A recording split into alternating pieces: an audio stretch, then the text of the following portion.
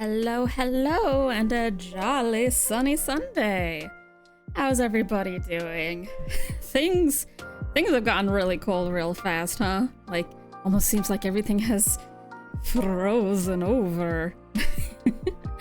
Hello, hello, Kaiju, thank you so much for being the first ray of light and redeeming your sun orb. Thank you. How you doing? And Goat Cannon, time to put the art in Sunny Alice art. Yep, that's why I have these government mandated art streams at the end of the month now. Yeah. Also, Pixel Cacti Works, hello and welcome. Happy you could join us. So happy you can attend.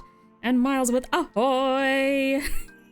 And look at Kaiju with the 7 stream streak. Thank you so much. That's a whole week of Sunny Alice arting. Goodness. Hello, lucky number 7 indeed. And Dan still creates. Hello, hello. Welcome. Happy jolly sunny Sunday. Oh, and Goat is also matching the 7 stream streak. Oh my goodness, you guys neck and neck. How you doing? Also, yeah, the remix. Isn't this remix so good? I love it so much.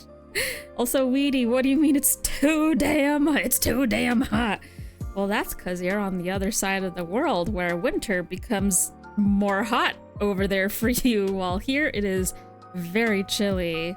And hello, Marble Jams. Hello, happy sunny Sunday with a chilly wind. Yeah, I figured now that American Thanksgiving has passed, I'm like, what the heck? It's time for jolly Christmas spirit and all that. Winter vibes all around, so I figured, why? It's literally the last month of November, November 30th. It's on a Sunday, and we start a new week tomorrow with a new month. And oh my gosh, we say it every year, but I cannot believe it's already getting to the end of the year. Where does the time go? What the heck?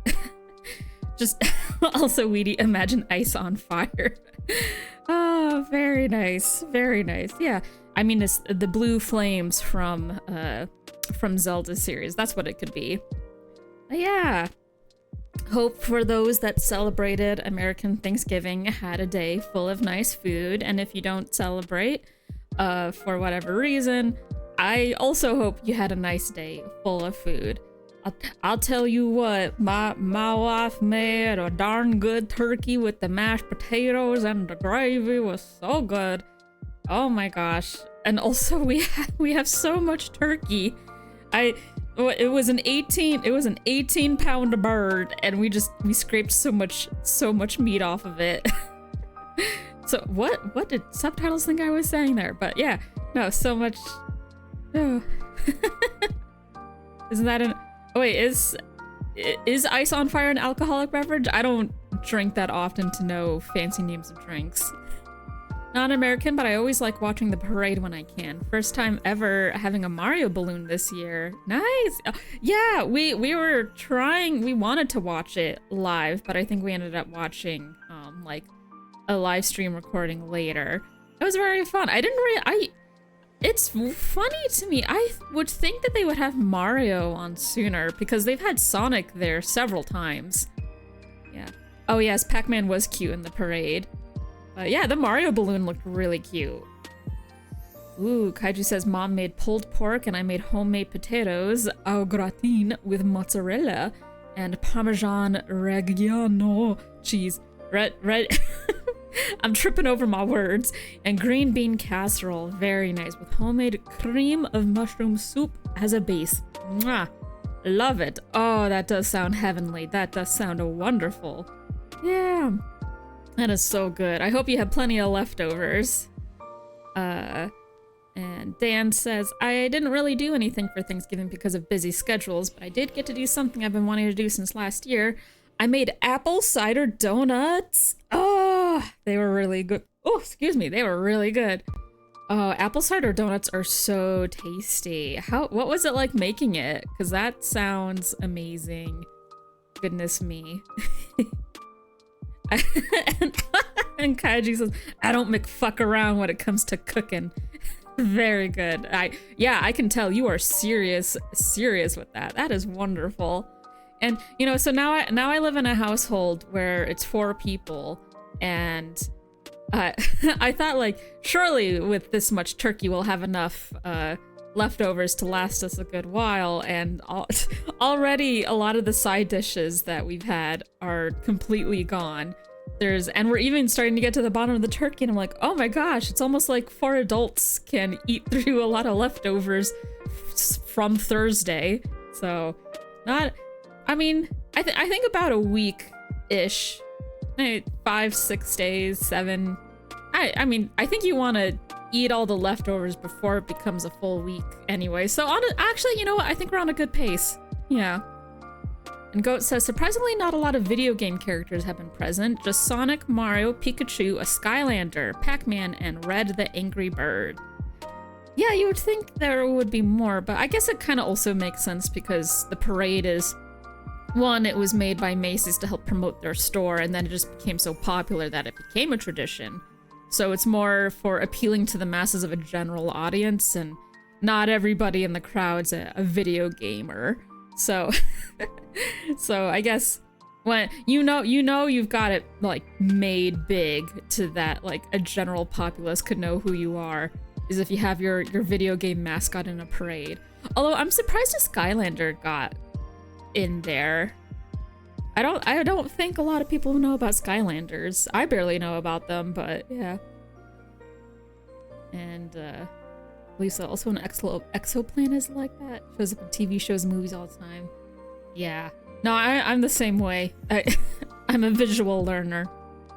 Ooh, Kaiju's mom flat out said it was incredible. I'm like, nah, I just cook. I don't want to get an ego about it. Probably why I don't have any. Oh no, Kaiju, come on, be proud of your work. You made a damn fine turkey dinner. You made a damn fine Thanksgiving. You know, be proud of that. That's really good.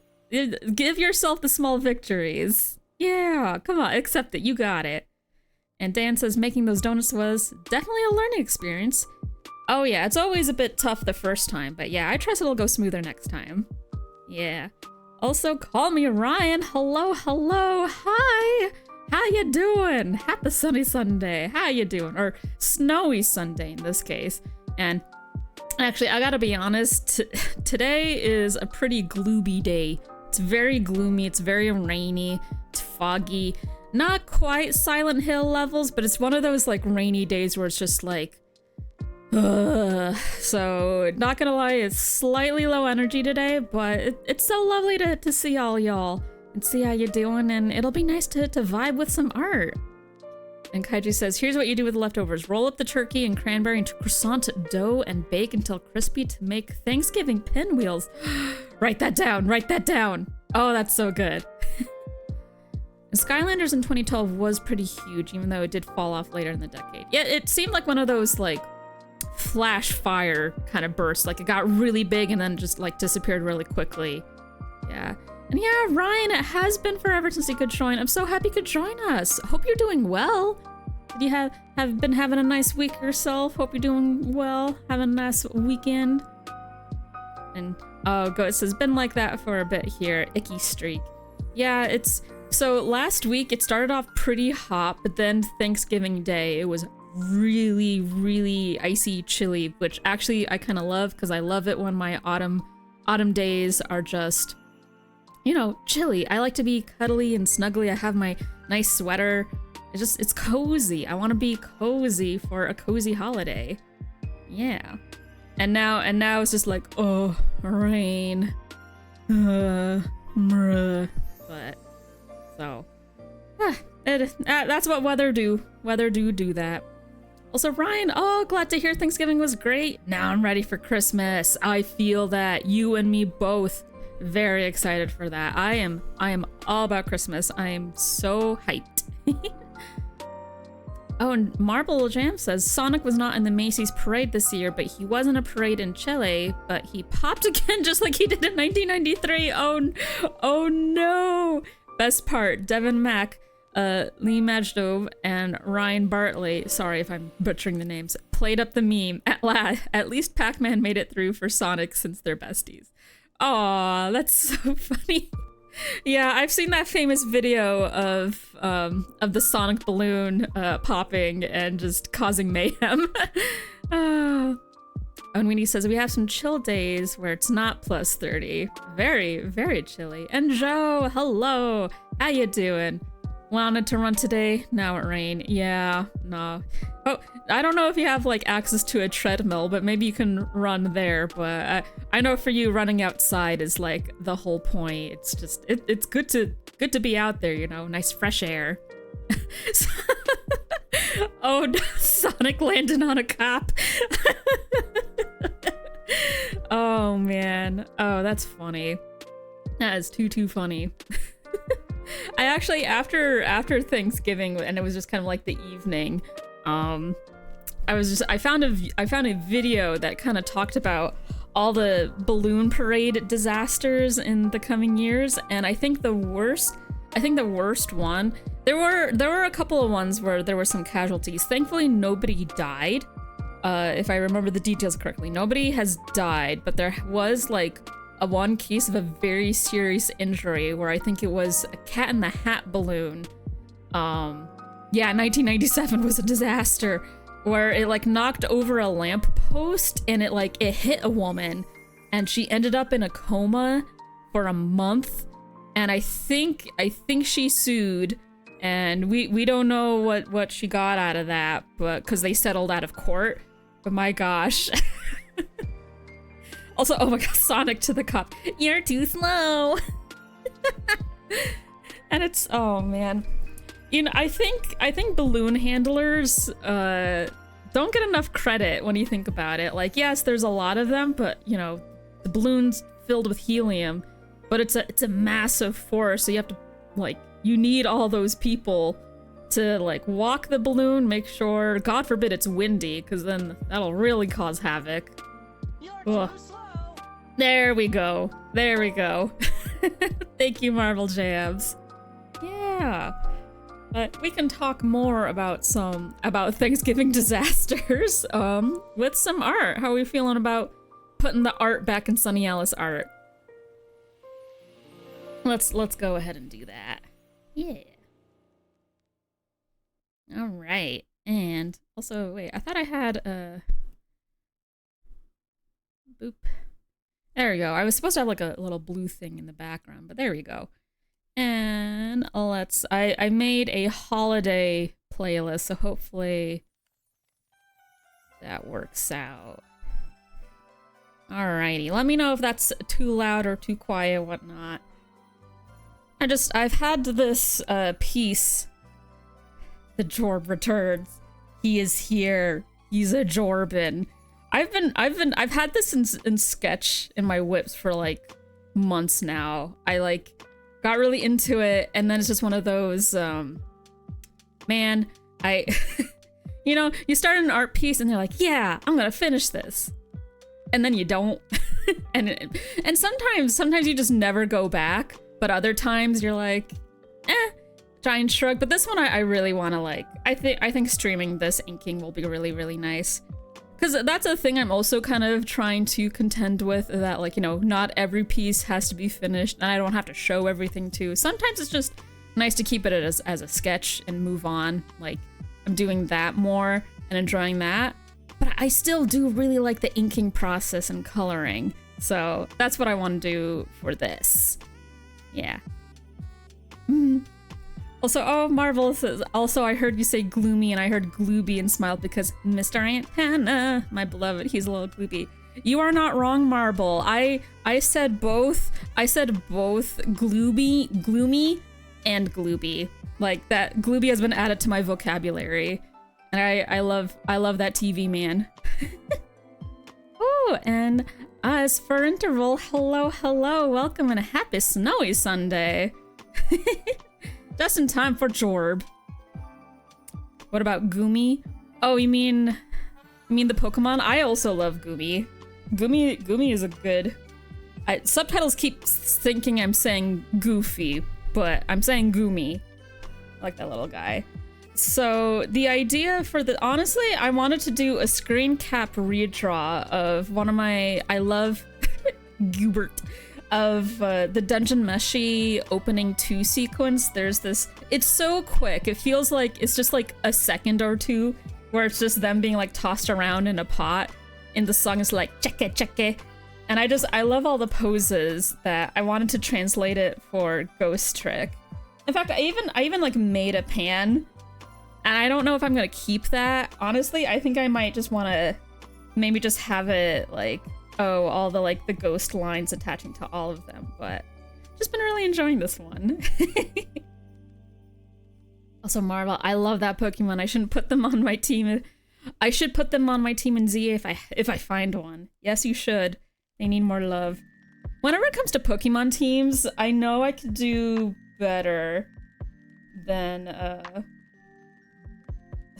like, I could do some more strategy, but I'm very much of, like, it's kind of like the Animal Crossing villager thing of, like, if you're cute enough, I'll have you on my team. And, like, no hate or shade to any Pokemon that I dislike in terms of, like, design. Because, like, you know, that's the beauty of Pokemon. Someone out there, a Pokemon is their favorite. But I remember playing Scarlet, and and I got this, like, really cute, dolphin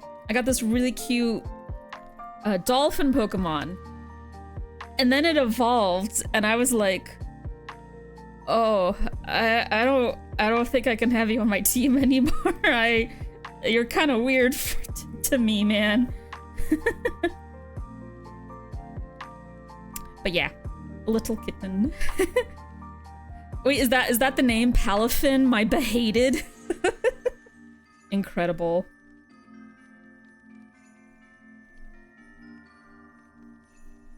Yeah. That's why, like, I like knowing what Pokemon are gonna evolve into when it comes to, like, the starters. Because it does make or break for me. I know that's, like, ruining the whole point of, like, no, you gotta love and accept what your Pokemon evolve into should you choose to evolve them, but, like, starters... I mean, you could always switch it out, but yeah. You're not friends with Palafin for the same reason. I'm glad I'm not alone. I always feel bad to be like, oh, this Pokemon doesn't gel with me. Yeah. Still need to find one. Oh, Joe found an Alpha Salamence, and I caught it in one quick ball. You were expecting a big battle, but nope. I mean, that's the quick ball. You were fast. Oh, wait, I'm on the soft brush. I'm on a hard brush. There you go.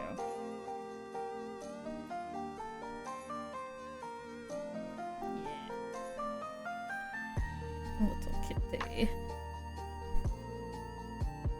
Nah, Evo trip is definitely a factor. I'm pretty sure I'm not alone in that, but it's always nice to know that I'm not. Ooh, Goat says, I adopted a Meowscarada OC from an artist recently, and I fell in love with the design and had to nab them. Yes, I love Meowscarada. Obviously, I went with, wow, I almost wanted to say Skitty, but no, Sprigatito. That generation has a lot of fun, like, names. But yeah, I think Meowscarada is one of my favorites of, like, the newer generations, and I named mine Mochi for reasons. I see a cat Pokemon, even though I want to think Mochi can be kind of Meowscarada, but I feel like they're a little bit more of a mix of Litten as well as whatchamacallit, is it Tolcat? The second evolution form, I think, is more Mochi. Yeah. Hello, Gufford. Hello, and happy snowy Sunday. Marble gems. This is why you buy Everstone. I'm drawing a cute kitty, and we're talking about Pokemon.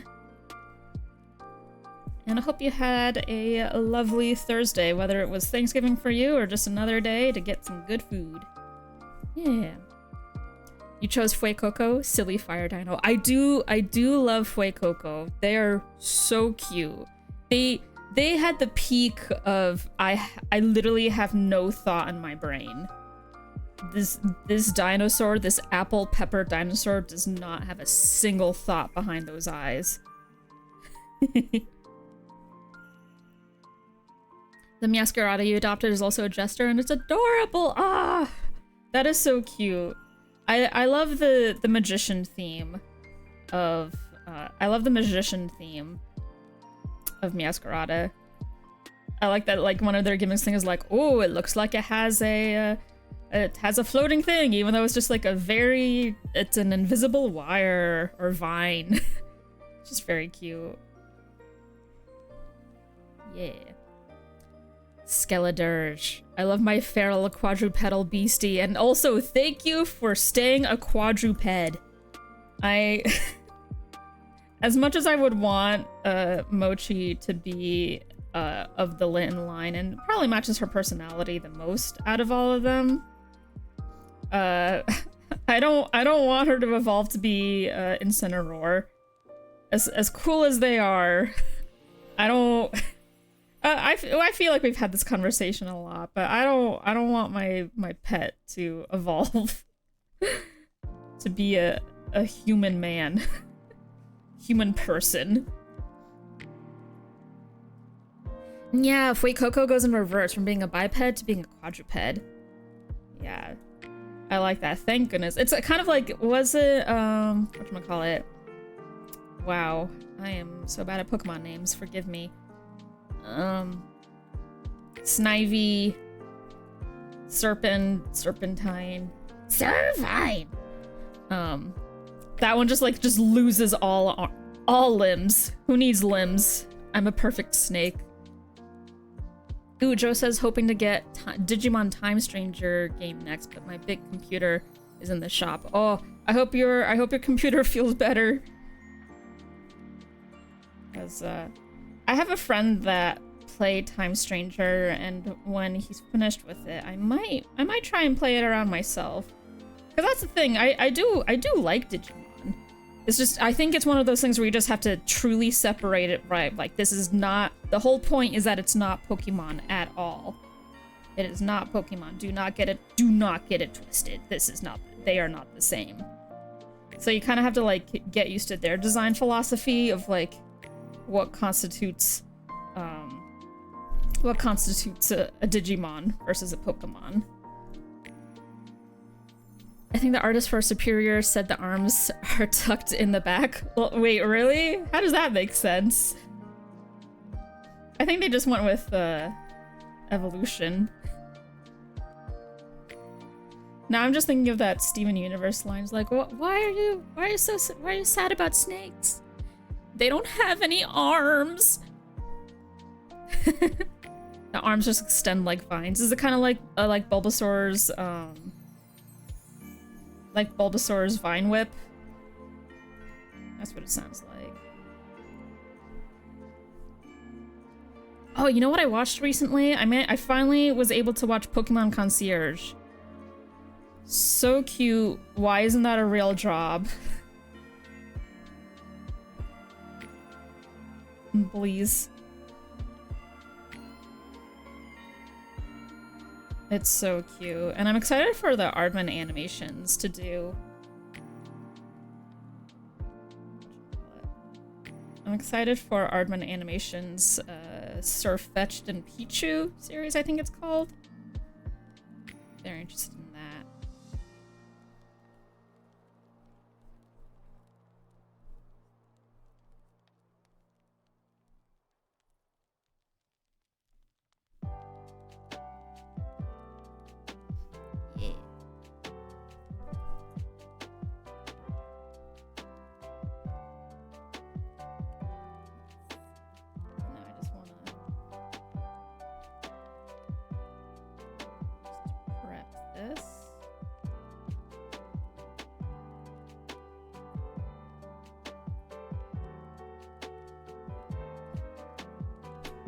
I mean, they're so...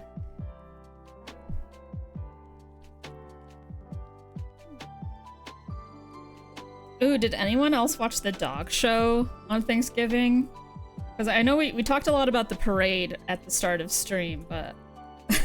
So on Thanksgiving Day, while Faye and my friend were busy getting ready for cooking and stuff, we couldn't find a stream of the parade until much later.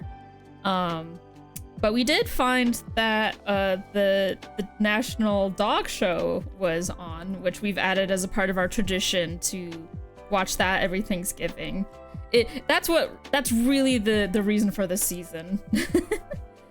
And so that was fun to see. So many good dogs. Whoa, what? Ryan? Your cousin was in the parade? They were part of the band? That's awesome. Congrats to your cousin. Yeah, I hope they got some good rest after that. It seemed like a lot of work, but really cool. I loved hearing all the bands that passed by. Oh, Miles, you only saw a little bit of the dog show this year? Literally, it is all up on the YouTubes. They were actually, like, putting them out. They were putting them out as they were judging, so you can watch them in all the categories and stuff. Also, hello, yes. Wait. Oh. Oh. And we got a raid. Hello from Slifa, a sloof raid. Hello, welcome in, and thank you for filling a Moomin Valley with crime. Oh my gosh! Roko Mr. Den? Hello, thank you so much for the follow. You are the ultimate life form. Thank you. Also, thank you. Yes, I'm a big old sun creature. Actually, Eyes for Interval was just saying, I thought I recognized your PNG. I've absolutely seen you in passing on Artfight/Tumblr before. Thank you so much. It is me, Sunny Alice Art. It is me. You can call me Sunny or Alice. I normally go by Sunny here and such, but I'm a big old sun cat creature thing. And I play a lot of games, but on the last Sunday of every month, I do art to keep the art in Sunny Alice Art. Hello. How you doing? Thank you, and thank you so much. I'm glad you like my Pingtuber. I'm very proud of it. How y'all doing? We were talking about the dog show from Thanksgiving. Also, Weedy says, for a long time, my friend didn't know why Gatomon digivolved to Andra Woman for a long time until I played Rumble Arena 2 and saw Nerfatimon. Those are just words. I have no idea what you just said. Let's see, don't I have like my ultimate. There we go. There we go, my ultimate ref sheet. Yeah. I like that your reason for doing art is to keep your name copyright protected. Yeah, the old Disney strategy. Because, like, for a long while, like, I did very few art streams. And I would only really do art streams for Artfight. But then I was like, you know what? I do really enjoy doing art drawing streams. It's fun. And people always liked, I got like, positive feedback. People were enjoying the vibes, because that's what I like to offer. Chill and sunny vibes. And I'm like, you know what? To make it more consistent, because I can only really stream once a week, and just for my own, like, mental capacity. Because I do enjoy streaming, but if I streamed, like, more than twice a week, I think I would be way too overwhelmed. So I'm just happy to do, like, a little bit each week. And this way, we get art. Last time I saw your stream, I think you were playing Artificer in Rainworld. Yes, which I did finish. I did finish Artificer, and last week we actually finished Spearmaster, and I started Saint, and next week I'll be continuing the Saint campaign, if you're looking forward to that. Are you as big as an actual star? Oh, thank you, Dan. Thank you, Dan. Thank you for the pet. Yes, I'm as big or as little as you want to be. Saint's my fave.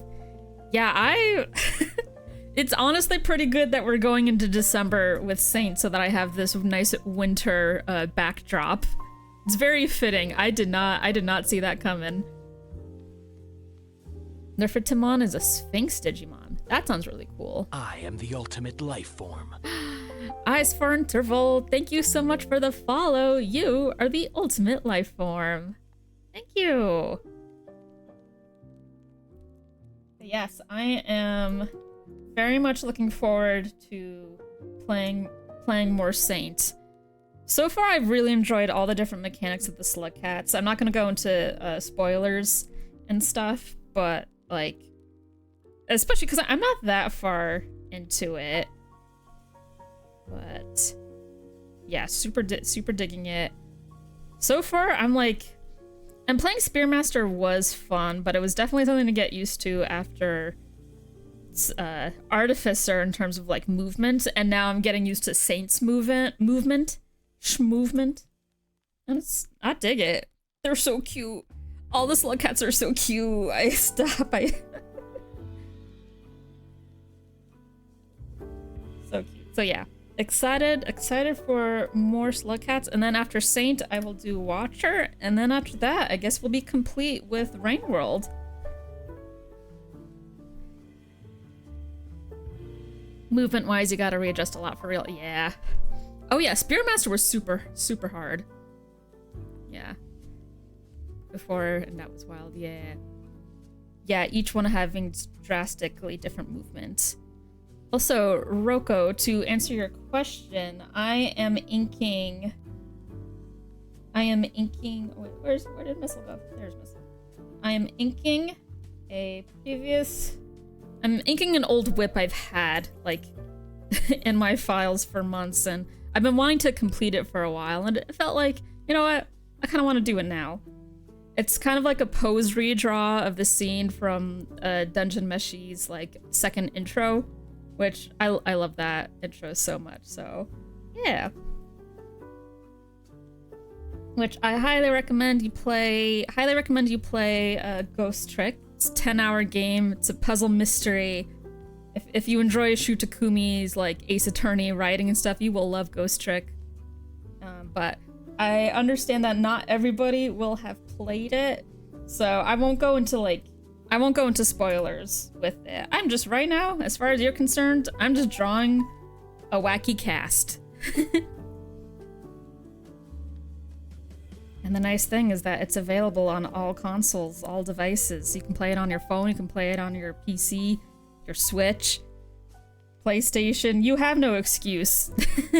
And it's always on sale at Steam. Well, not always, but very much often.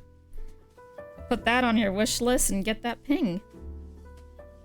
And you will see the best video game dog in the history of video games. Oh, hello, Mochi. Could I play it on Blu-ray or DVD? If you try really hard.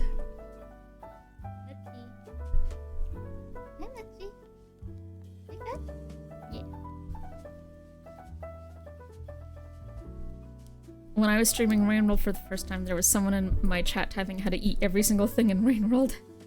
How to prepare it and how it would taste. Ooh, just like Dungeon Meshi. That is super cute. I like that. There should be... The Rain World cookbook is just gourmand. Love gourmand. I'm very interested to see what Watcher's all about. Capcom is one of those companies where you're ripping yourself off buying their games when they're not on sale. Honestly, yeah. For sure. It's nice to know that some companies actually have their games on sale. Unlike some.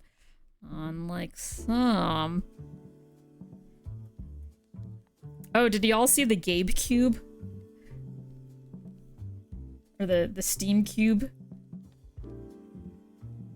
I like calling it the Gabe Cube because it sounds funny, and I love the GameCube.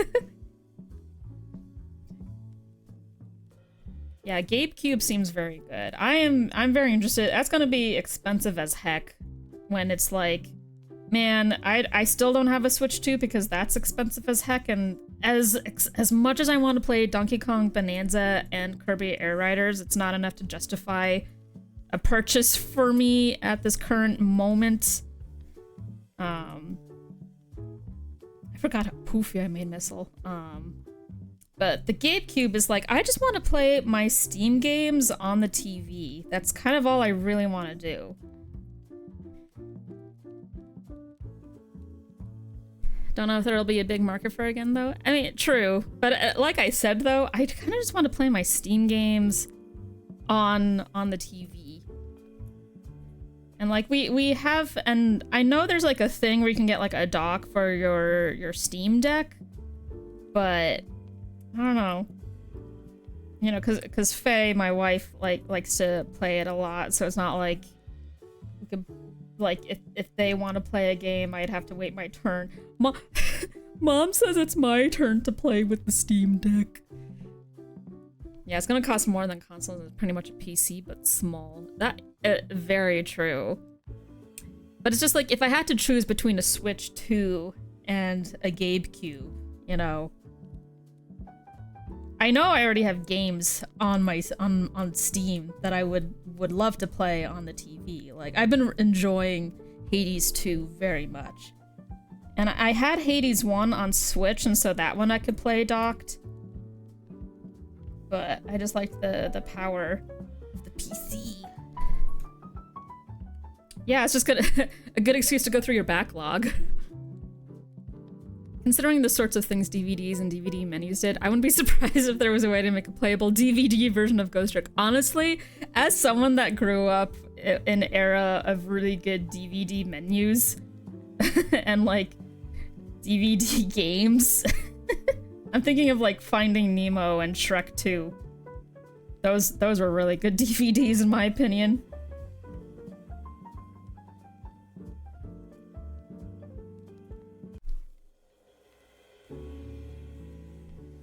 You got your gaming laptop and PS4. That's all you need. It's also possible to connect your current computer to a TV, just that it's bigger. Yeah, but the TV is all the way on the other side of the house. That's a long way. What's nice with the Steam machine is that it'll be a very affordable gaming PC for the price. Yeah, that's a good truth of it. Very, very good point. PC gaming is kind of inaccessible for a lot of people because of how annoying it can be to get into, and the Steam machine aims to fix that, which is rad. Yeah, I very much appreciate that. That is super cool of them.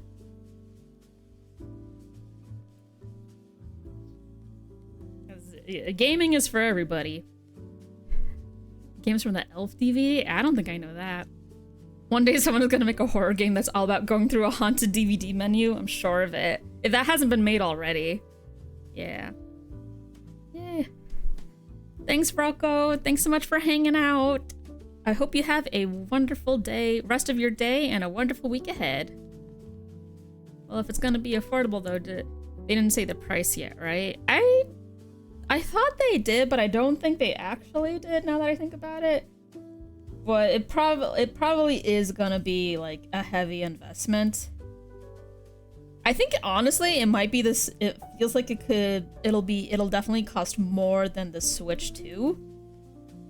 But then at the end of the day, it's like, well, it's probably worth it, depending on like, do you have a huge backlog?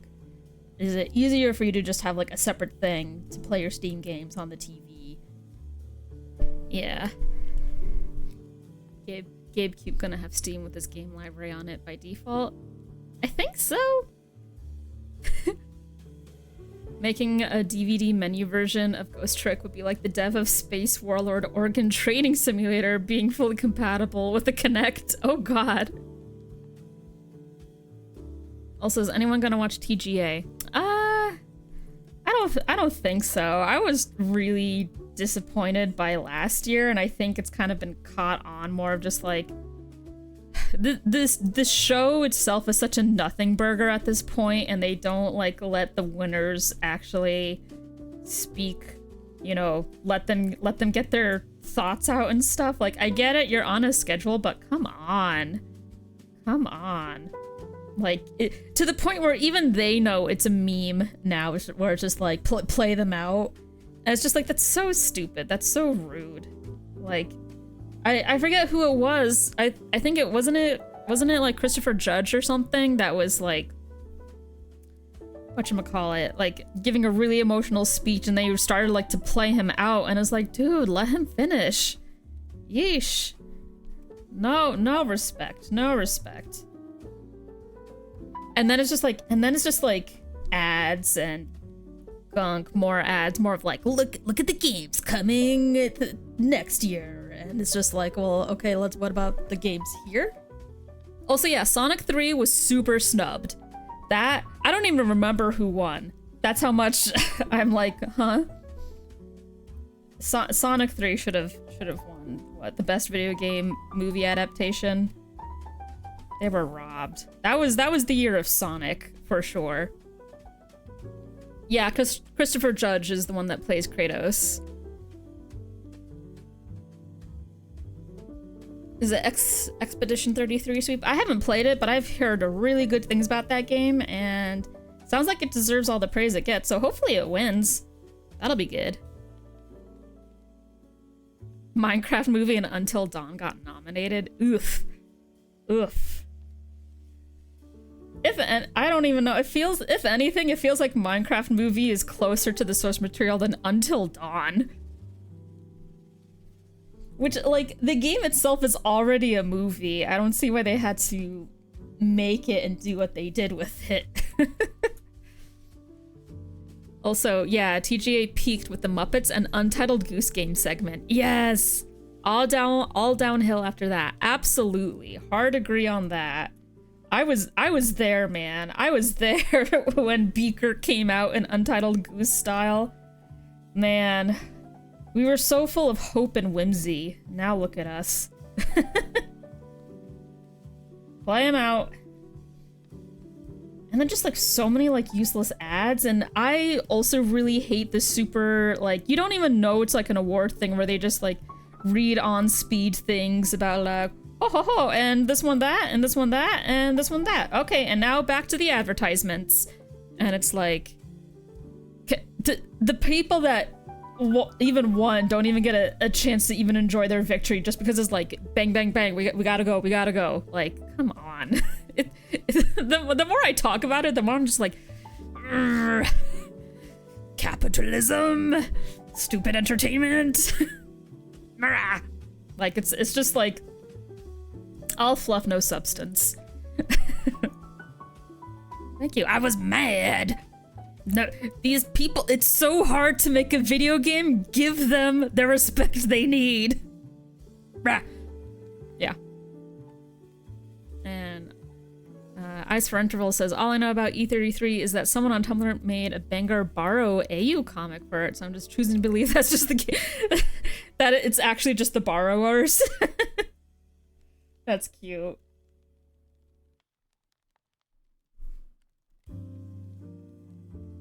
Very cute, very cute. I'm fine for them not winning Best Indie, that goes for Silk Song, but if they don't win Best Music, I'm gonna riot. Oh, well, grab your pitchforks, cause, oh boy, anything can happen. Also, like, thank God, Silk Song, which I'm still in Act 3. I've taken a break so that I could play, Hades 2, because that's been sitting in my backlog for a long while. I was also kind of feeling like low-key kind of burnt out with Silk Song, but by Jove, I still really love it, and thank God it was $20. Thank goodness. I hope it gets some recognition. It'll probably get maybe Best Indie, unless there have been other indie games that I haven't heard about, because I do live under a rock. Also, thank you. I'm like the Mario centipede. Yeah. Don't piss me off. And we're good. It's all fun and dandy. Honestly, the what is it? That Wander Over Yonder thing where it's just like, boy, animation is so hard. Whoever does this for a living deserves more credit. Stares blankly into the screen. That's what it feels like with, like, you know, it's making a video game is so hard. Which, like, a lot of time, you know, it includes animation too. Like, so much goes into it. People that do this for a living deserve more respect and credit.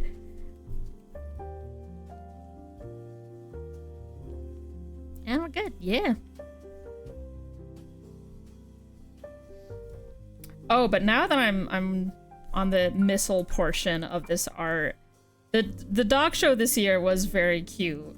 All very good puppers. Very there were some really cute names.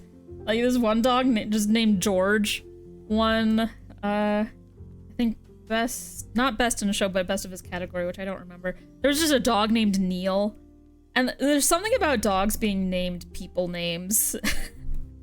That's just very, very funny. And I think there was like one small like terrier that was named Baby Joe or something.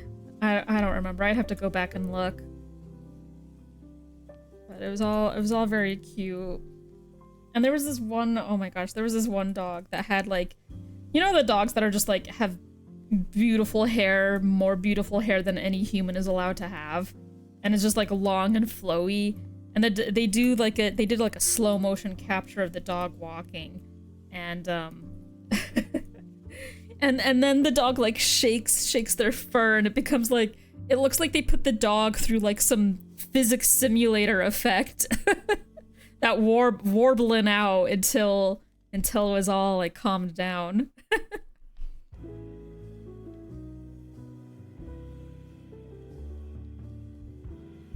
And yeah, video games, all art forms combined. Music, writing, drawing, animating, just all creating. Oh, it's so good. And Weedy says, the music was on classic billboards for 10 weeks. I can't stress how amazing Expedition 33 official soundtrack is and how much variety of genres. Whoa. I'll have to check it out. My understanding is that it's an RPG, right? So that might be a little bit of a time investment, but if it's that good.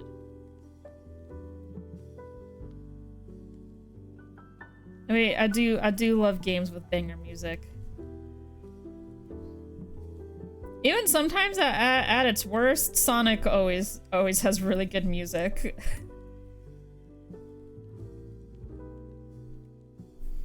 If it doesn't, then it's a bad Sonic game.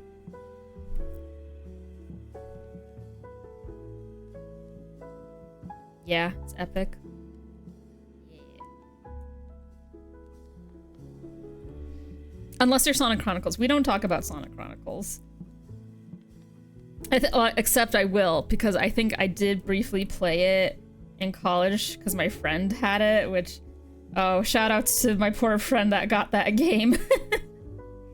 That sure was a thing.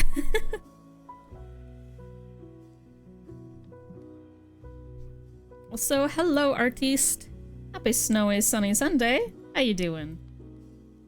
Found me from Blue Sky? Thank you so much. Hope you're doing well. We're just, I am the ultimate life form. Oh, and thank you so much for the follow. You are the ultimate life form. Hope you're doing well. Talking about video game music as I draw video game characters. Having a grand old time. Let's see. Okay, I did do that. Yeah. And Joe says, I've been searching for music from some of the vocal artists for Sonic. Recently found some neat Crush 40 jams. Oh, well, Crush 40 is always crushing it. Extremely good. Oh, I do need to tell y'all that we set up our GameCube. We set up our GameCube the other day, and I put in my Shadow the Hedgehog copy.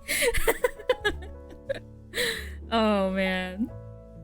Also, Weedy says, yeah, it plays like old Final Fantasy and Chrono Trigger, and it has elements of Sonic Chronicles, like QTE during attacks. You don't want to compare anything to Sonic Chronicles, but I think I understand what you mean. Like, Sonic Chronicles if it was good, and also not Sonic Chronicles. And yeah, I agree. Thank you so much for checking me out. And, yeah, from Blue Sky, it is so good. You know, and whenever I post my links on, like, Blue Sky or Tumblr, and then in a few Discords that I'm in, I'm always like, oh, I wonder if anybody, like, actually looks or not. But then you did. Oh, you found me through my meta Tenna art. Thank you. Thank you. I'm so glad you like those. Expect more, because they are spinning in my brain like a rotisserie chicken. Hey, thank you so much. Hope you enjoy the vibes. Joe says, I remember reading the Wikipedia article saying how Chronicles would go more into the lore of Sonic than high school began. Yeah. Yeah, and then the whole, what was it? Oh yeah, Chris Pender suing. Or lawsuits. It's a whole mess. There's a better YouTube video describing all that than what I can surmise, but boy howdy. Too bad Knuckles is the only echidna ever. Right, Mochi? Yeah, GameCube and the Big 25. Yeah, our housemates have their GameCube, and so we just set that up. And I still have a lot of my old GameCube games from like the OG, and I'm so happy that I do. And like I was playing some parts of Shadow the Hedgehog, and I'm like, man, we put up with so much. I love it because it's bad, but also wasn't Sonic Chronicles supposed to be a different game? Something like that. Again, I think there's like this YouTube video that describes the whole like lawsuit mess that was Sonic Chronicles. It did have to do like in large part with Penders.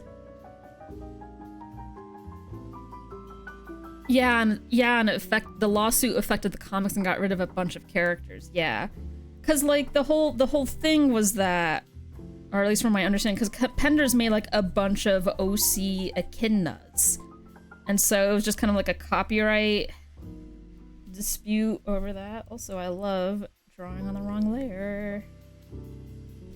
It's just a mess. Hello, Pixel Cacti Works. Welcome for shuddering. Oh, don't worry much. You're gonna be fit soon.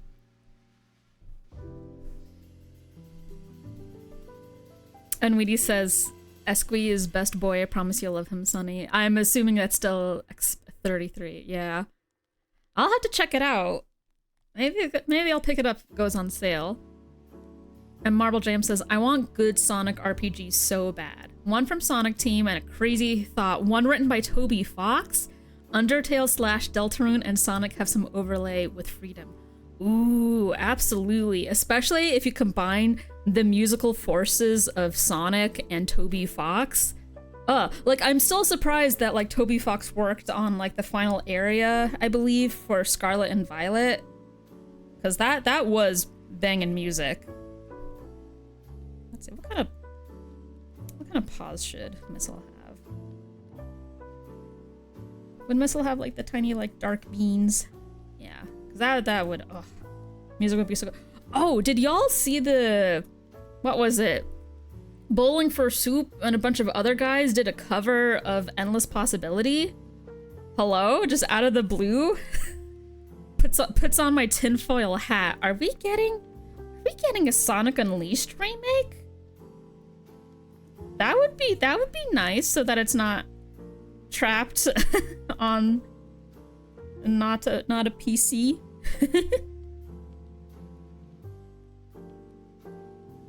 You've been lurking in the shadows like a ninja? Well, thank you so much for the lurk. Yeah, these are lurker-friendly streams. Never feel any pressure to talk if you're a bit shy. I super get it. Or if you just wanna vibe with the good times, super understandable. I appreciate the company. Whether you're chatting live, lurking live, or you're watching the VOD, thank you so much. Thank you, I really appreciate it, and you are beautiful. Thank you.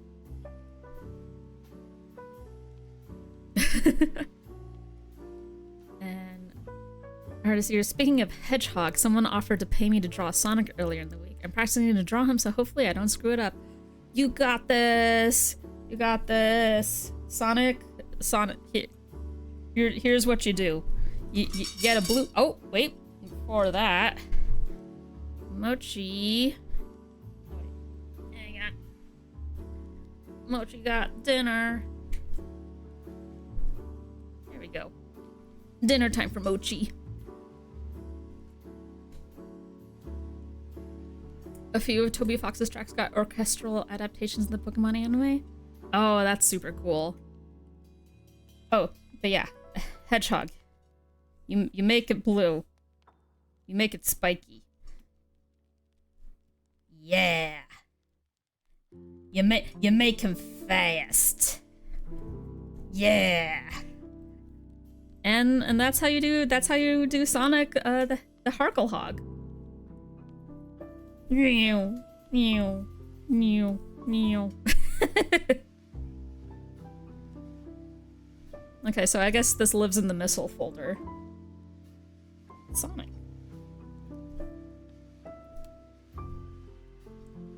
He's so happy, he's so free. Zooting around. Yeah. And Goat says, I'm totally on board for an official remaster. I love Unleashed recompiled, but an official one would be great. And I still need to get access to Unleashed recompiled. I need to get my hands on an Xbox copy, I think, before I can actually play it. I played like Unleashed Project way back, but that's just a mod for whatchamacallit? Just a mod for Sonic Generations. Cause you know, the daytime stages are the huge selling point of Unleashed. I do love Werehog, but obviously the issue, it's been said to death, but like, they do not need to be that long. Too long. Also, yes, thank you. Hello, Mochi. Hello, Mochi. She does have a huge fluffy tail. I actually brushed her yesterday, so she's extra floofy. Right, Mochi? That was gonna be Terminal Montage Sonic. I do love Terminal Montage Sonic. Oh, you're gonna hop up here, Mochi?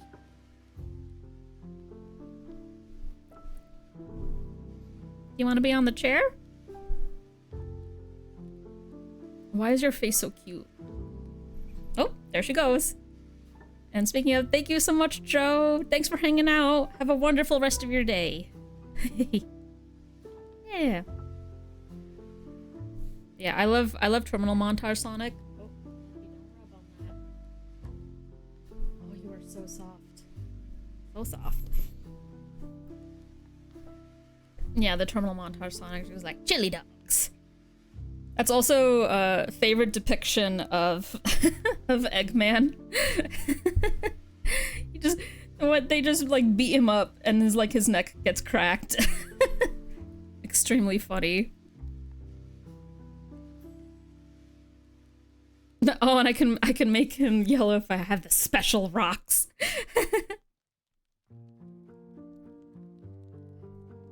Oh, thank you. Artistic ears, but feel free to call me Art if it's easier. Okay. Gotcha. Thank you for letting me know. I was having a bit of just like, I don't know why, like artistic careers, huh? But you got the artistic ears. Very nice. Or Art.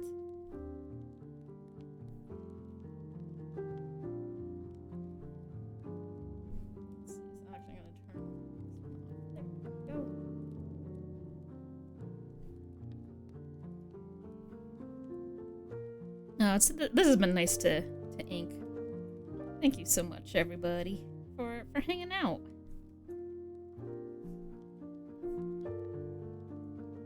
Proceeds to lurk while I draw. Hell yeah, dude. Come on, join me with the art. I often do that a lot too. I have a couple of art streamer friends. When they're working on art, I just and then I'm also working on art, but I just lurk. It's nice to have the company, you know? Aw, thank you. Proceeds to lurk while I draw, but snatches your art for a snack before skittering into a hole. I feel that. Thank you. Enjoy the food. My favorite GIF that I like to use on like Discord whenever someone like shares their art, it's like, art eaten. Thanks for the food. It's delicious. I'm not sharing. art streams are my fave streams to watch on Twitch. Art streams are the ones you watch the most. Very nice. Oh, shoot.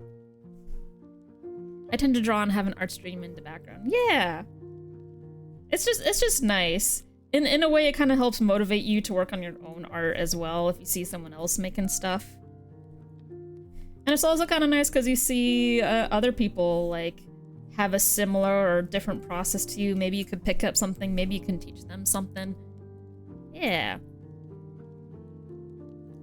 I frequently streams art in your small Discord circles because it makes me feel like I have an audience and makes me work too. Yeah, I love streaming on Discord too with like a small group of friends as well. It's very nice. Oh, Mochi, you can't be there. Mochi, I don't want you there. Okay, thank you. That's okay. Why don't you go on the chair?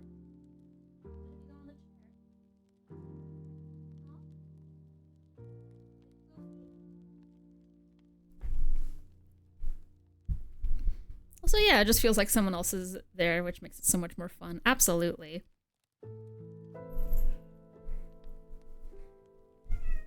Yeah? Oh? Is that what you think? Miss Mochi? You want a little pet? Oh. Oh, okay, Missy, now you're getting sassy.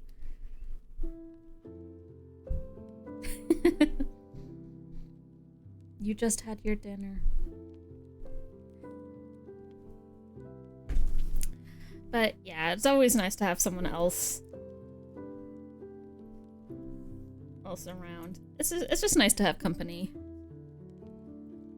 All artists on here and everywhere are so creative. I unfortunately don't have time to do one myself and I'm insecure about my voice, but it's so nice to see other artists sharing their art. Yeah! And I super get that, being shy to like share your voice and stuff. I do have a friend that does art streams, but they're completely muted. So like, they just talk through text. So that's always a possibility if you want to like stream on Twitch, but you don't want to like use a microphone or worry about getting a microphone. Or again, you know, just hang out on Discord with your friends. Yeah. What matters is that art is created. Also, Molten does stuff. Hello, hello. Hello and welcome. How you doing?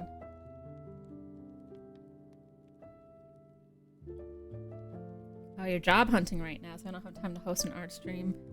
I super get that. Best of luck with job hunting, because that is stressful as heck and a process. Not fun.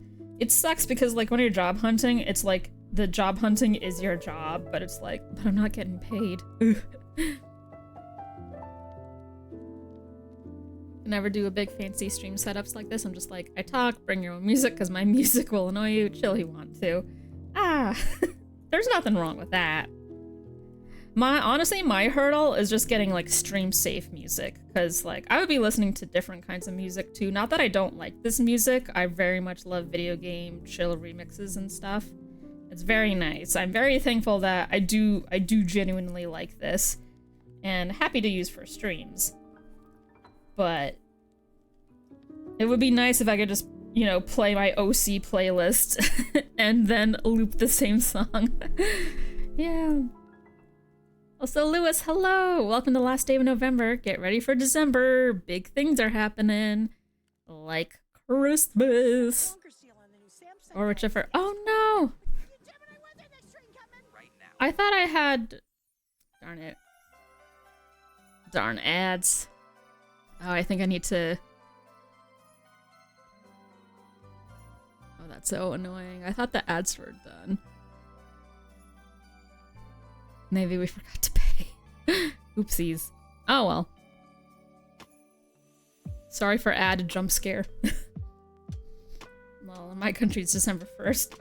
Welcome to the future. I'm in the past. Happy time zone to ya. I wonder if Rain World music is available to use while streaming? Not sure.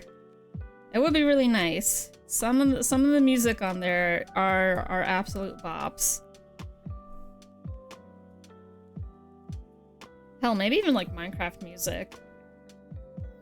I was very generously gifted. I was very generously gifted Minecraft. So I think I'm gonna go back to Minecraft, y'all. I don't know if that's something I would stream at any point, but it is funny. Nah, I just want to play with some friends on a server. If it wasn't allowed, your Rain World streams would have been muted completely. I mean, true. Oh. But I think there's like a difference between like, ooh. Is Mochi making yourself cuddly? Yeah. There you go.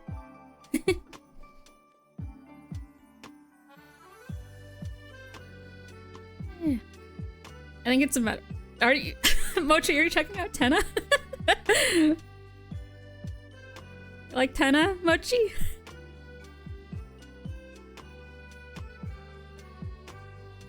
Wait. Okay, I thought she was like biting his shoe. I know they're banana shoes, but don't eat it.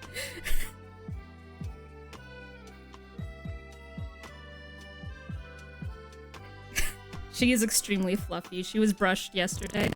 So, oh.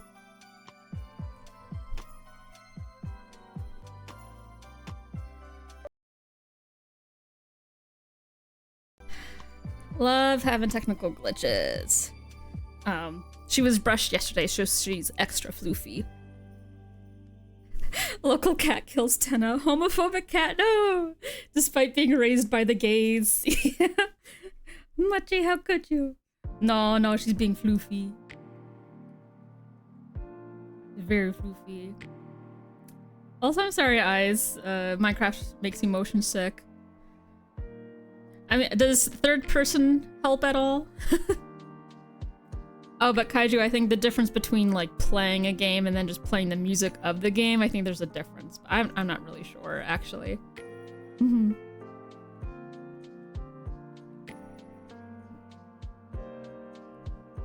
There we go. There we go. Good view of Mochi.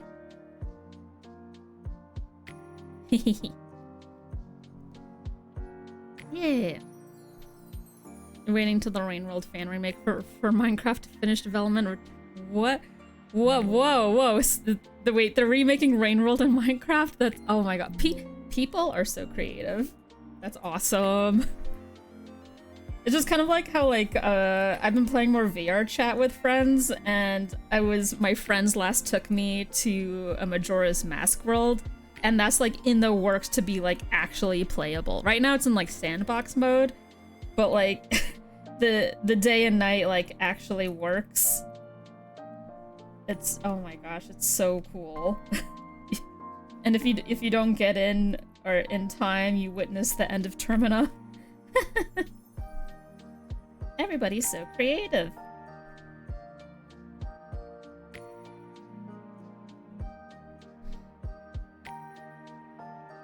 The days when your dad and I would play Minecraft music on my grandparents' piano because we both would occasionally play Minecraft survival mode together until the two-player controller stopped working. That is so sweet. That is so lovely. I love memories like that. That is so nice. Also, no, damn, we know the true identity of the Roaring Knight. It's my cat, Mochi. Also, sorry third-person Minecraft doesn't help. I get that.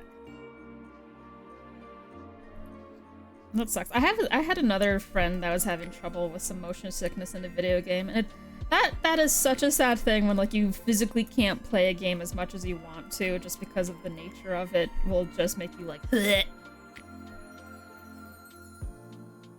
I should see the Great Plateau world. Ooh.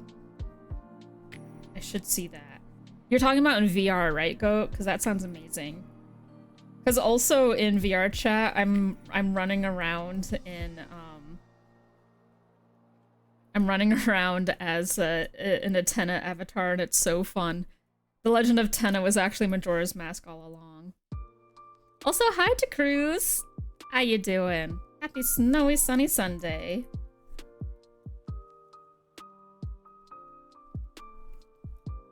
Doing pretty well. It's actually very rainy for me on my end, so it was actually kind of like gloomy and glooby, but honestly streaming and doing art and hanging out with y'all has been very, very nice.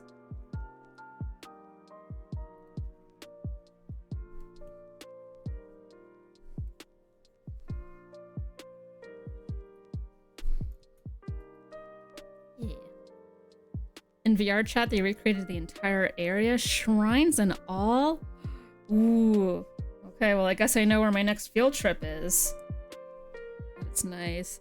My friends also found these like really cute, like cozy Christmas maps, where it's just like peak aesthetic of like a cozy cottage, and like watch videos with your friends with like Christmas decorations all around you. I love the Christmas aesthetic so much, and I am ready for some hot cocoa.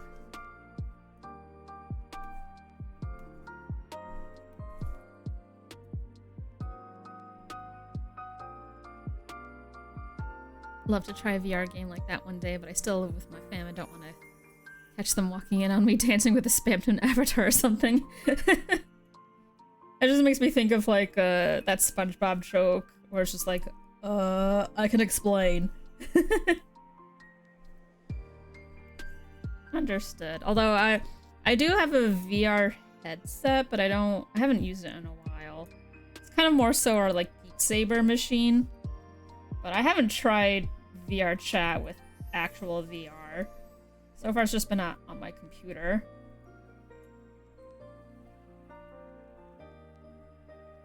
Man, I feel like people thought VR was gonna be way bigger than it is like now. And like it kinda is, but it's still like a process, I think, of just like figuring out a lot of technical kinks and stuff. Oh yeah, I love the Christmas aesthetic. It gets hard to enjoy it sometimes because people think you're being a shill for the season or something, but I'm like, no, I just like cozy lights and baked treats. See, you get it. You understand the vision. That's exactly what it is. It's so good. Because, like, I'm not, like, I don't want to, like, get into it, but it's not, like, much of a religious, like, holiday for me. So, like, I truly, like, whether you do Christmas for, like, aesthetic or religious reasons, or like Hanukkah and Kwanzaa and stuff, I just love the aesthetic, and everybody should just enjoy the season. I'm more so just feel bad for the retail workers, because I know retail hell. Yeah, it kills it immediately just because of the nonsense of just like, okay, and now we're listening to this mix again, this song for the billionth time, and it's like, how? And even at that point, that's like a dead, like beat with a dead horse of just like, we get it, we play the same songs every year. And granted, more music has been coming out and stuff to try to like add some variety, but yeah. Winter. Also, Rogue, hello, and happy snowy Sunday. Yeah, it's extremely goated. Love winter in general, I very much love. Yeah. Also, I'm so sorry, I think I missed a message. Lewis says, other than Christmas, there's the Game Awards, Bubbles Beach Party, shopping in Las Vegas for one of your uncles, and having a KFC Christmas dinner, complete with red and green peanut M&M cookies. That sounds amazing. Lewis, I'm sorry I got to that message so late, but that is amazing. That's the other thing that I really love. It is cookie making season. Not that you can't make cookies, like, you know, at other points of the year, but like, I just feel like cookies. Like, I love peanut butter blossoms so much, and Faye really loves ginger snaps. So we just make those for the holiday. It's really good. Just love. Yeah, it's the baking, it's the bacon and the hot chocolate, and also all the Rankin Bass specials. So hyped. Definitely going to be baking this December. Hell yeah.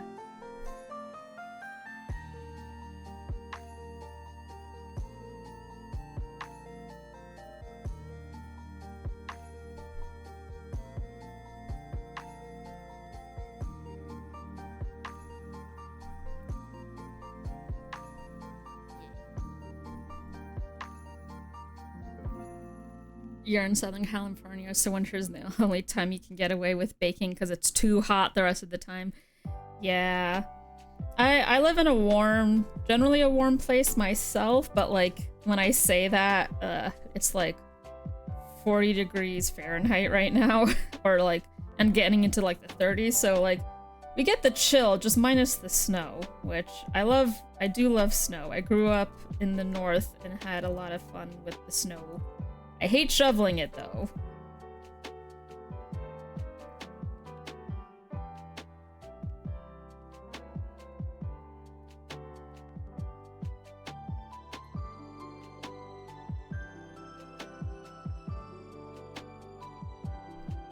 Otherwise, we have the heat meister. Heat miser.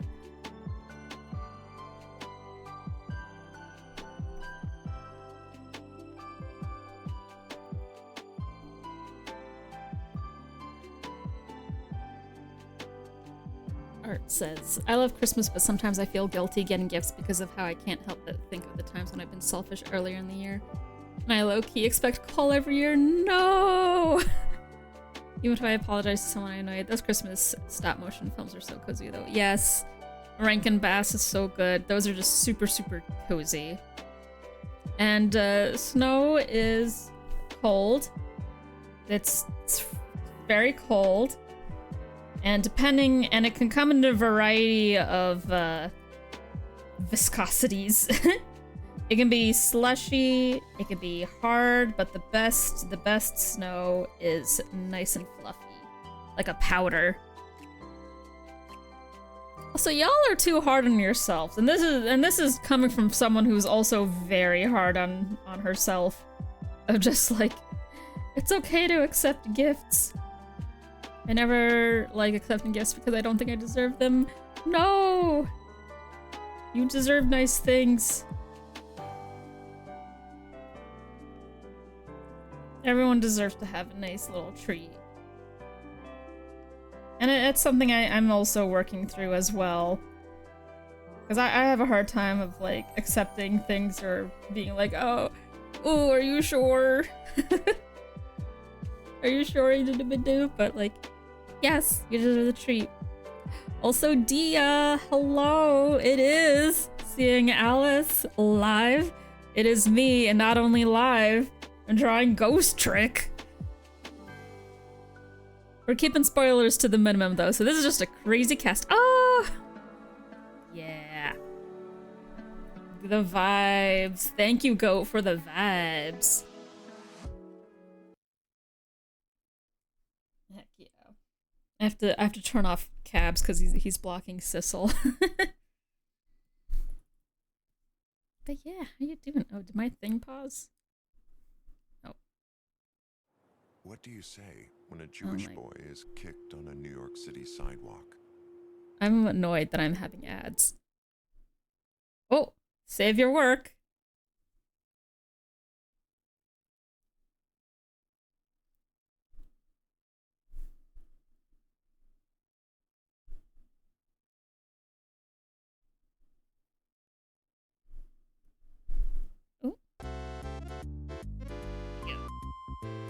Yeah, you saw my Tumblr post. Can't wait to see how this ends up. Me too. Thank you.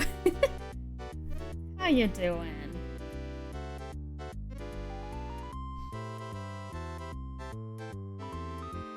Also, Kaiju, I'm sorry it's been a rough go. I get it though. To be honest, I was having a bit of a very rough go earlier. Got like stressed and overwhelmed. And like honestly, I love rain, but it makes me super eepy, and it does make things very gloomy, so kind of working through the gloomy feelings. It's slowly feeling better. Honestly, drawing and chilling with y'all on stream has been very, very nice. Thank you. Also, Dia, I'll finish mid-November tomorrow. Tomorrow is December, though. Just got back from getting my laptop upgraded and having dinner at my friend's place. Oh, that sounds lovely. Very nice, very nice.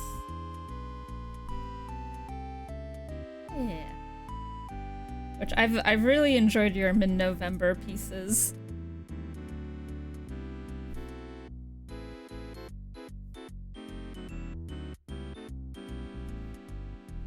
Yeah. That sounds lovely though. Hanging out, getting a laptop upgrade and having dinner with friends. It's fine, it's mid-November, December. Honestly, that's how I feel too.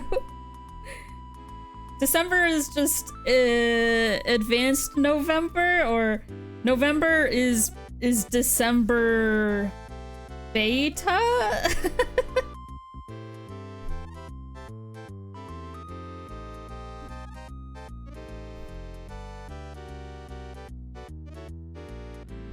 Yeah.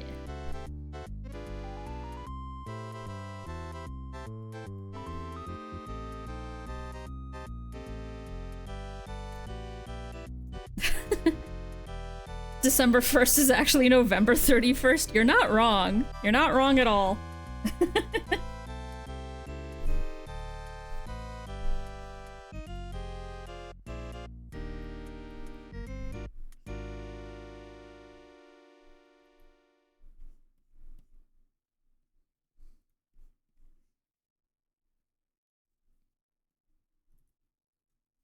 Yeah.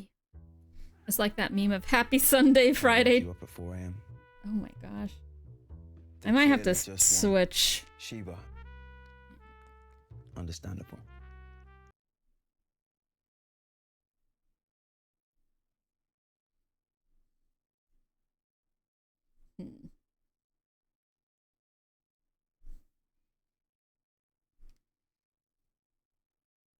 Hang on. Hang on just a second.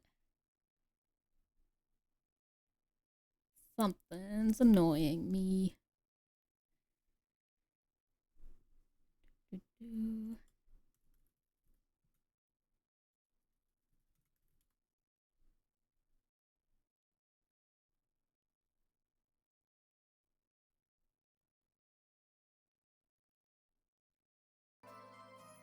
Okay, there we go. Ghost Trick only happened 10 years ago, right? Right. Totally. Yeah. Yeah. There we go. Let me know if that's... Let me know if that is too loud or too quiet. But yeah. This yesterday was 2020, so time flies. Yeah. By the day of the week to celebrate. Yeah. So, ooh, Art, your sister ordered a Tenna and Spamton plush for Christmas and Christmas Eve. Oh, I hope they arrive on time. That's lovely. I have the Spam and I have the Tenna plush. I really want to get a Mettaton plush as well as the figures, which I'm glad the Tenna figure is finally coming out. I think next year. I think. I feel like they've been advertising that a long time. Yeah. Nice. Good. India says, forgot to respond, but thank you. But my one solace in the commission burnout is that I could at least get myself to draw Grick stuff. Yes. Grick stuff heals the soul. I love Ghost Trick so very much. It was my hyperfixation as soon as I finished playing the remake on stream. And then I was like, well, I'm gonna make this my personality for the next 3 years. Just about. Like 2.5. And then Tenna was born. And I'm like, oh no. Oh no, I love the silly TV guy. So it's weird. You can't help what your brain hyperfixes on. And even like, because I think like interests and stuff go dormant. Because I also had a really big Sonic phase. And that I was super into that. And I still am. But it's not like, oh my gosh, I need it like I need air. Except I kind of do, but you know. But even though I'm like interested in another thing, I still very much love like what I was interested in before. You know, because I think sometimes people get like burnout. I think I get a little bit, I think it depends. Sometimes it could be burnout in terms of like moving on to another interest, and other times I think it's just like ooh, brain is getting an itch from somewhere else, so this is just gonna go dormant for a while, but you still love it. Cause I still love like Sonic and like, you know, drawing Sonic or just playing the games or reading the comics, which I need to catch up on the comics too. I think a new character was introduced and I picked up my latest issue, but yeah. Also, Art, thank you so much for hanging out. Best of luck with the programs. And hope to see you again. Take care.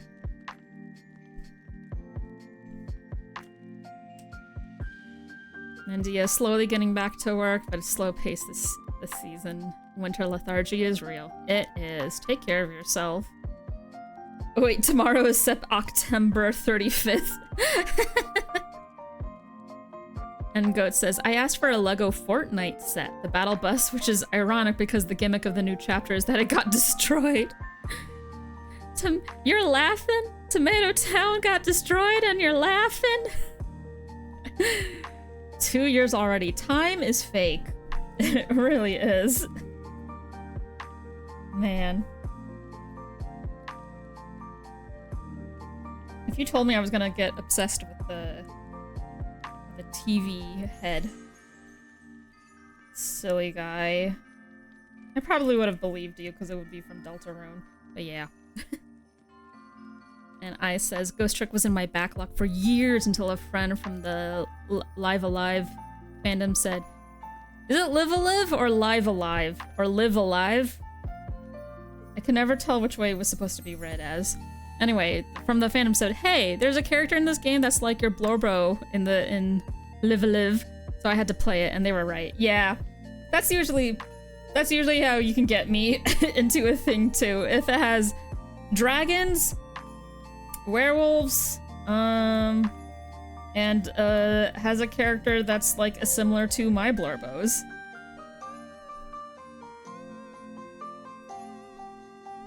Your friend was so correct. And Kaiju says, my hyperfixation right now is in Stars and Time, but I'm like having kind of a crisis with it. Like, please notice me, but that's due to underlying trauma. Oh, yeah, like, because you kind of want to be noticed, but you don't need the outside validation. But it is like, it's nice to be noticed, but you should be creating for yourself. And if other people happen to like your work, then that's just a byproduct of it. It's not like the end goal of it. You know what I mean?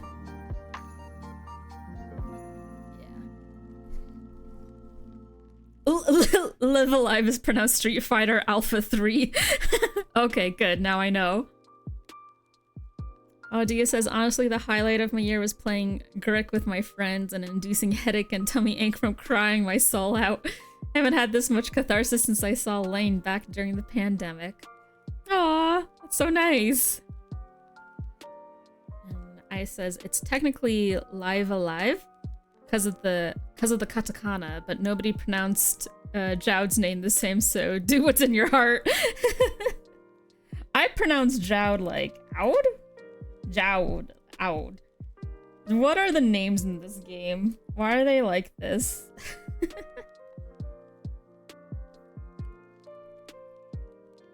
Like, I was actually thinking the other day, like, what kind of name is Ralsei? I know you're reversing Azrael to make Ralsei name, but what the heck kind of name is that?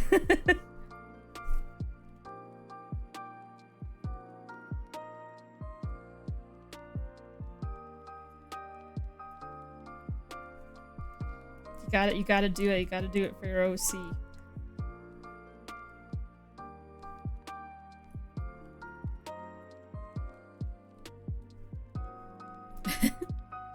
Just point at Sissel. Kaija says, as an artist, I'm sure we could take validation and turn it into a physical thing, but we'd all be snorting it like a pixie sticks. Yeah. Yeah, no, we don't need to do that to ourselves. You gotta be super into the work that you already make. You gotta be your biggest fan, which is super hard to do, but it's true. It's gotta.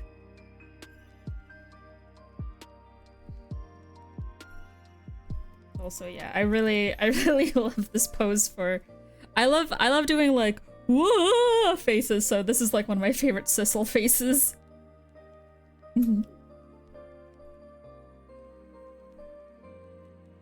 The origin of Ralsei's name is kind of complicated. Too complicated to explain in a stream, I'm sure. Or is it because it has an X, so that Xehanort can find him? The X is silent, and also not there. Yeah, he literally said, "Oh."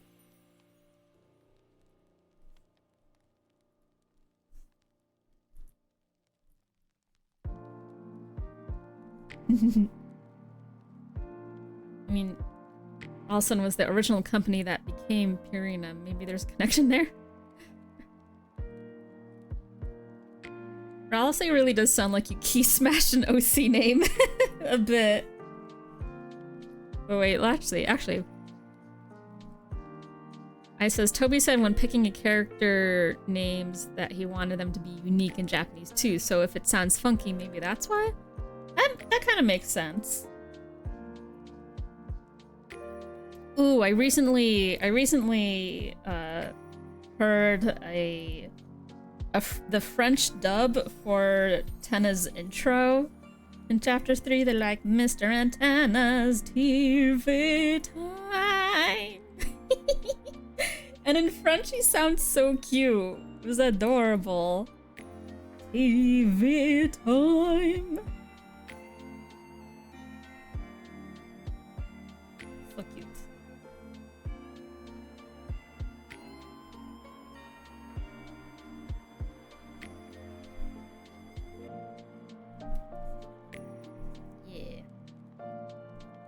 But that he does like having like I like the dedication to like the translations.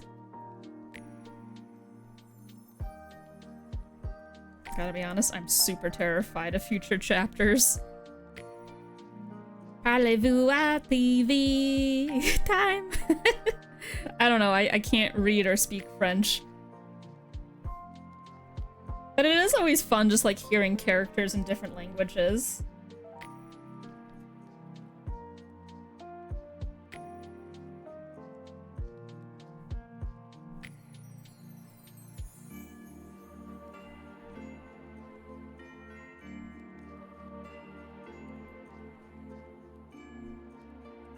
Sissel really is having a time here. Wait,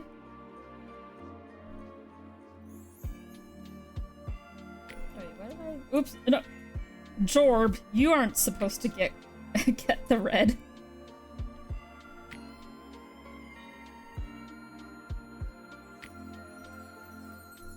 Oops.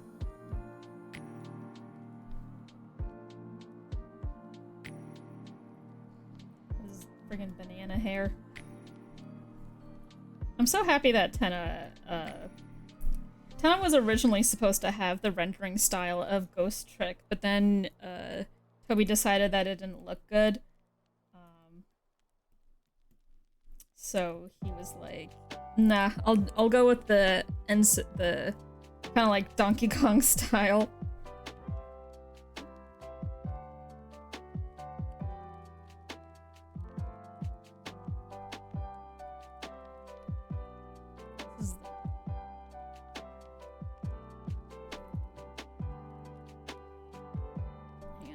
I'm gonna just later. This is just to put the flats down.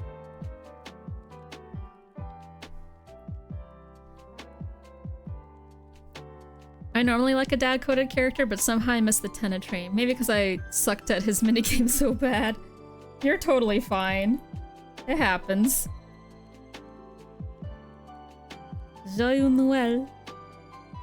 Rogue says, if I remember correctly, Ralsei's name is actually based off of an old OC from Toby Fox's brother and also came before Asriel Dreamer. Ooh! Alright, because my understanding is that like Deltarune is kind of like the game that he's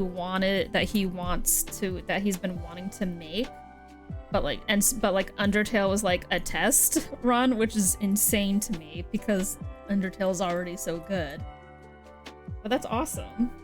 And that's so sweet, and that definitely speaks to the themes of the game, I think.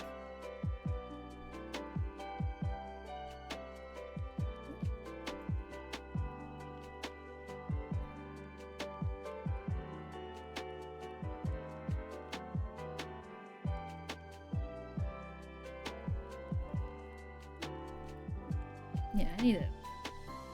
I know the guy's a ghost, but I'm definitely gonna have to change the color.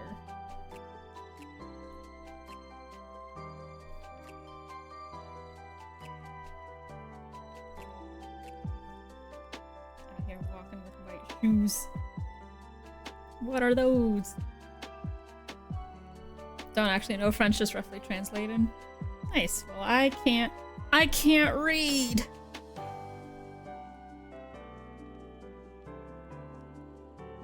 It's been a hot minute. I need to look at. Oh wait, no, didn't I put in?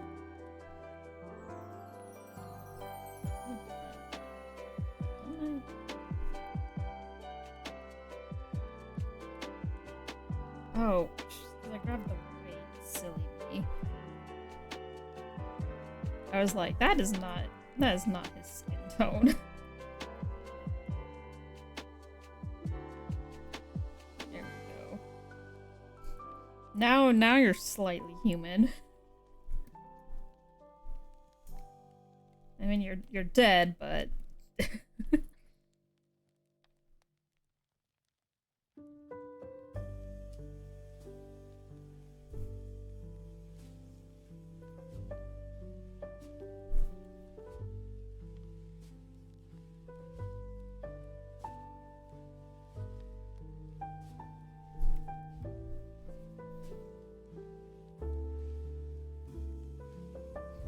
the story of Deltarune literally came to Toby in a dream, didn't think he was capable of making something like that, so made Undertale to prove to himself it was possible to do so. That is very inspirational. That's so nice. And it's kind of like, and honestly, it is like a good message of just like, you know, because we all want to like create things and stuff, and sometimes you want to like go in like immediately into the deep end and stuff, but then it's like, wait, that's actually a bit overwhelming, and that could like actually make you quit.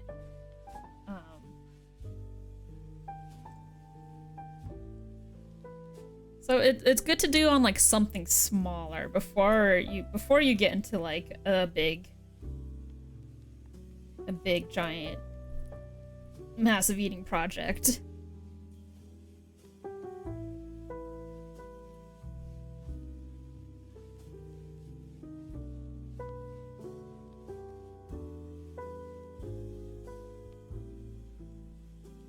Like the age-old of like start small before you go big. Because like sometimes you do want to like just go for it.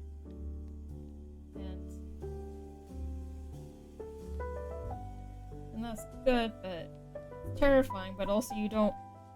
And this is something that I also struggle with too, where it's just like, because I want to do some like projects, not like Toby Fox level scale stuff, but like I want to do stuff.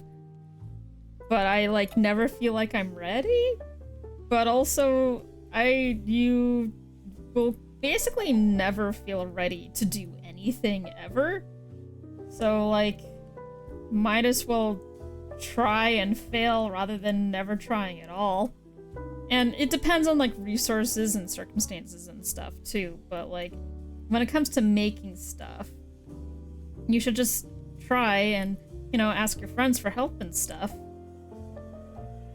You don't have to do it alone. If I had $1 for every idea I've had that I never followed through on, I might actually be able to live comfortably. Oh, that is a mood. That is a painful mood.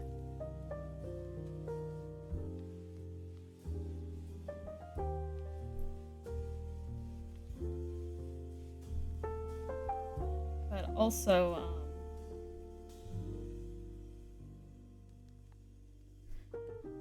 that's kind of like, I touched on it earlier, earlier in stream, where it's just like, not everything you make has to be like a finished product. It can just be like a sketch or a doodle, and then you move on. Or sometimes, like in this case, this has been like a rough sketch for so long, and I'm only like now getting to it because I'm like, you know what, I think I want to, you know, I was feeling like really like glooby earlier, and so I'm just like, well, what would be something that would be nice to draw? Because I still have like, I'm not sure how I want to do these art streams, but so far it's just been like I'm just kind of doing what I want to do, and so I was like, what do I want to do today? And today I've been really wanting to address this ghost trick, kind of like, it almost looks like a poster. I just want to do this illustration, so I'm doing that. And now we're in ramble mode, but yeah. We'll just like, you know, make what you want to make. Just vibe. It says there's a whole cartoon pilot idea that I really want to start storyboarding once I have a solid idea for how it should go. Do it! That sounds really fun. And then like, yeah, it takes a lot of like planning and stuff. But I think also you don't need to like hinder yourself on like, it has to be like absolutely perfect. And things like, it's good to have a lot of stuff figured out. But it also doesn't have to be like super pristine. That makes sense. Kind of going back to like, not everything has to be a finished illustration. God, I gotta get back to my old project and story ideas. A giant mood. Like honestly, my OCs have been enjoying the nice lounge in my brain where they get to rest while I'm busy hyperfixating on a TV man.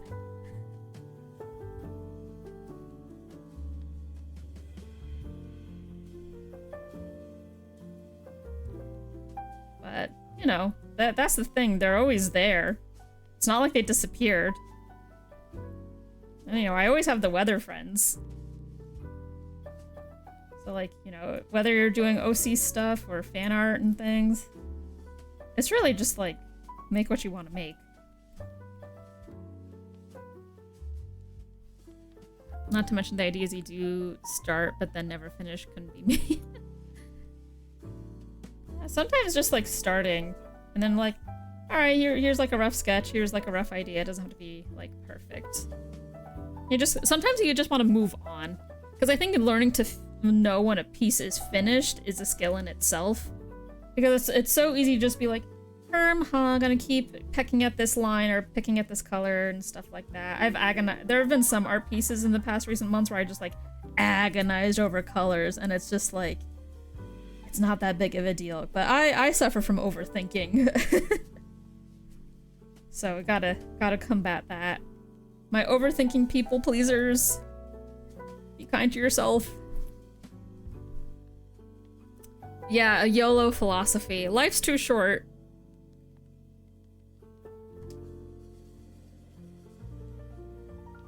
Well, I'm talented pudding brain. It doesn't have to be perfect. I constantly say perfectionism is the enemy of completion. If you ever want to complete stuff, you gotta accept that it's not gonna be perfect. Also, Weedy asks, speaking of sunny, why is Foggy similar in design to that of Rainy? It's because Fog is rain, and so when I made Foggy, she's just kind of like a third eye monster of Rainy who looks very ethereal. Not quite like Silent Hill levels of unsettling, but it's like, huh. An otherworldly creature.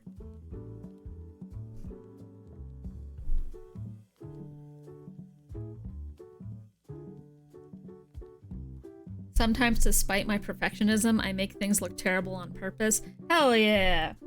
Hell yeah!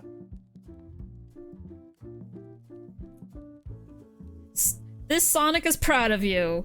Yeah! Yeah! Haha! You only live once! Perfectionism is the enemy of completion! Haha! Gotta go at a moderate pace! Woo!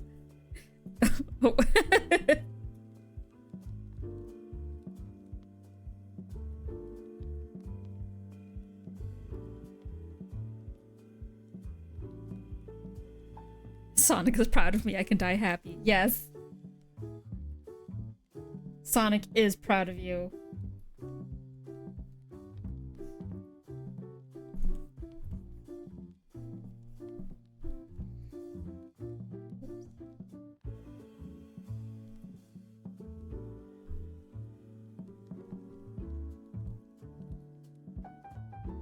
Internet has ruined that thought process. I'm already visualizing that. No, Kaiju, those are the thoughts that you gotta battle, and those are thoughts that I battle too. No, nobody is looking that deeply.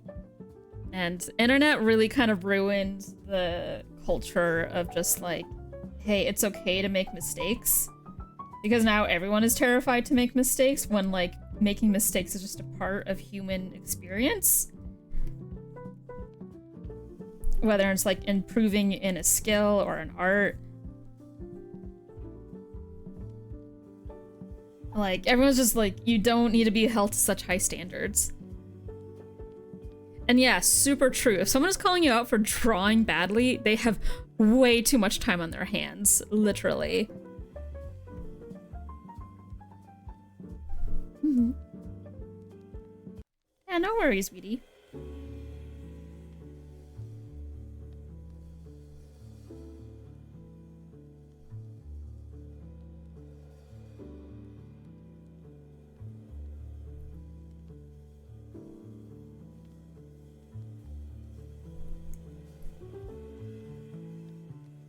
It's the internet. Of course, everyone has too much time on their hands.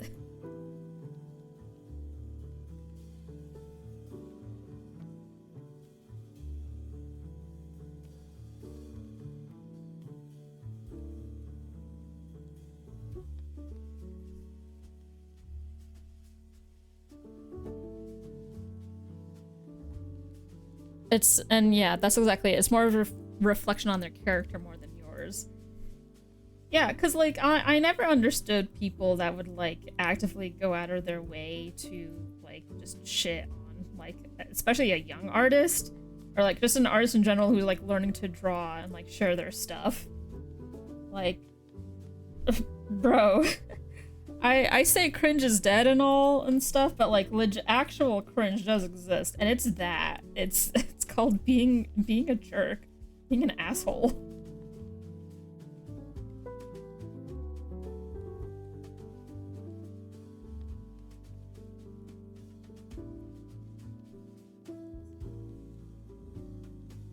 So you don't need to worry about those dinguses.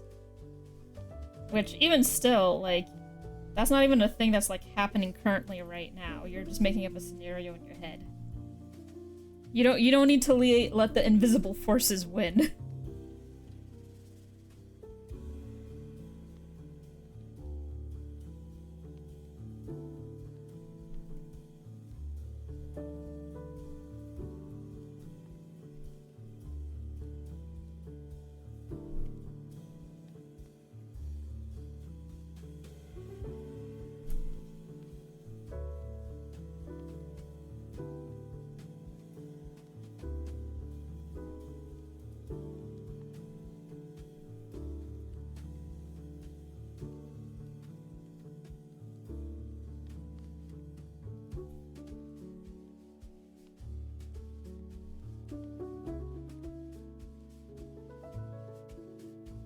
Where's my... Okay, I accidentally used the tabs the other day. I'm like, oh no, where is everything?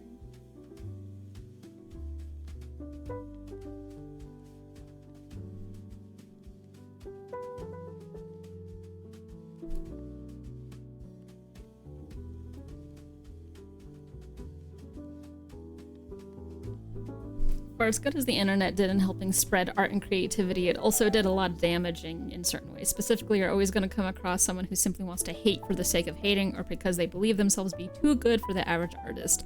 For sure. Yeah. And in which case, it's just more so of just like, hey, can you, like, figure it out and not, like...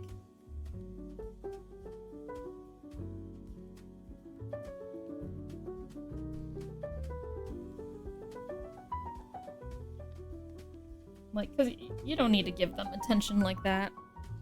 And Weedy says, I also think for fairy could be based on the Alp because of the association of nightmares. Dreamy and Fury are two different sides of Sandman. Ooh, very cool. I like that idea, Weedy.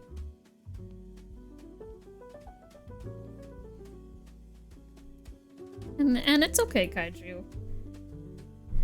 I do highly recommend, if you're not seeing anyone right now, I do highly recommend therapy.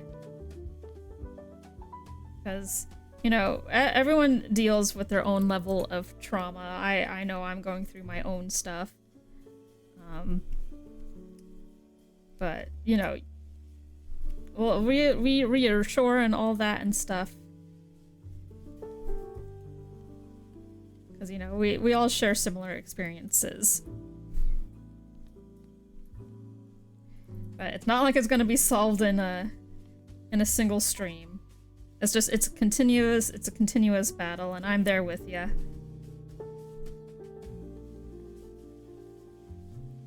But I've definitely put a lot of unnecessary pressure on myself, but I'm working to be, like, more of my authentic self. And so slowly but surely, I'm, like, breaking down the cracks of, like, what's been holding me back. And it's hard.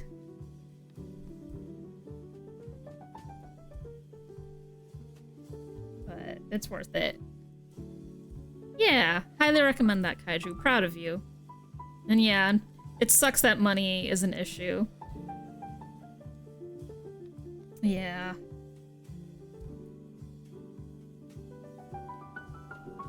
Don't give up, okay?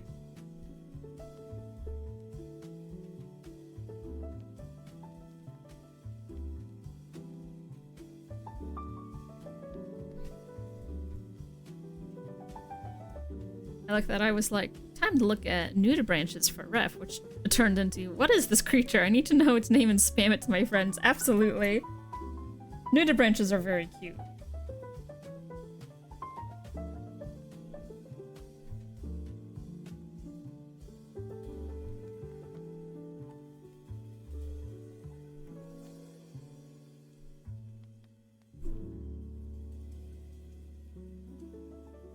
There are so many weird little creatures.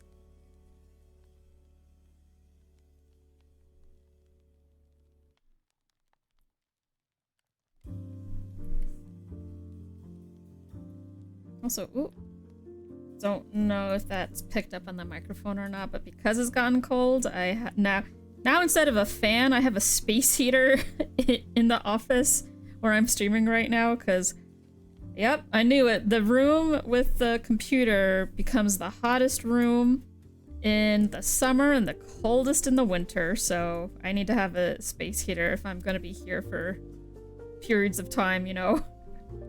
So hopefully that doesn't cause too much of an audio issue. But I'm cold. Although I am wearing like a nice sweater right now.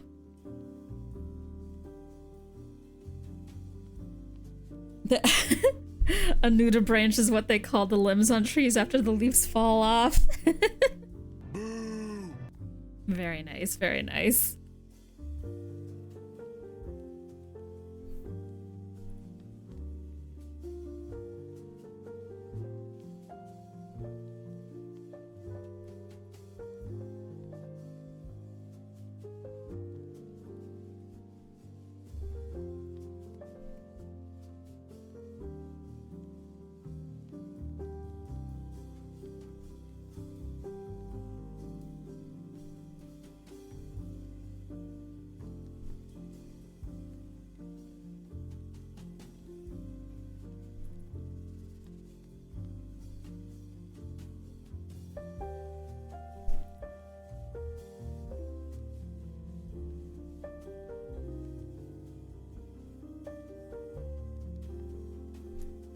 Lynn's boots always confused me.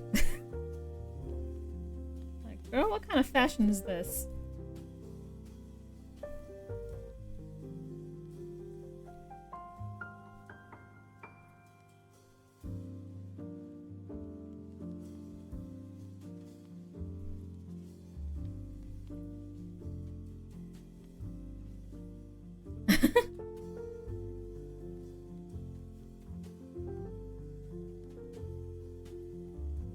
It's okay. Honestly, that's life. One minute you're having an existential crisis, the other is, hey, dad joke.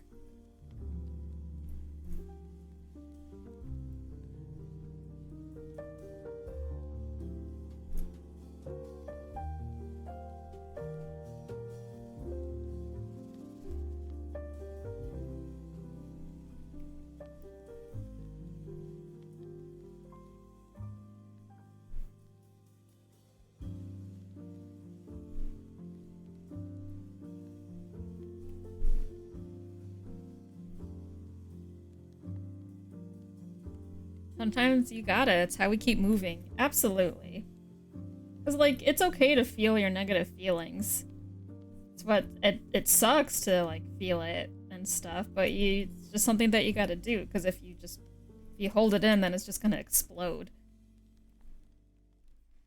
But also, we need whimsy in our lives in order to keep going. And I'm always... I will return, that's a threat. Yeah, no, we need whimsy in our lives to keep going and stuff. Every day I'm thankful that there is whimsy on this earth. You know, despite it all.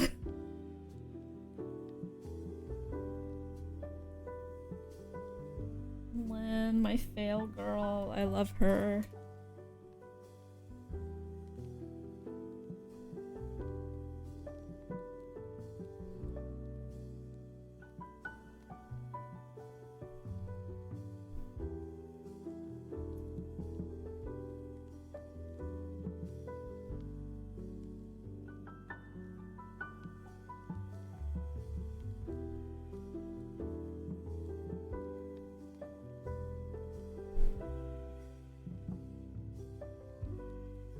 Oh.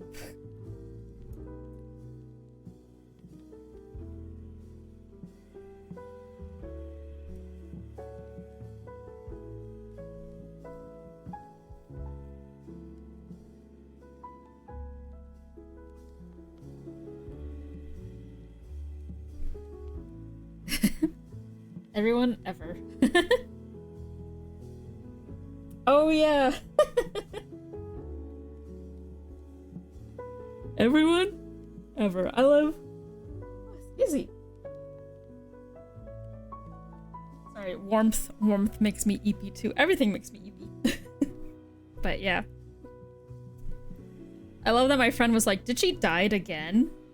Yeah, did she die again? Oh, you know it. Lynn is peak Eto Bleh. I died again. Love her.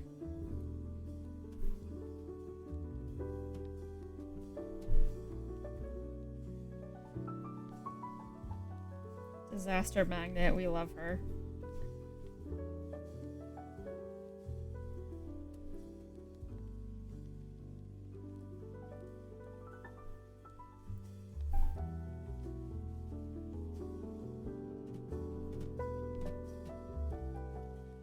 Didn't you die? I got better. You did.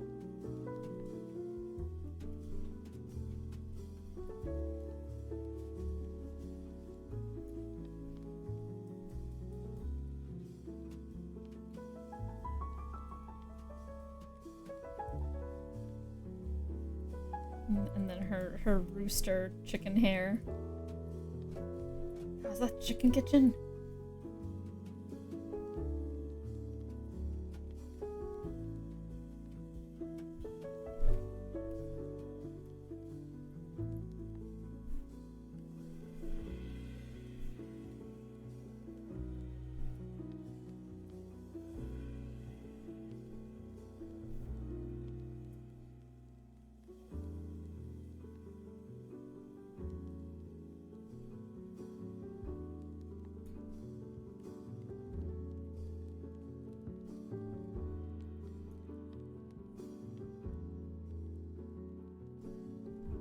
I do love having references of, like, everyone ever. Like, Ghost Trick is such a colorful cast of characters.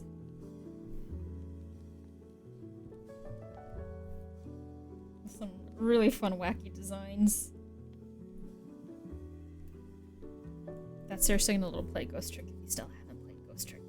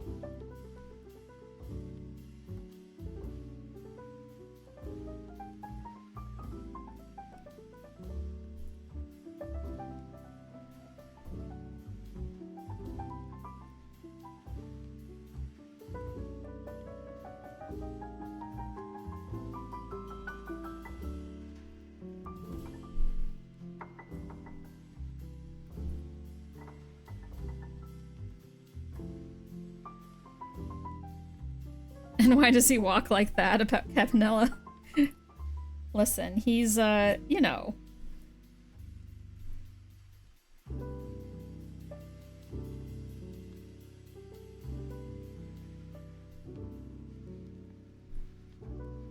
It's just a bit, you know. I know what you are.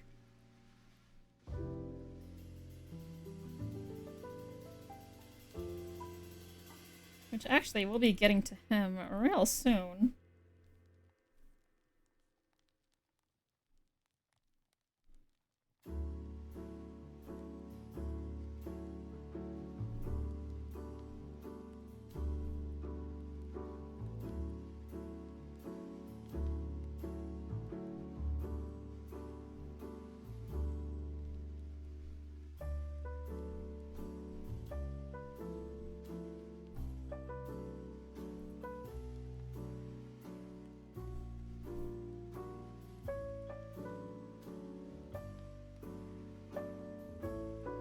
Okay, now we're ready to get to lanky and loose guy.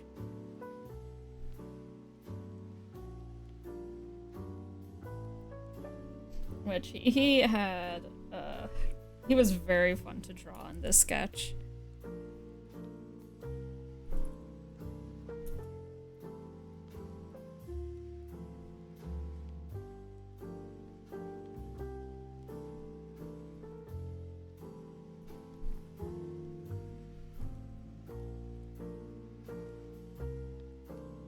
Oh my gosh, Mochi is just pure fluff.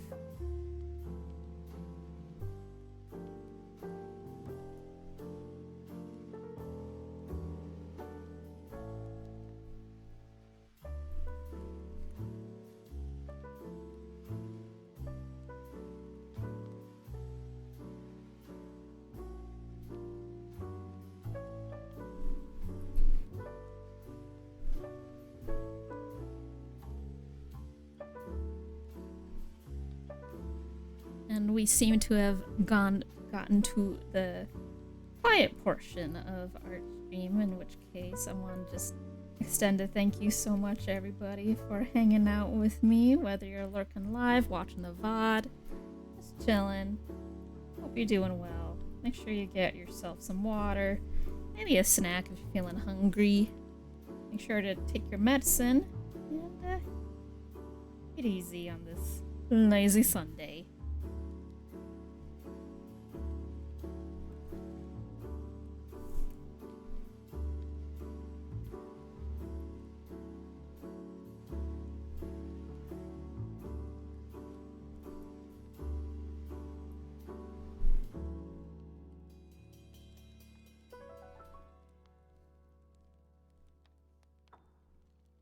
I feel like he's like Lupin-esque, like Lupin the Third-esque here. In the zone, in my lane, moisturized. Ooh yeah.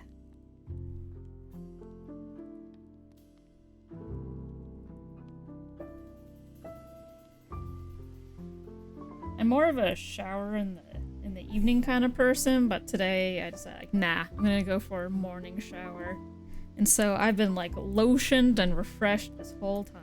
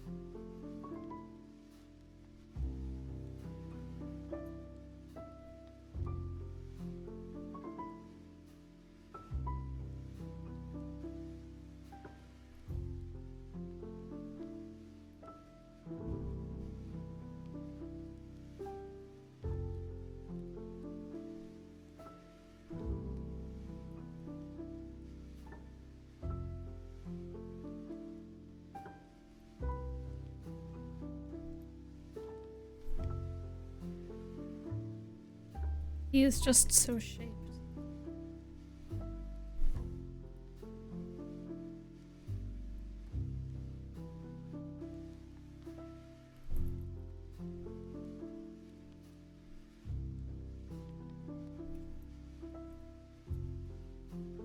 Melly Bear! Hello, hello, and happy sunny Sunday. Or snowy Sunday in this case. How you doing?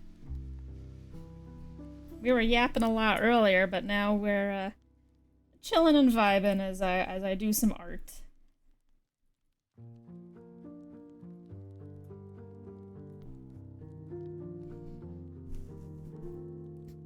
Weedy just had the urge to recently play Spectrobes and Skyrim again.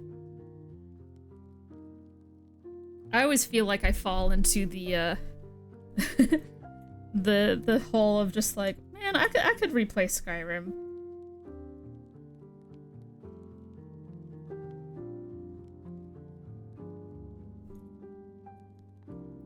And a happy belated Thanksgiving to you too.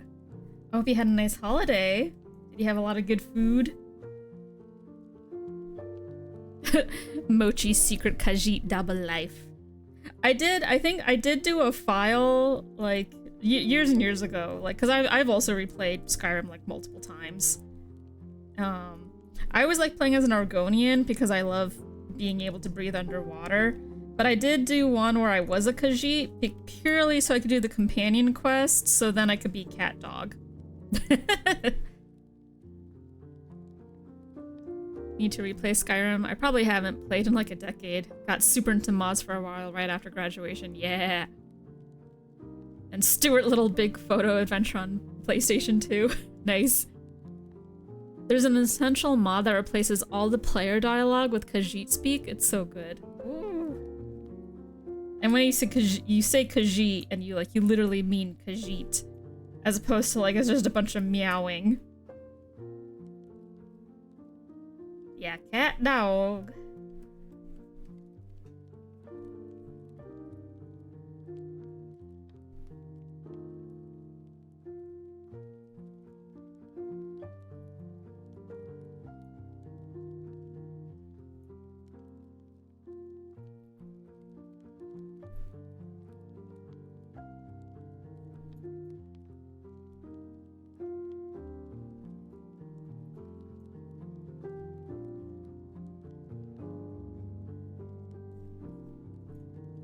Pew!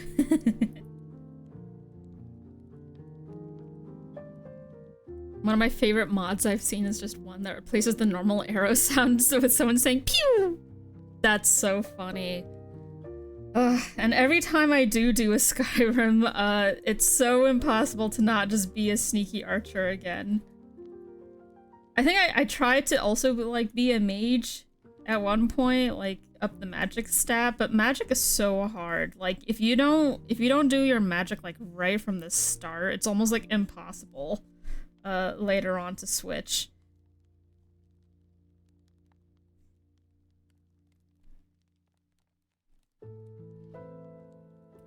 Hello, Chu, and happy snowy Sunday.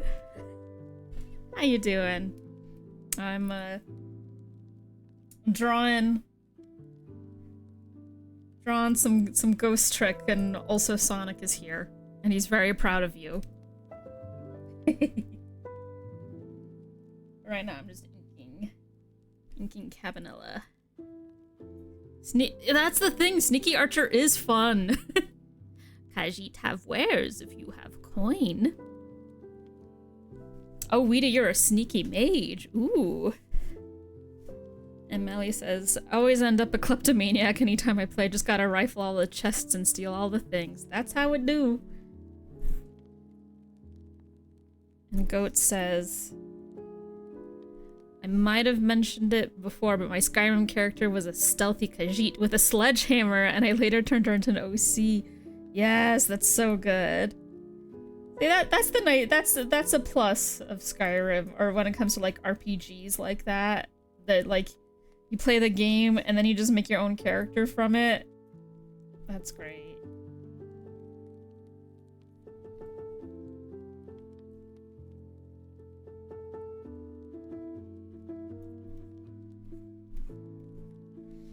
Ghost Trick, yes. Ghost Trick, my beloved. This has been a whip that's been sitting in my computer for months, and I've really been wanting to, like, just clean it up. Even though, like, I know I don't have to, like, clean up every single thing, and every single drawing that I do, I'm getting better at that.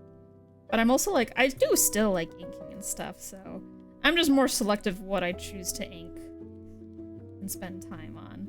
And so far, this has been very fun to stream. Tanaka's a meat shield. I remember when ESO first came out and I discovered I couldn't steal things, I was like, well, what's the point then? Yeah.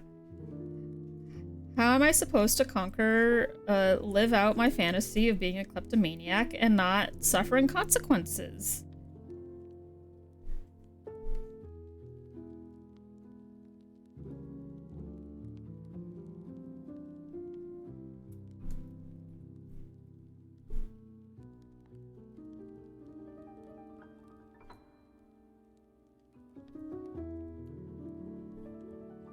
Left for chores and came back to Cabanela. Hell yeah. Throw that loser around. Woo! I just... Again, I'm not gonna go into spoilers, but I will say that during my first playthrough, I was always enamored by him and charmed, but I did go through back and forth like, okay, I'm putting you in the trash can. Okay, I'm taking you out of the trash can. Okay, I'm putting you back in the trash can. Okay, I'm taking you out and giving you a lollipop instead. Yeah. Also, Elder Scrolls 6 has been announced 7 years ago. Oh my gosh. What? I don't know what's worse. Actually, no, I do know. It's that.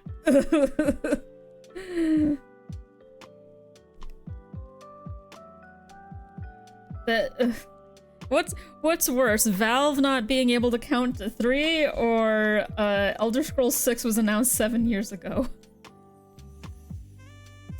Also, yeah, Melly, I kind of agree. And like they did a remake and stuff of like their older Elder Scrolls, but yeah, no, it hurts the soul. Which, like, in that case, I don't know if it's going through a big old development hell, or like, a game of that, like, size will obviously take a long time. Because didn't Baldur's Gate 3 take, like, 10 years to make, if I'm remembering correctly? I don't know, correct me if I'm wrong, but, like, when a game is big, it's gonna take a long time. And also, who knows what kind of hell has been going on behind closed doors.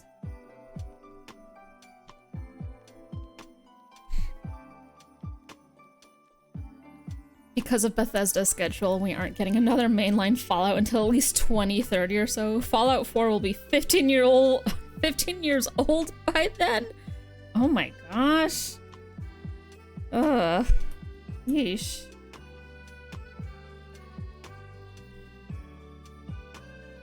To be honest, I wasn't even thinking they were making another Fallout since they're, you know, preoccupied with the show.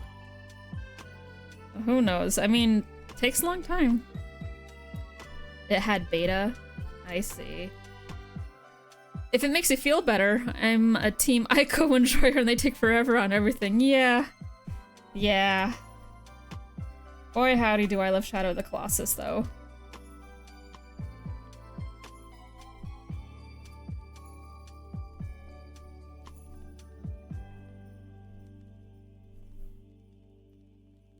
We're at least getting Fallout 3 remastered in a couple of years, which should be nice. Oh, that's cool. Shadow of the Colossus, my beloved. Yes.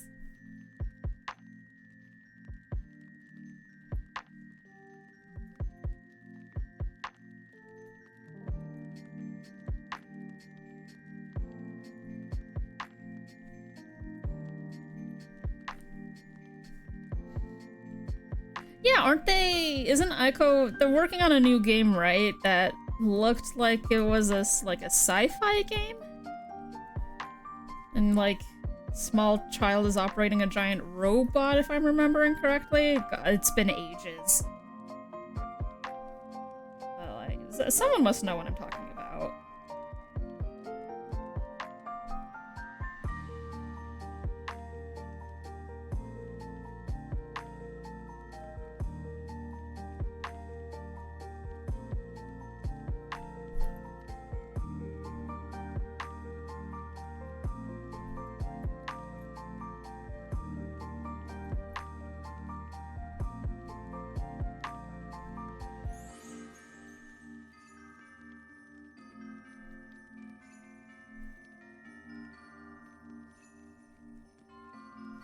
Yeah, it'll be weird to see him do sci-fi. I'm so used to them doing. I'm so used to the, you know, their fantasy stuff. Not that they can't do sci-fi. So it'll just be really interesting to see how they tackle it.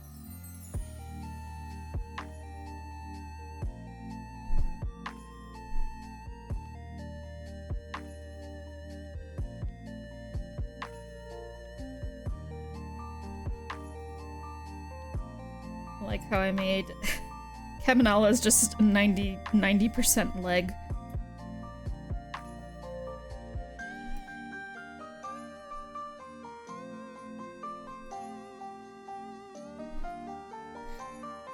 And you have the remakes, which weren't really necessary, but we got them anyway, like Resident Evil 4 and Dead Space. Like, thanks, I guess. I was under the impression that people did enjoy the Resident Evil 4 remake, but it's also like, it's one of those games where it's just like, I think no matter what you do, the original is still better.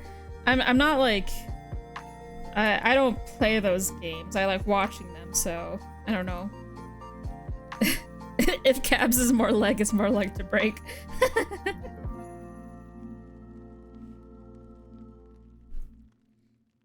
So funny. Also, wait. No, this is...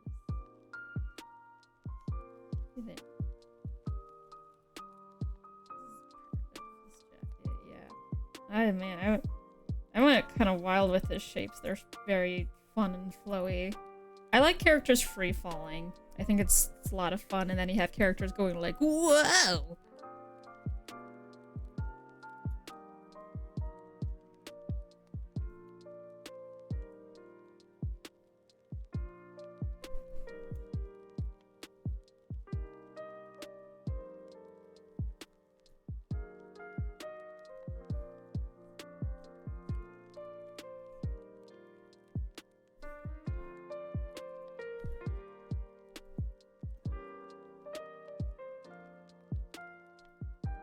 And like and I did enjoy the Shadow of the Colossus remake. Like, I appreciate seeing how extra fluffy all the colossi are,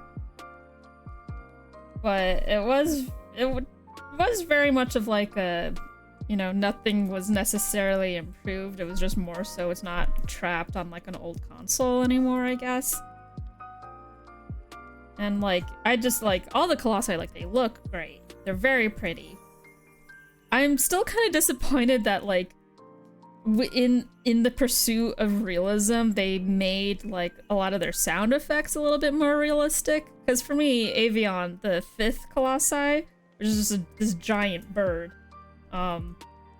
in the original, like just like screeches like a regular hawk, but then I like or falcon. And I like the like scree of like the bird sounds, but then they just kind of made it like an odd kind of clicky sort of like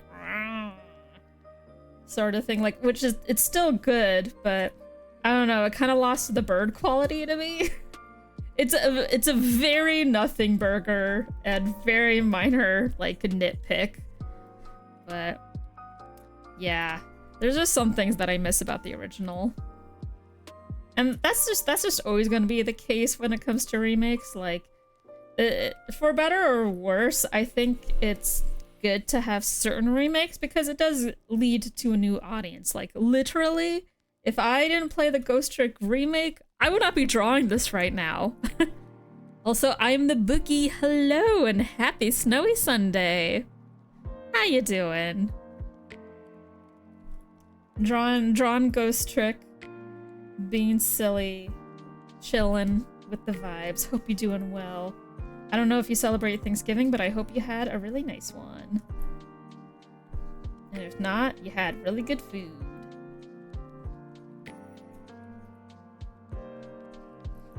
It's gonna be crazy that tomorrow is December. Oof.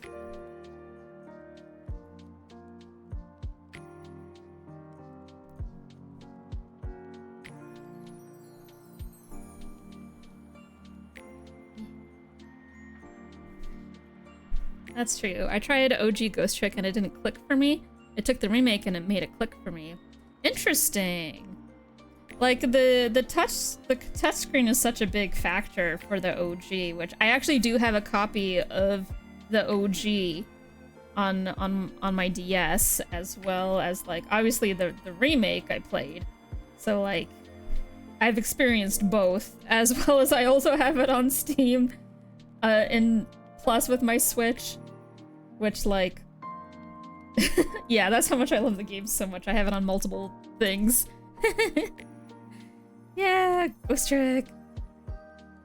You've watched lots of gameplay. Heck yeah. Love it.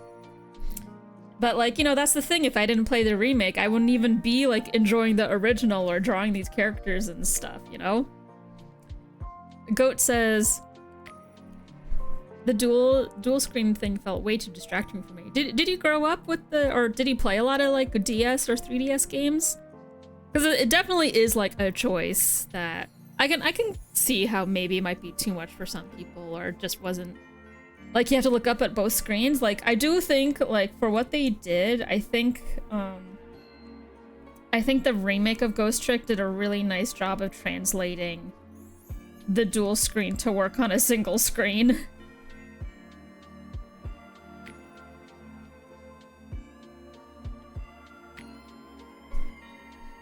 You don't really celebrate Thanksgiving, and it's the complete opposite of a snowy Sunday for me, but it's a good day. Well, I'm glad it's a good day. And Goat says, remakes are a double-edged sword. My biggest issue is when a remake is seen as a replacement for the original and the OG version is set to be lost to time. The GTA trilogy remaster is a very good example. We're stuck with the weird plasticky look of the remakes forever, probably. Oh, I didn't know that about them. Also, Boogie, thank you so much for redeeming your Sun Orb.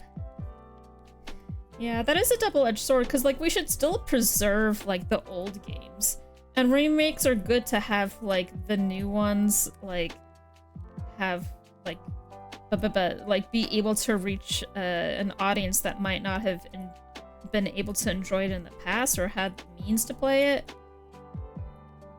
So, like, yeah. But, like, don't, like, destroy the original.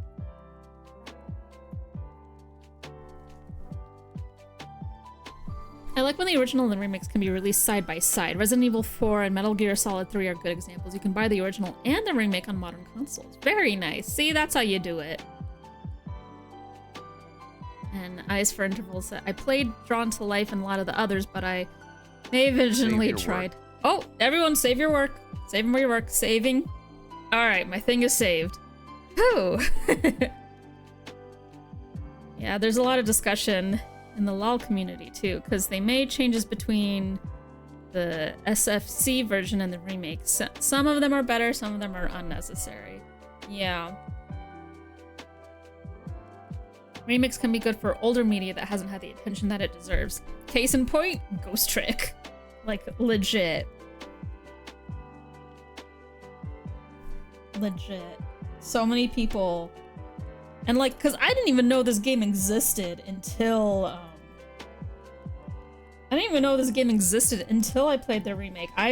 Ghost Trick was so small that I didn't even know it existed in the 3DS or DS era, which, cause it was coming out at the end of its life cycle. Like, crazy. So that's like the benefit of that. And Melly says, I will say, sometimes remakes can improve upon a game too, i.e. Skyward Sword's ability to change motion controls. Oh, I guess that wasn't a remake, I'm forgetting the word. Remaster? Is that it? Because it was still... Because it came out on Wii. But then they ported it to Switch? Yeah, remaster. Yeah. Which, like, I played Skyward Sword on Wii. I played it through twice, once by myself and once with a friend. I don't like that game, and I don't like the Wii version. But I'm glad, while you can never drag my broken body back to that game ever again, I am very glad that many people have actually played the Switch remaster version and have a significantly better time with it. So there's that.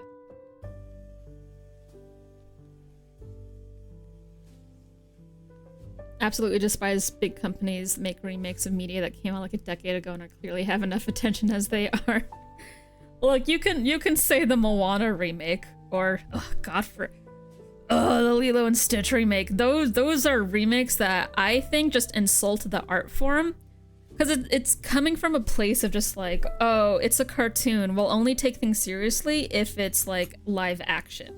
Which like, the live action is already uses so much CGI. It is animated already.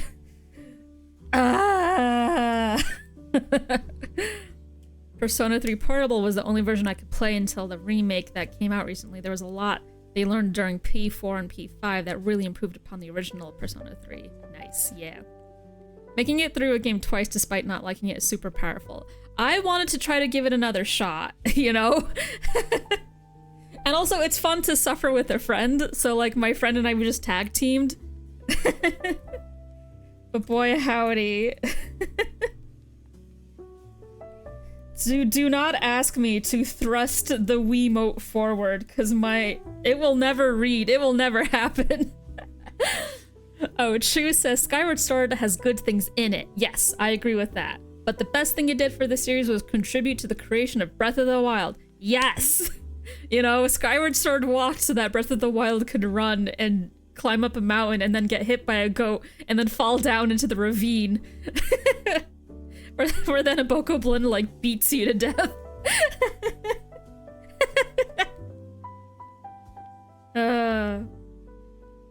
Oh my god, Melly, you missed that? You just heard about the Lilo and Stitch remake? Oh, it's bad. It's so bad. Don't hurt yourself. Just watch the original. Also, I missed the Magma. Magma is where the Elden volcano region little mole guys, right? They were so cute. Like, there are good concepts in that game. They're very cute. The dragons are fugly. The dragons are fugly as heck, though. They're so fugly. I don't like them. I actually did redraw of them like later in life because I was like, I'm mad at how ugly they are. Yeah. All animators have a union, but only in LA. Yeah. Yeah. Oh yeah, and people have been saying about the copyright license thing. Oh yes, Groose, goat being the goat once again. Yes, Groose. We cannot forget Groose. Groose is a god among men and is the best part of Skyward Sword. Groose forever. Easily. We love a shitty character who then gets character growth and becomes the best character. That's how you do an arc. Happy to see Cap suspended in the void. God bless. Ooh. Whoa! Whoa! What's happening, baby? Whoa! Okay, we have fun here. Also, God, Mochi is just a fluff. She's just a little pillow. Wait, you two are like destined to be together and the world could end? I'm here, fam. What do you need me to do? And also, this is called Grooseland. Yeah, put him in the washing machine. No, don't put him in the washing machine.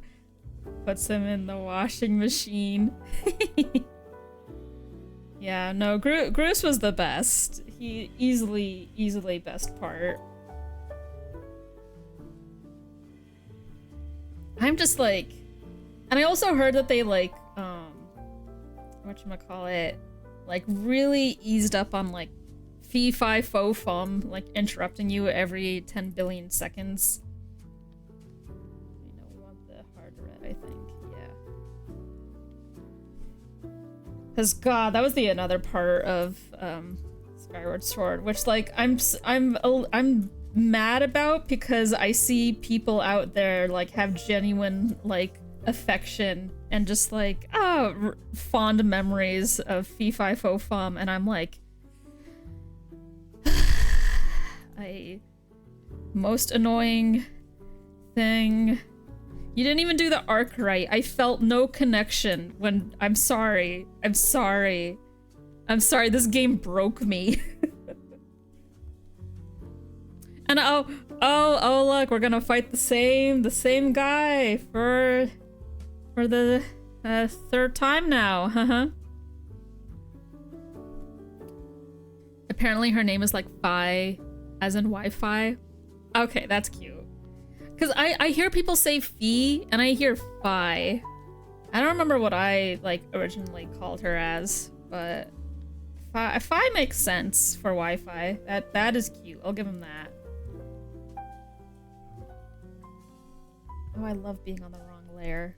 Fun times.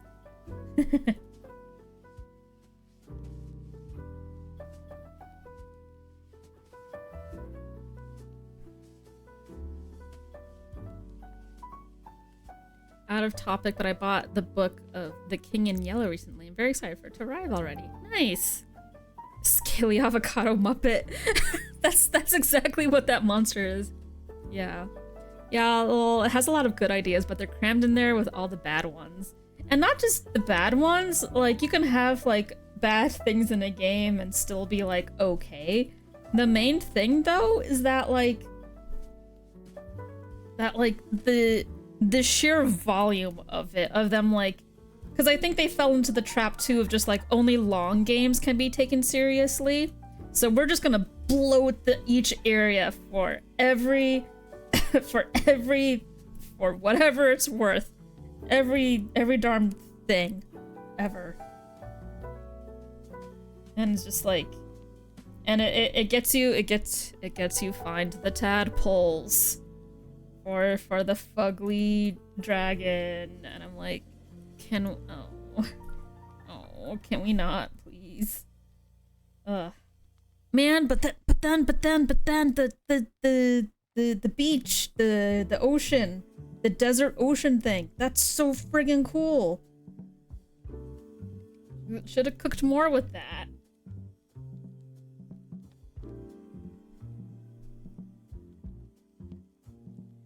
So yeah, like just seeing the blips there and stuff, it just kind of makes it a painful experience. And also like the harp, because I think it was also like because of the project of it being on the Wii and wanting to be like a really big name game. It's just like, yeah.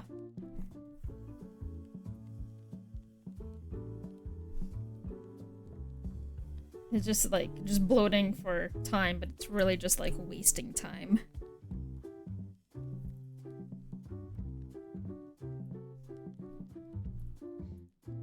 And it's so interesting too, because when you think about it, like a lot of RPGs in general are just like, just a giant fetch quest of go to the MacGuffin and do this. But like, I think the trick of like those games is to make it not feel like a fetch quest.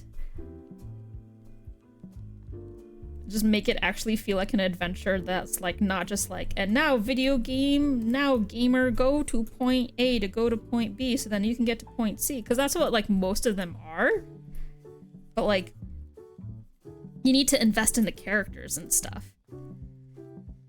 And also, I'm sorry, fam. I don't want to be like super negative Nelly, but like the Sky was also a missed opportunity.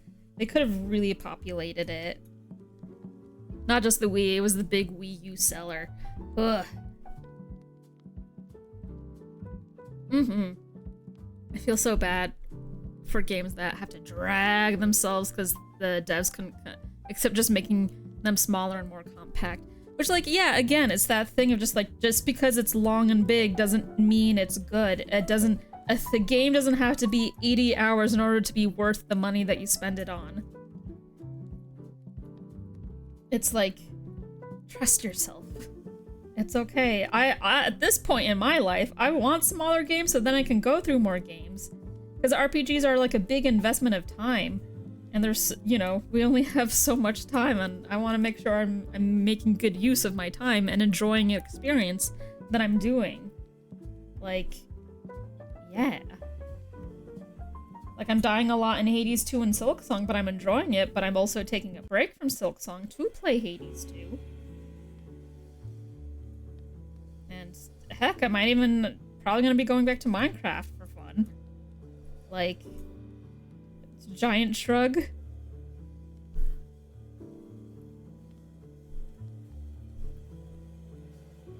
I thought I heard someone vacuuming, but no.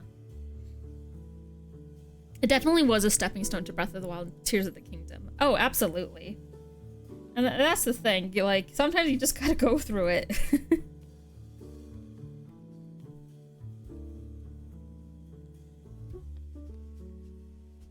Alright. He's been patient this whole time, but it's finally Jorbin time.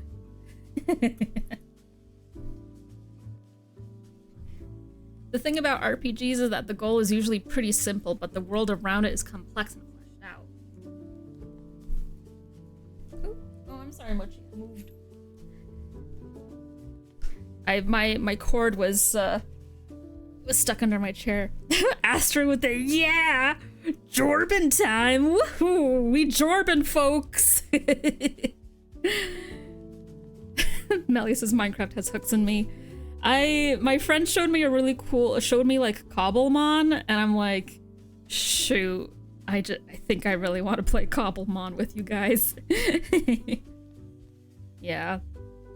And Boogie says, one day I really want to make a game. I have one specific world that I really want to explore in a gaming sense. Heck yeah. And sometimes I worry I'm gonna end up dragging the story too much because I kind of want to put every idea I have in it.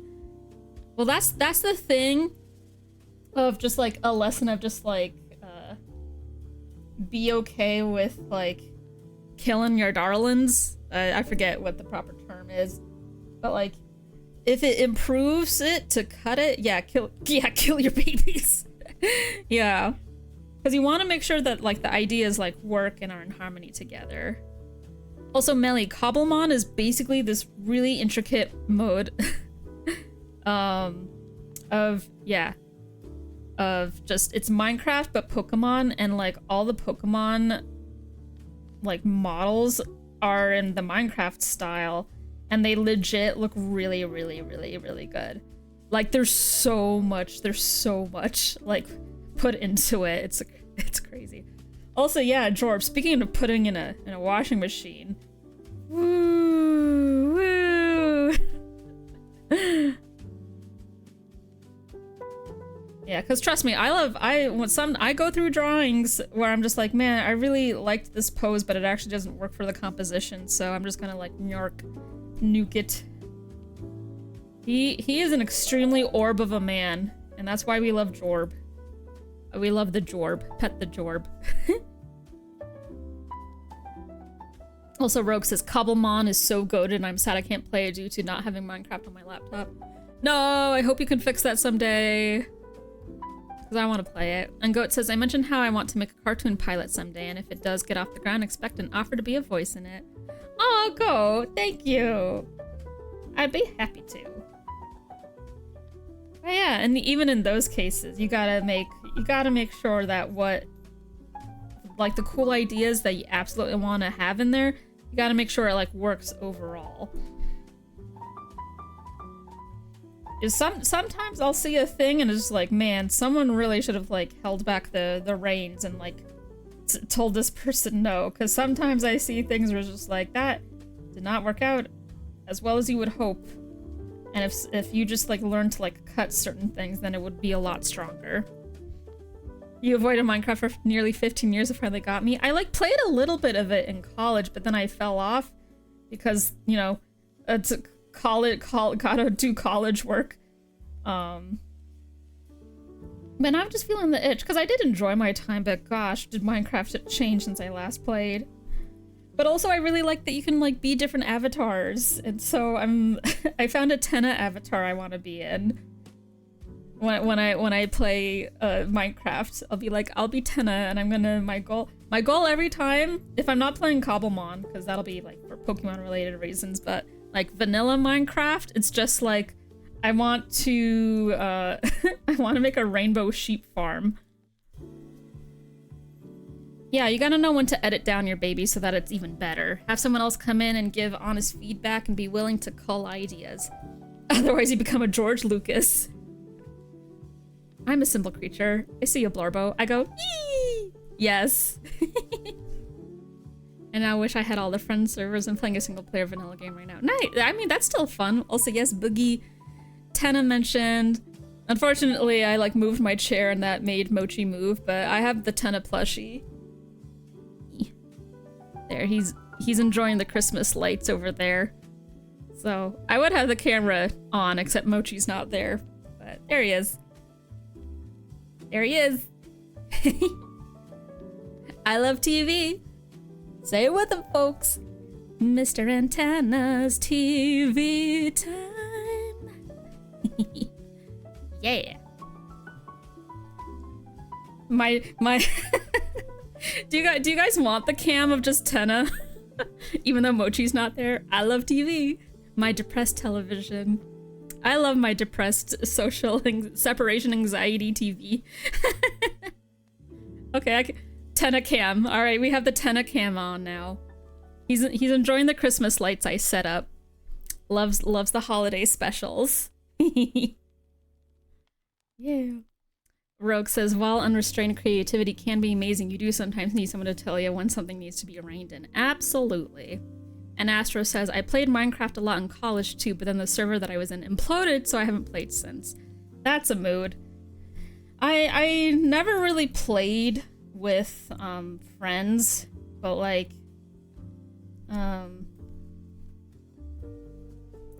in a server together, it was mostly just like we were just playing in our own like separated worlds and just like sharing photos with each other. But now I am kind of like interested in like, oh, maybe I'll like join this one friend server to enjoy Cobblemon. And then maybe I have a friend that has Minecraft on like the PS5, and boy howdy is it pretty. Yeah. Tenna Cam. Honestly, it's honestly funny that Toby thought Tenna would be hated. Yeah, he had like anxiety about that. I think he was worried that people were gonna think that he was just like Spamton 2.0 when he is so far from that. He is his own character.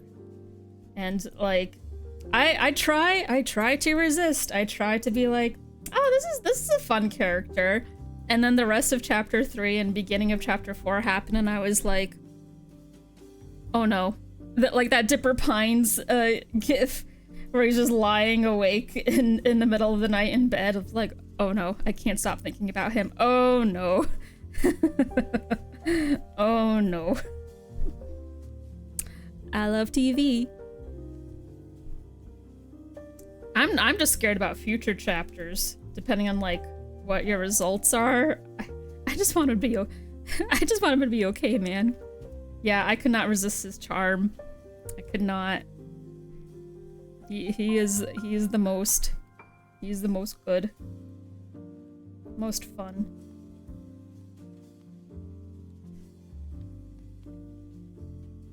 And Astro says, servers are cool, really depends on if people play too though. Like if they don't play, then what's the point of a server? Yeah, for sure. I'm definitely in some places where I could be playing that I'll be playing with some friends, so. But then I do enjoy single player too. Like I do like vanilla play. So we'll see about that. And Boogie says, I remember when I first saw Tenna, I was like, he's cool. He's just kind of a Tumblr sexy man. And then he took over my brain. And like, Toby has this knack for making Tumblr sexy men like that shouldn't be Tumblr sexy man. Like Tenna's probably like the closest. But even then, like he's not stick thin. I'm a chubby Tenna truther. Like CRTs are friggin' heavy. You need some mass for that. And even like in game sprites and stuff, it's not like he's a twink. But he's got the suit on. He's got the charm. He's got the mental illness. He's got it all. And he's just like a delightful character, and his theme rules. It's just very good. Boy, howdy, hope the other chapters treat him all right. I have so much fear. It's gotten so bad my friend will take every chance they get to make fun of me for liking the TV man so much. All in good faith, of course. So that's good. Yeah, little teasing and stuff is fine. Just make sure y'all are comfortable and not like pushing boundaries or making people feel bad. Cause like legit, sometimes you can't just help what you like, you know? It sucked growing up in an era where like people made fun of people for liking Sonic, and now because it's so popular mainstream with like the success of the movies and the recent games, like Shadow Generations just rules so hard. But like, and now it's just like friggin' cool and it's like accepted, and I love being able to openly be a Sonic fan. Like, you just like what you like. It really is just like, don't hurt and be disrespectful of people. Ah! Nope. Sorry, Boogie, can't catch me.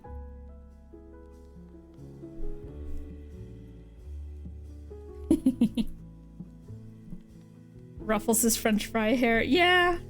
Man, stylizing Joud's hair was really interesting.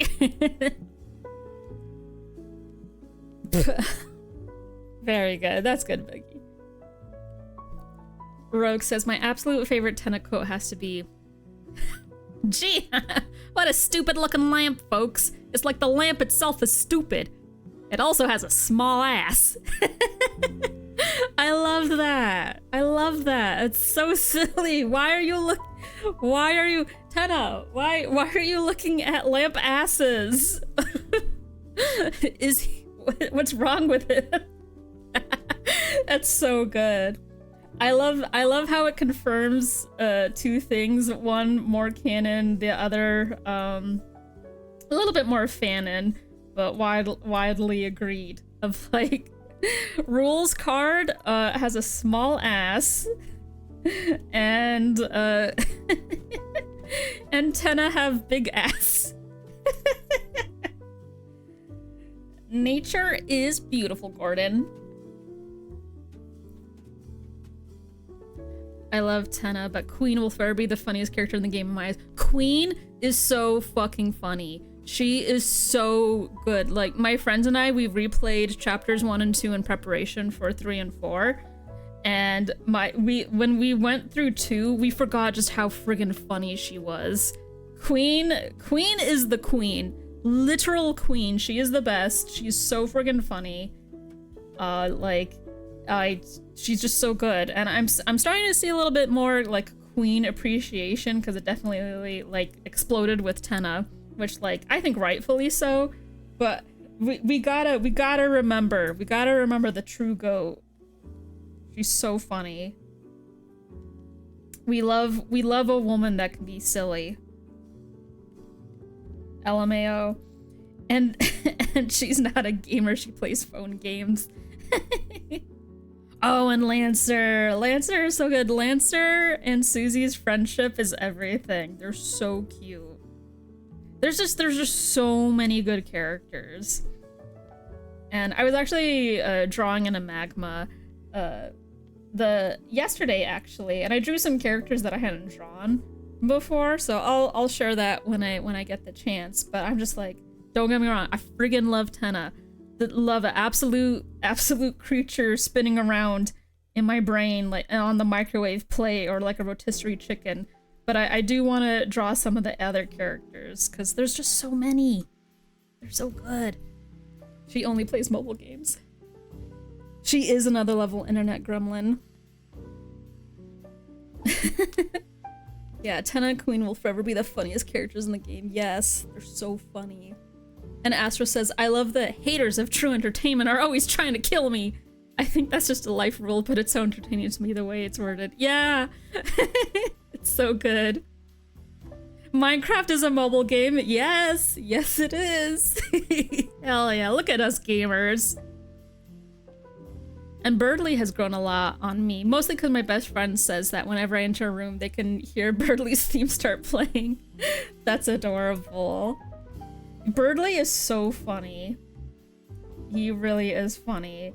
I know he's kind of like designed to be like super annoying, like that annoying like push his glasses up my bridge of my nose. I'm so smart and I know everything, and I'm an I'm an oppressed gamer nerd. But like also Imagine having beef with a child. What, they're still like kids. And when I say kids, it's still like, you know, let's see, like teenager is still like a kid, you know, it's more like you start getting more like adult isms like going through college, and even in college it's still like a kid trying to figure out big worlds and stuff. But like, you know, there's all these kids just going through it. Lancer's gonna have 57 dads by the end of Deltarune. Trust, absolutely. Every chapter he gains at least 2.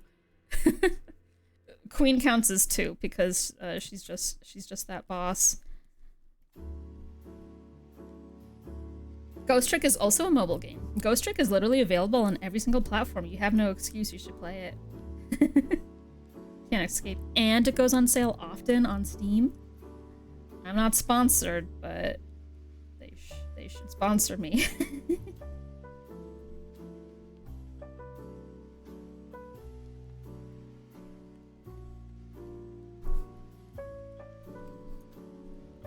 Yeah. Ghost Trick, Deltarune, good.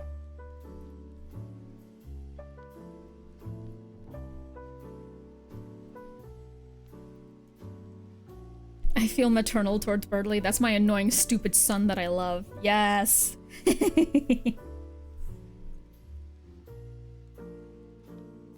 Love them.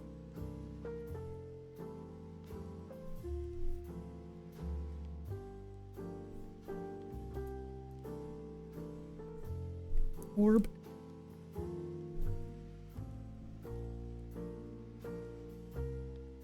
Oh, Birdly is very punchable. He's yeah, God, if I didn't have at least in my like middle school, high school experience, I never had a Birdly.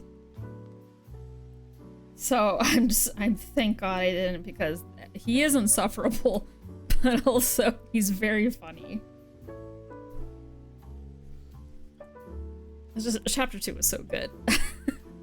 I love that he just gets to the point where even Queen is just like, oh God, not him. That is another one of my stupid sons that I love. Very good.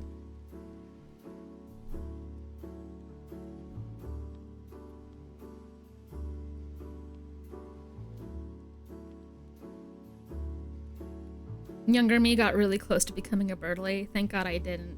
Thank God indeed. It's a slippery slope.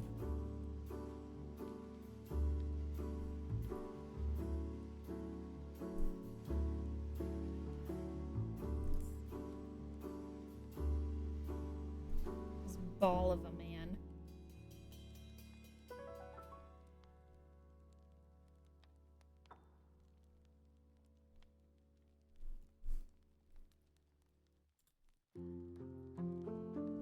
You ever get put in the spin cycle?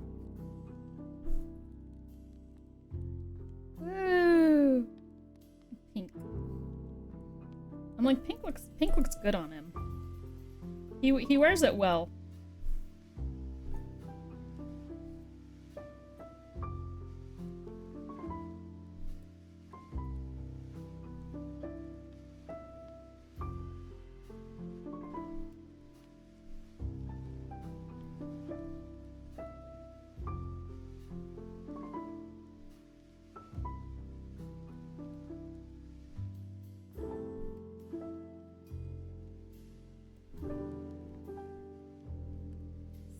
Pink. He looks like a dodgeball ball, he does.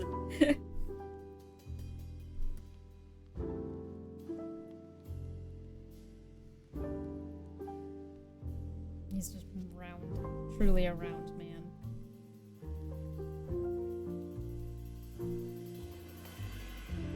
His Pokemon of choice is Spheal, because they relate on the orb. Oh, which also, oh my god, you guys, in Cobblemon, Spheal is just a cube. And so is Rowlet. All the orb Pokemon become Minecraft cube. I don't know why, it just kills me. It's so cute. I'm like, stop, that's so cute.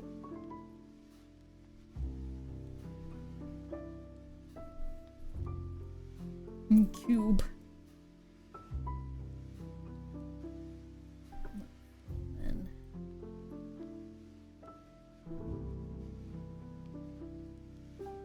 I think I'll do. Actually, you know what? Yeah, I prefer making it a little bit more orangey. Yeah.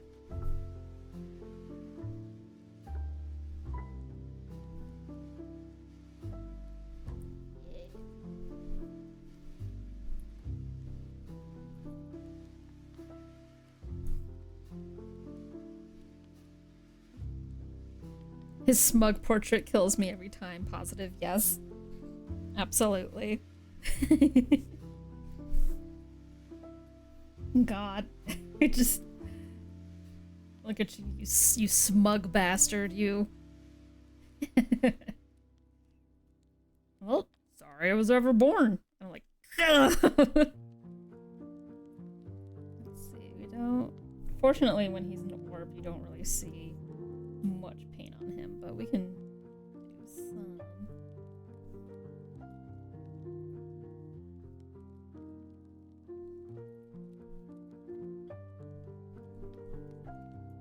It's a shame that, like, Ghost Trick never got, like, super mega popular, but hey, sometimes the niche fandoms are, like, sometimes even the most passionate.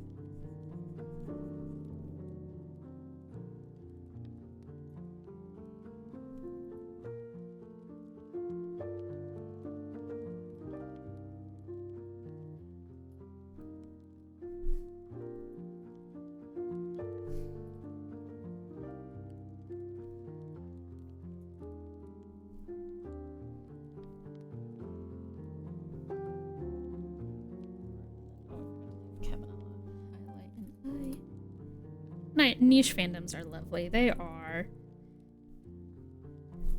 nice and cozy, lemon posy.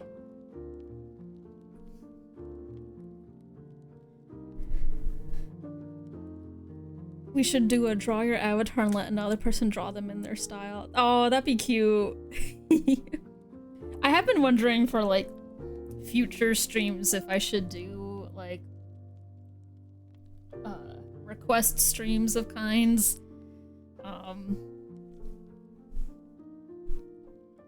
Not sure, drawing suggestions or things. Like, I don't know if it's entirely surprising that it didn't get popular, but I do wish more people would experience it. Yeah, that's the main thing, because actually, I mean, it does make sense why it didn't, like, jump off to be huge, but, like, you know, it is just, like, genuinely a good experience and, like, a really nice story. And, you know, while there are things that I would, like tweaked and stuff, it really is just, like, oh, it's just, oh, it's fun, it's good. There's nothing like going to a convention and seeing the one piece of artist alley merch for your niche fandom going, I have been seen, yes. And then it makes the artist's day too, because like, you know, they spent time making it and making it into merch. And then like, well, no, oh, maybe no one's gonna buy it, but then you buy it because you know it and you're like, ah, it is good. It's just really nice. Yeah. Yeah, niche fandoms tend to be more chill. There's definitely like not that much drama generally. But large fandoms are very scary. Honestly, I'm really surprised that... Honestly, that is kind of like my main fears of like doing Deltarune art again, because especially with like Tenna and like Meta Tenna, which I really love drawing and stuff, is like, ah! But it feels a lot like I'm just like throwing a graham cracker into the ocean. So it's just like, in that case, like, oh, maybe no one will see me, but like, I had fun doing it, and someone out there will like what I did, regardless if it's like a small number or a big number. Yeah. I think it's just the type of game that it is that makes it harder for gamers that don't play these types of games to actually try. Absolutely. Astra says, I've been trying to convince my friend to play Grick and it's been like pulling teeth, and I'm like, I promise you would love it, please. Yeah, that's That's how it is usually. For me, it definitely is a bit of just like the stars need to align somehow. Like, it's not, because I have a hard time of like engaging with like new media in terms of just like, oh, do you want to watch this series or this movie? Sometimes I'm like, yeah, and other times I'm just like, oh, the stars haven't aligned. Yeah, niche fandoms can really pop off sometimes. Oh my gosh! Hey! Thank you, Go Cannon. Thank you so much. 24 months. Oh, what the hell? 2 years. Thank you. Thank you. Oh my gosh. Thank you so much. Goat continues to be the GOAT. Thank you so much. Enjoy the emotes and ad-free viewing. And yes, I've updated some of the alerts to be Tenna, so y'all got to enjoy that. But yeah, Night in the Woods fandom hasn't gotten anything since 2017, but the fans are still going strong with works. Heck yeah. And I really enjoyed streaming Night in the Woods this year. And yeah, Melly, super true. Drama exists anywhere, even in small fandoms. Like, yeah, niche fandoms can be more chill, but there's always a chance for drama. Drama is anywhere, but it's easier to use diplomacy and work things out, or catch the bad culprits and exclude them. Yeah. Yeah, Night in the Woods is so good. Melly, if you haven't seen it, all my VODs of it are up on my YouTube, where I played Night in the Woods for the first time, like, for myself, because I had seen gameplay of it before, but I didn't, like, play it for myself, so I made, like, some different choices. Yeah. Night in the Woods is unfortunate because its successor was canceled due to the creator's declining health. Yeah, and there's that sad thing. Yeah. Also, thank you, Rogue. Yay! I'm glad you watched the VODs. Thank you so much. May is me for real. And Gregory. If I haven't watched Albatross's video about the lore and characters breakdowns, they're so good. Ooh, I should check that out. I do love me a good lore breakdown video. Let's see. Part of me was wondering if I should make this, like...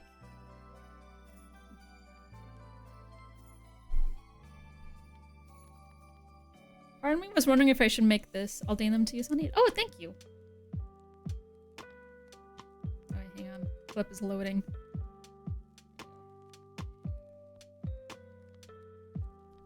Let's see. I'm wondering if I should make the background green or make it the ghost world. So, Eyes for Interval, thank you so much for hanging out. Thank you so much. Yeah, we have like an hour left of stream or so. But thank you so much, take care, and hope to see you again. Also, this might be a dumb question, but I have something just happened. I like accidentally like swiped.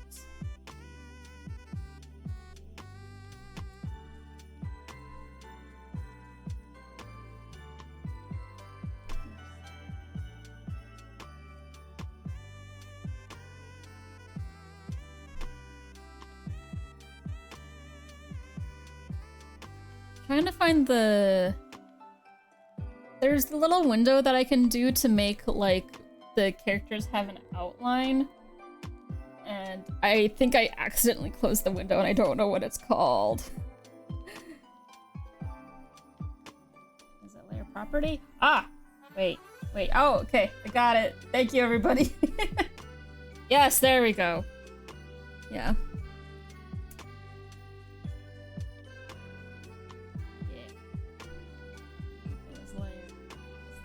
There we go. Okay, because I'm wondering...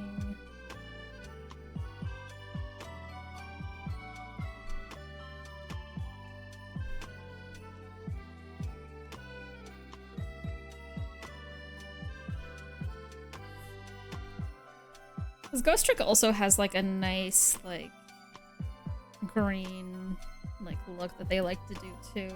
Oops. Too green.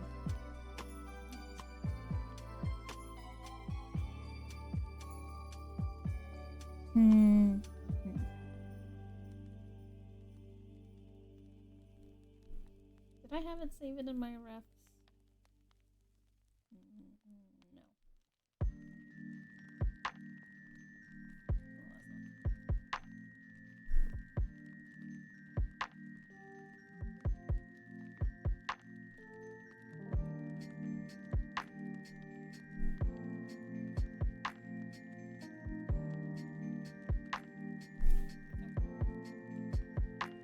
I also like the outline tool because it can show me when there are like stray lines.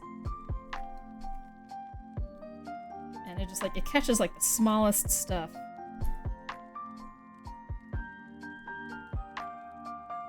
Make the red black and white and put green on color? Maybe.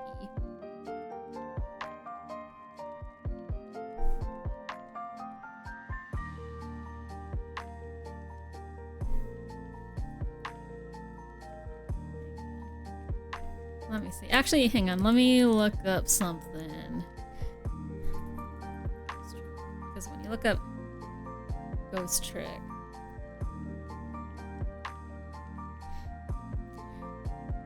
yeah, Ghost Trick has this really nice.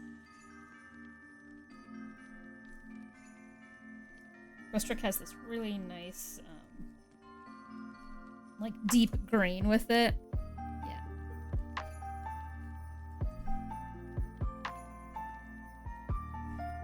Part of me wants to, and like also it like contrasts nicely.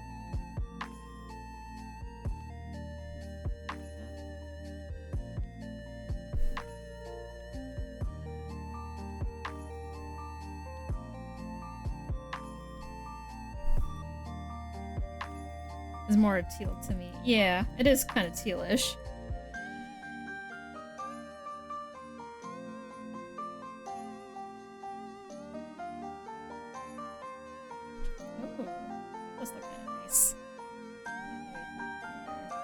That's blue. That's more green. Yeah, teal.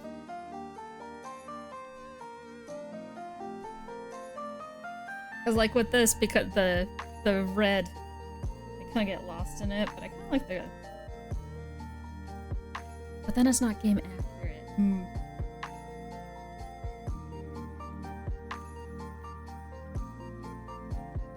But they do tend to stick out more. I'm gonna keep it this color for now. Might darken it later.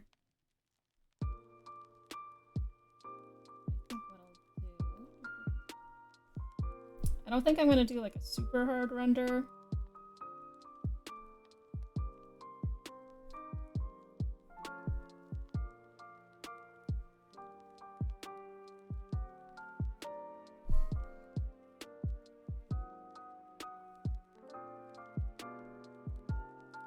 But I think I am gonna do like a layer of shade. I think would help.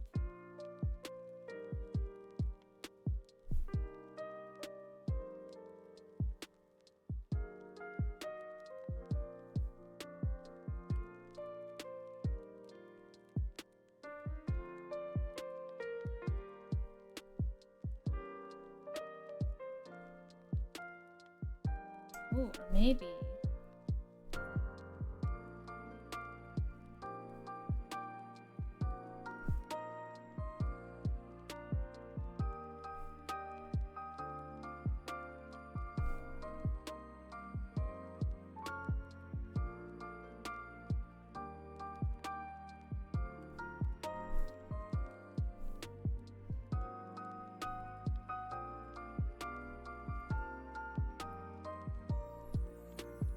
The bright orange red is such a prominent color, yeah.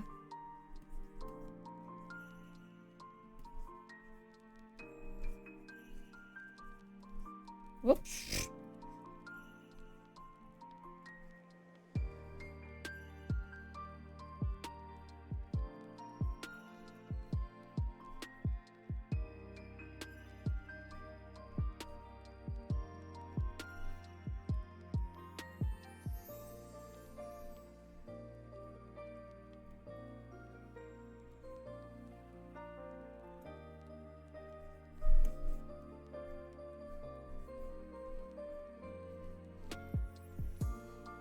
Undertale remix, my beloved.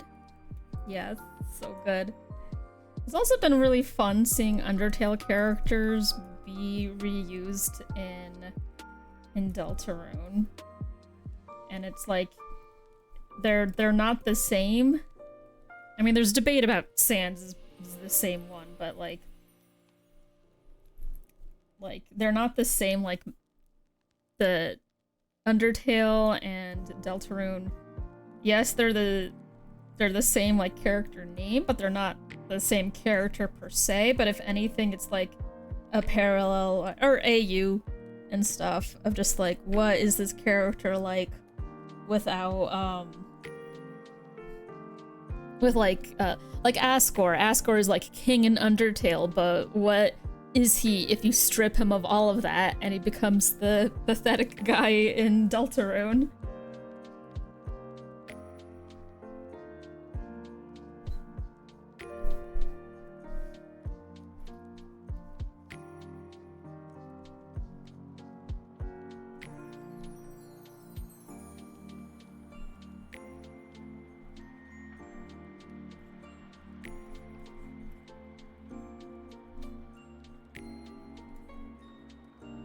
I like that the Sonic is still here.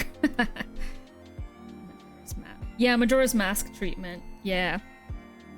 And honestly adds a lot more intrigue to this already mysterious world Toby has crafted. Absolutely. And which I'm sure a big part of it is just like, well, that's a lot of less assets I need to make. Or at least like I have a good jumping off point. Because like, you know, a lot of the characters, like Undyne's a cop, so you need to put her in a cop outfit.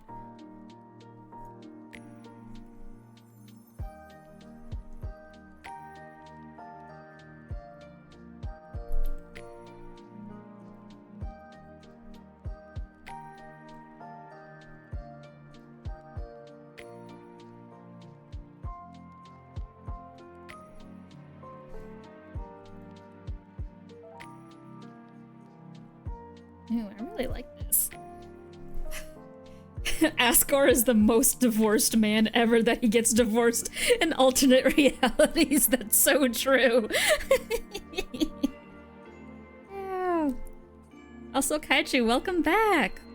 And that's good. I had a nice shower earlier today. Showers really do just be good to clear the head and the mind.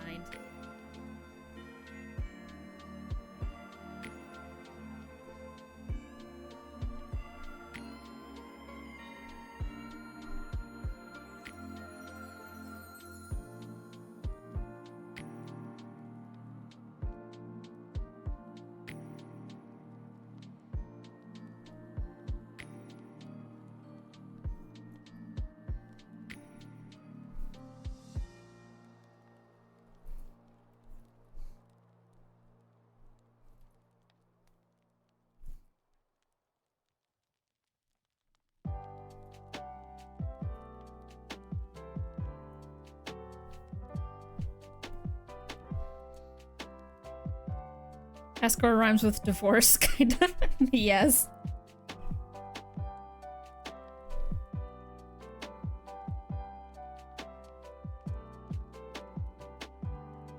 Very scared, but also really excited to see what they do with Asgore in the future too. I feel like he might be an upcoming boss. Not like final boss, but like I think you have to fight your dad. Rhymes with Grug.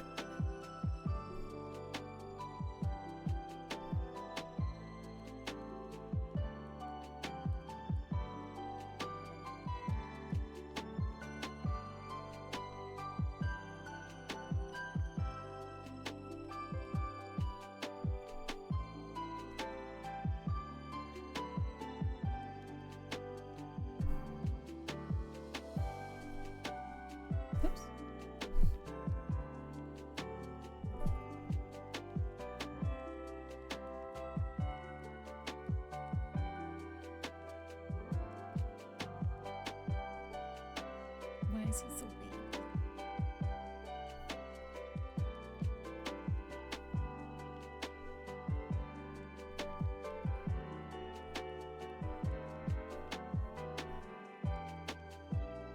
Yeah, ask her, what did you do? Yeah, what did he do to get divorced? There's so many theories. I vote child endangerment.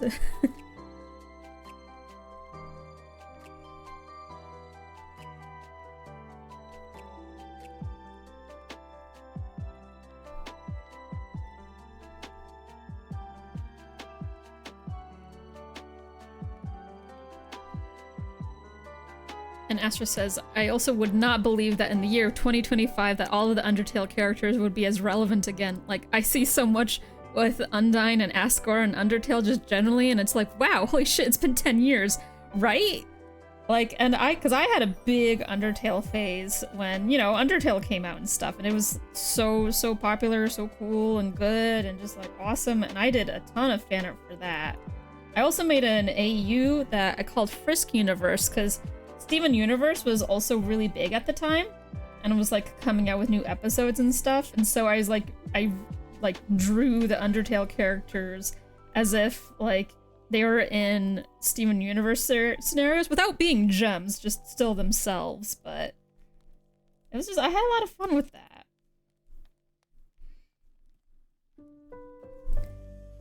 Steven Universe, my beloved. Yeah, Miles is crazy to think that's that old by now, for sure. Time is a circle.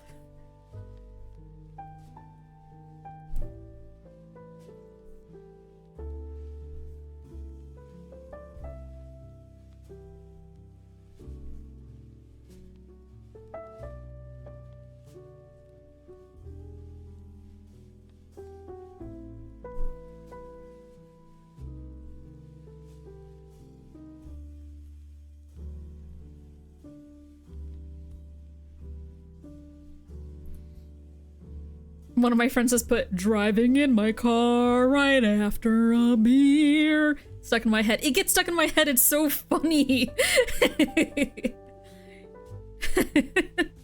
No, he got into cryptocurrencies and lost all their money to NFTs. No.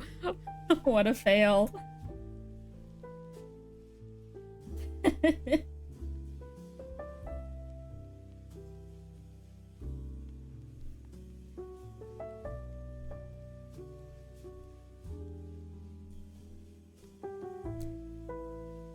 Cat has a look of pure worry in its eyes, very much. God, I watched that Undertale anniversary stream with Toby and Fangamer and got so damn emotional. It was so much fun! Nerd! Steven Universe was fun. It was fun to learn a bunch of new gemstones I wouldn't have. Yeah! I love that. Fun fact, Fangamer is local to me. They open a pop-up shop every December at their office and they have an arcade cabinet with Undertale in it. Ah! That's so cute! And Astra has a freaking soundboard on Discord of it. It's so funny. We just terrorize each other with it right after a beer. Oh, that is so funny. It gets stuck in my... It's so funny. I saw a video of like cosplayers of like Asgore in like a cardboard like card truck that he was carrying and chasing like a desk. Which, man, we don't even know if that's true, you know?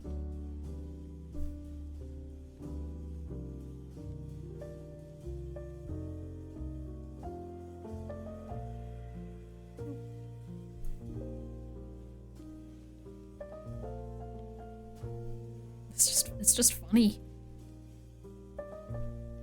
It's ironically so catchy and well made. It really is. Right, Sonic? Yeah.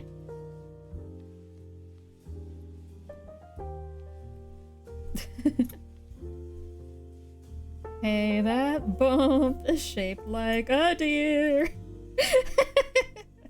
Damn it, it's stuck now. So funny. Everybody's so creative. DUI, how about you die? I'll drive 100 miles an hour.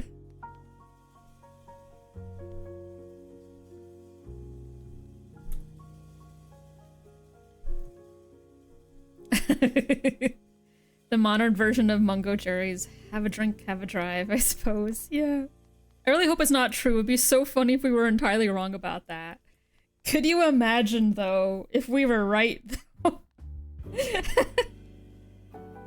No, I don't think... Honestly, I'm thinking of replaying Deltarune. And, I don't... As far as I know, I don't think there's any evidence of Asgore being an alcoholic. So I don't think I don't think he ran over Des. It's just really funny if he did. Like, not legitimate, but also it's just for the bit, but also it's just funny.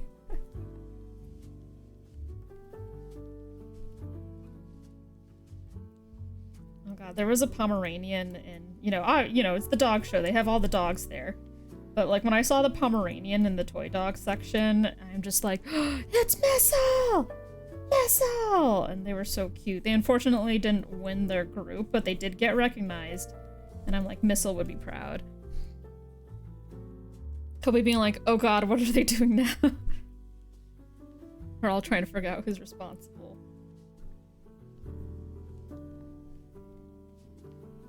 To me, as far as I know, of what I've picked up, the theme seems to very much be of like the struggle of like moving on and letting the past be the past, because like when you grow up, things can't stay the same forever and things have to change.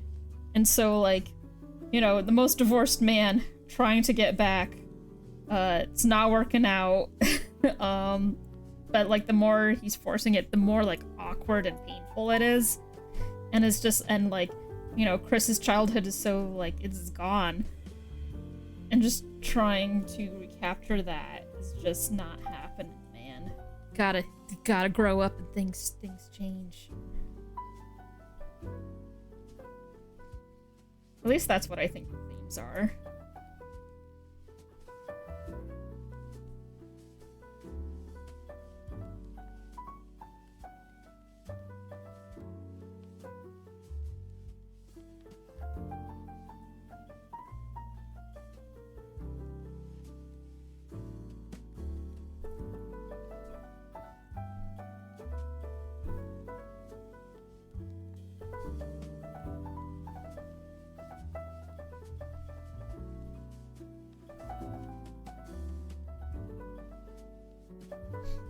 Now, what would be funnier is all the Roaring Knight theories surrounding Des turn out to be wrong. Like, she's now the current suspect that everything Knight fan work related is now but about her, so if it turns out to actually be someone else, it'd be nuts.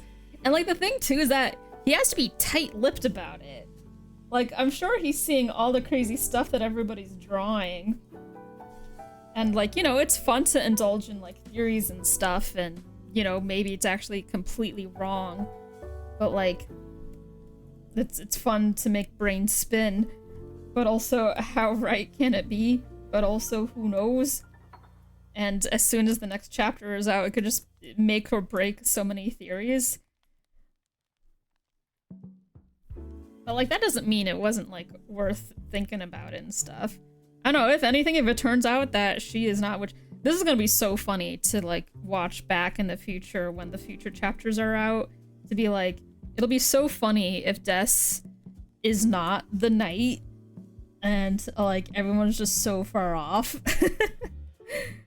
But then it's also, it feels like I'm not sure what the proper phrase is, but it just feels like, it feels just as likely for her to not be the knight as much as it is to be not.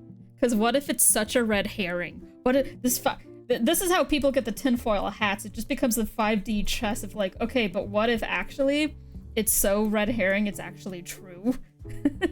There's no winning. You can't win. You just gotta wait for the next chapters to come out.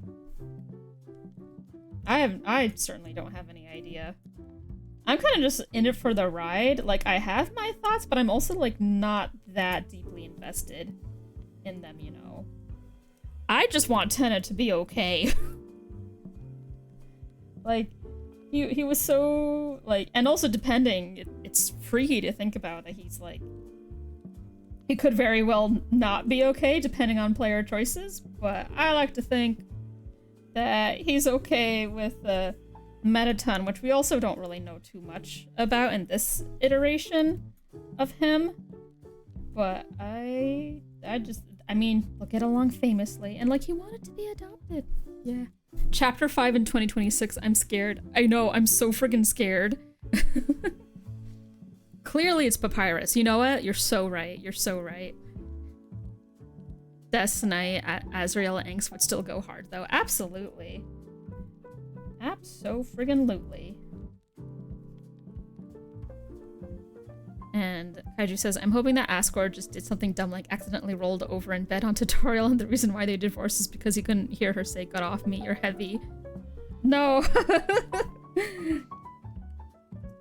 Yeah, it's like they got divorced over something completely innocuous. It's just like, you know what, it's not gonna work out.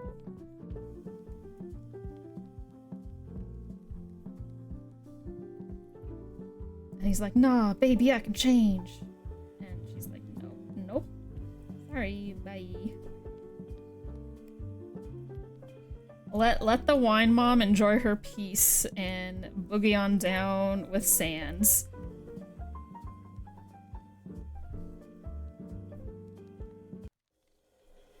When a skeleton is better for your ex-wife than you are.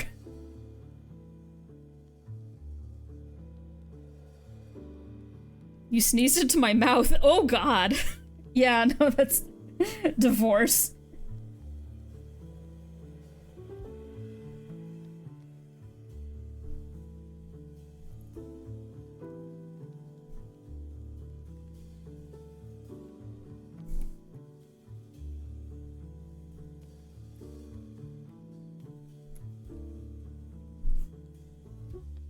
That is nasty, though.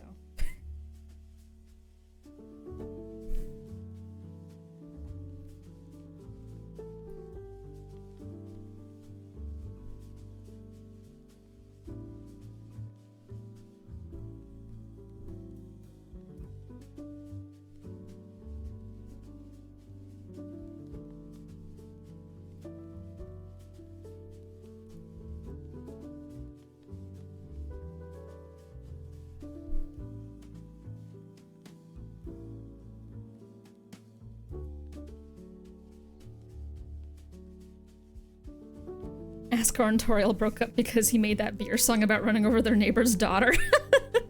Yeah, that's freak behavior.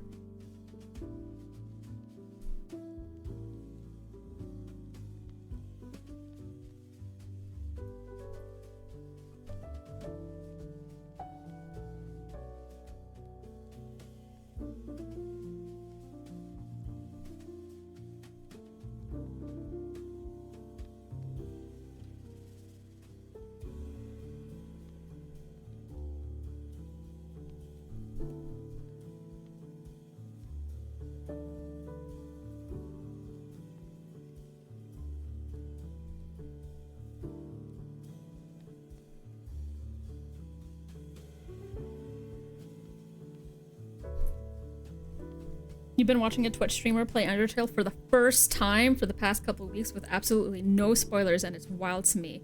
It's like teleported me back to 2016. That is incredible. I mean, like, it's possible. It's very much possible. As long as you're just, like, not engaging or, like, searching and stuff, you'd be surprised what spoilers you can absolutely dodge. Like, because I had a friend that did not play Portal 2 until we finally, like, moved in together. That was like well over a year since graduation. I hope they're enjoying it.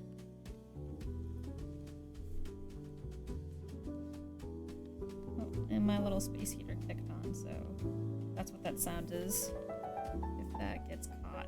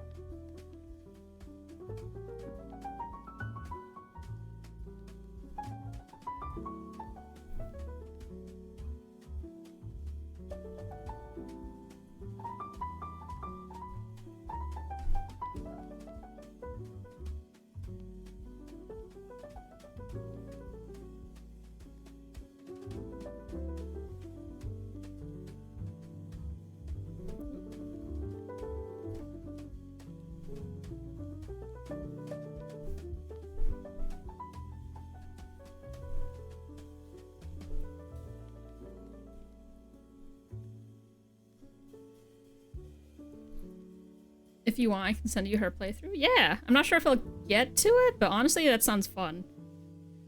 It amazes me when people have somehow avoided it all and hop in now. Been watching a Let's Play from Blade's Marvel Rivals VA, and it's kind of wild. That's fun.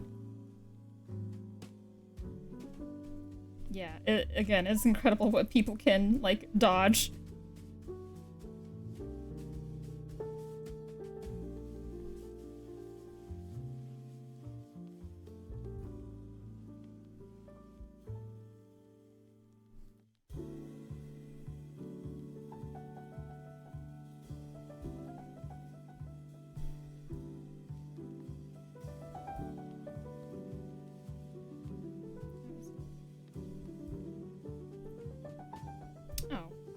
Of course it's on the wrong layer. Wrong layer, punk.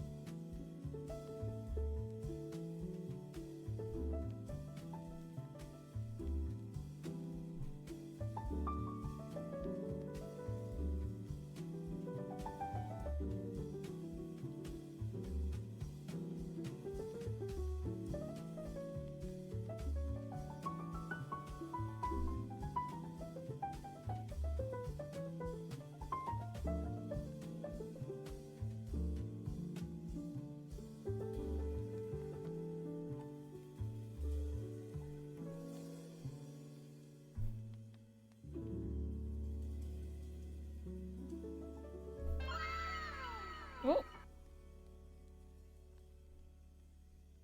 I got a water. Thank you, Rogue, for the hydrate.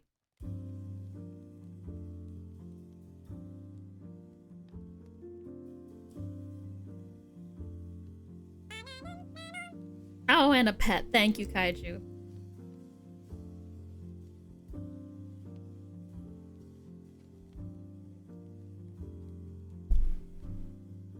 Thank you so much. Remember to stay great and hydrate.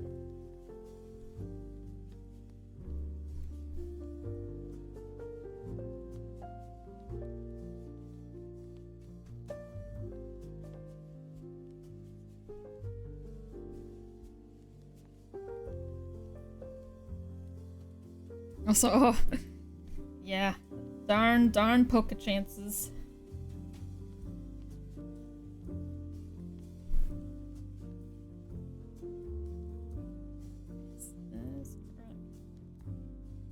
There we go.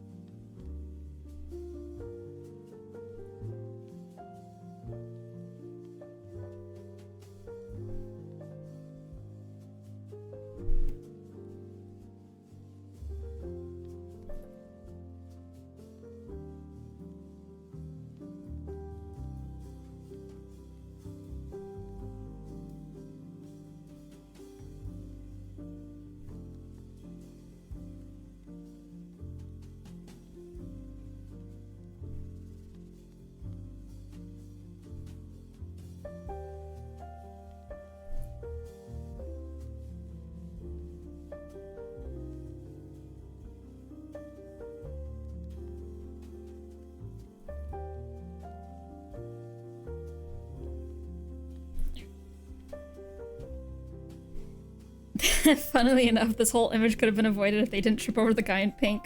For sure.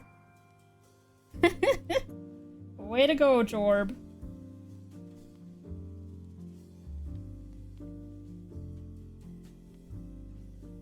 Alright, now we're in lock-in mode. Because honestly, this has been very fun to go through and share with y'all. And I kind of don't want to really open it up again after stream.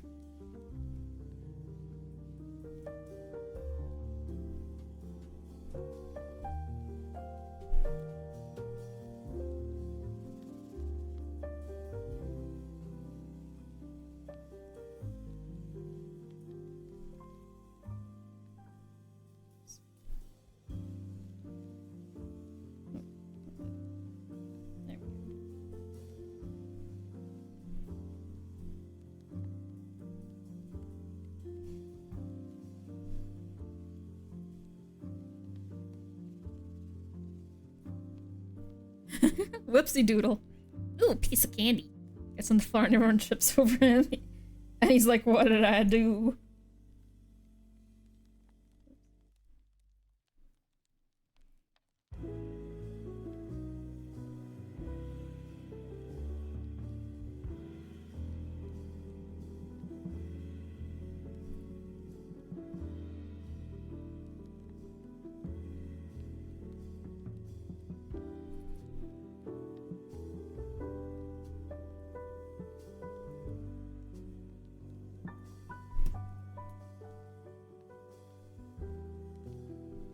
And they all just fell spectacularly.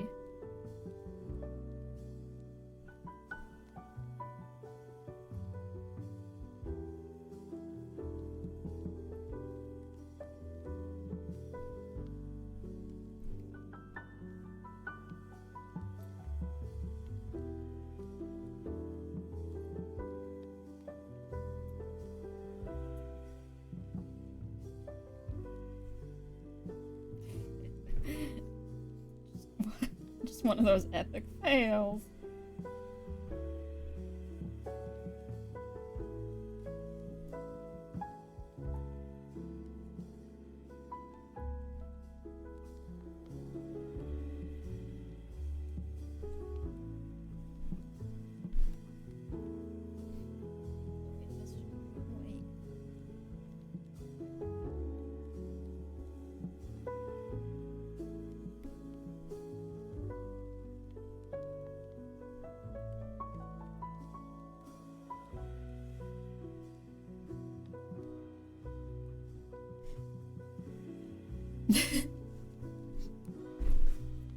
Oh.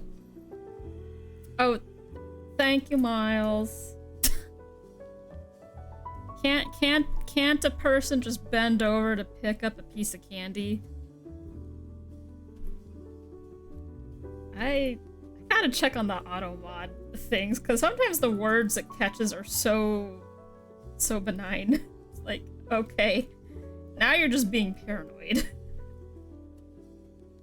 And yeah, I can't be too cautious with Twitch. That's fair.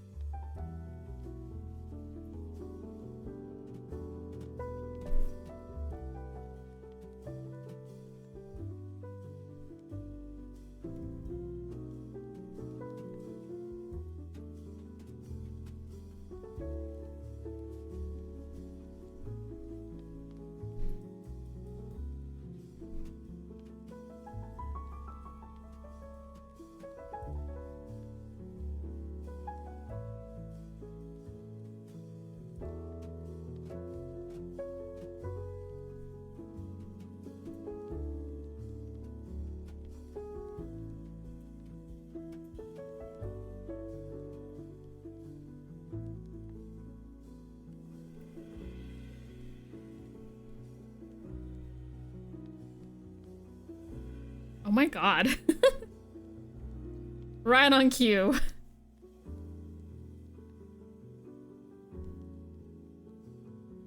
Yeah, that's just the unfortunate name of what that old 80s cartoon was. That's crazy.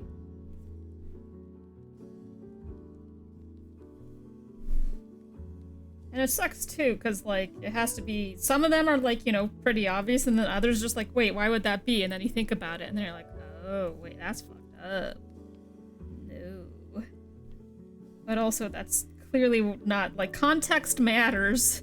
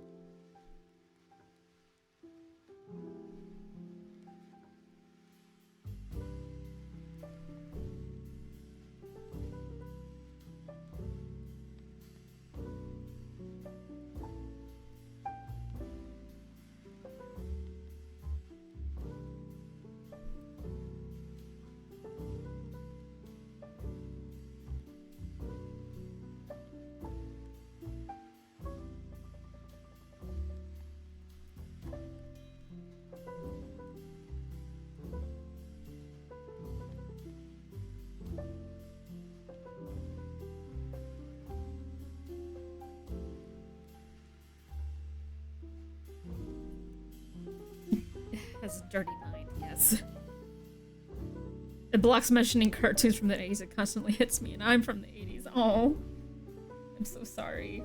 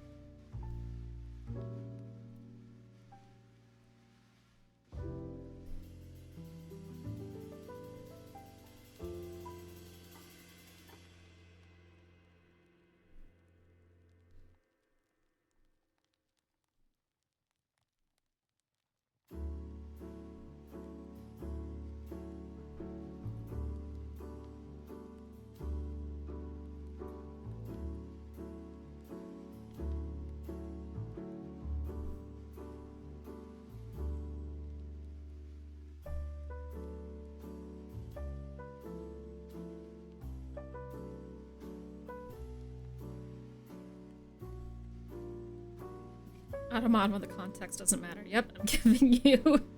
Yep. I'm not Asgore. You talked a lot about driving in your car, right? After a beer, sir, is that correct? No. Sir, please step out of the vehicle. Compensating your driver's license.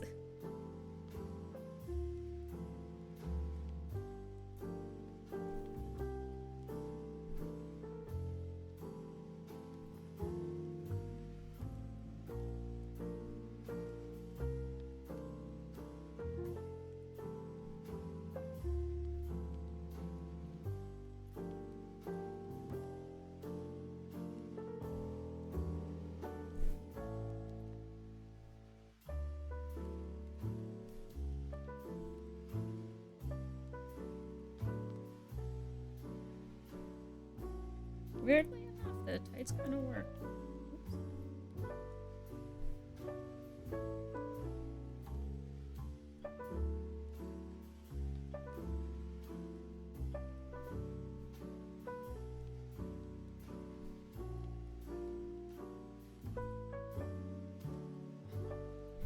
Clearly you're promoting alcohol while driving.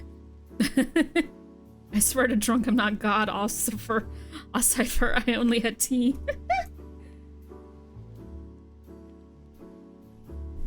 Goodness. Tisk. How dare. How dare you all.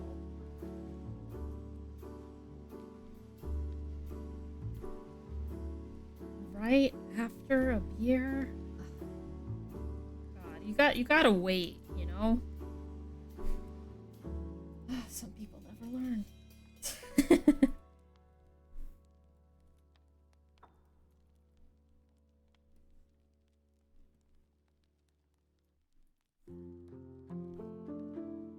Also, man, I yapped so much. I'm actually not sure if I'll be able to finish this. We might go over, but now I'm on, like,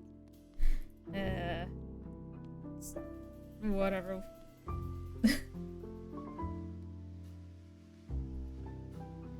Wow, you must have been going 85 miles per hour to catch up with me. Good job. I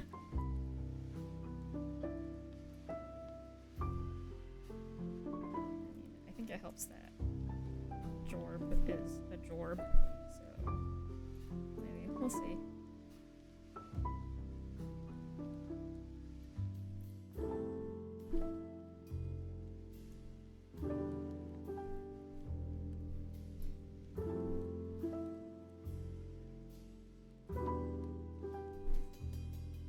And I would like to do some self-correlative lines, but I don't know if I'll do it this time. If I truly want to move on from this piece,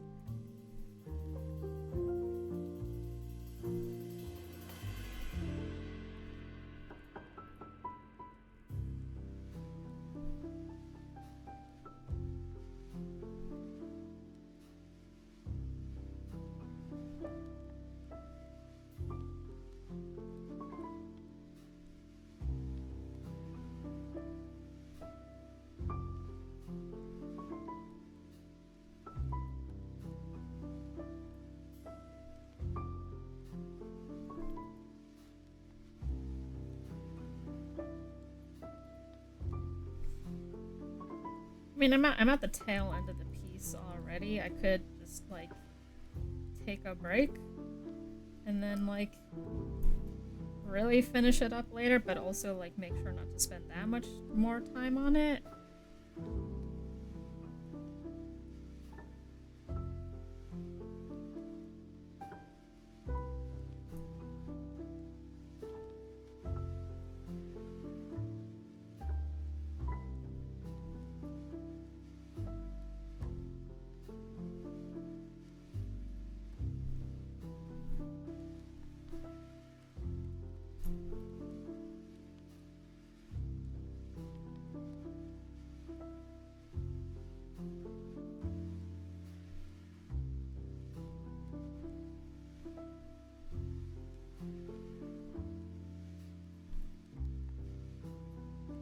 It's just so peaceful now. I've been really vibing with this mix.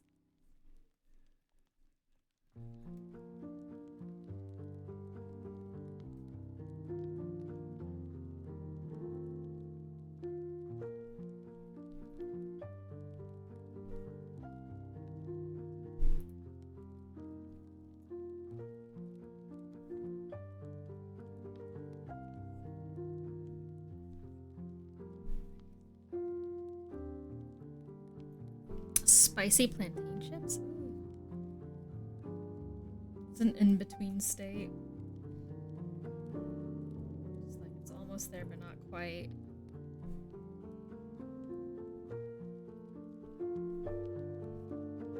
So it would be nice to do self-colored lines, because I always like doing that because I feel like it softens it up.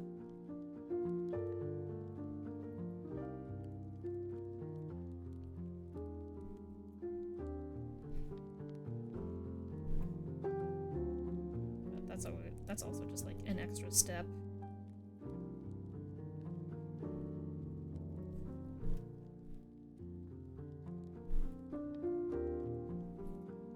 So plantain chips are so tasty. I'm not very good at handling spice, so I probably wouldn't like the spicy variety, but that sounds really good. And I could go for some right now.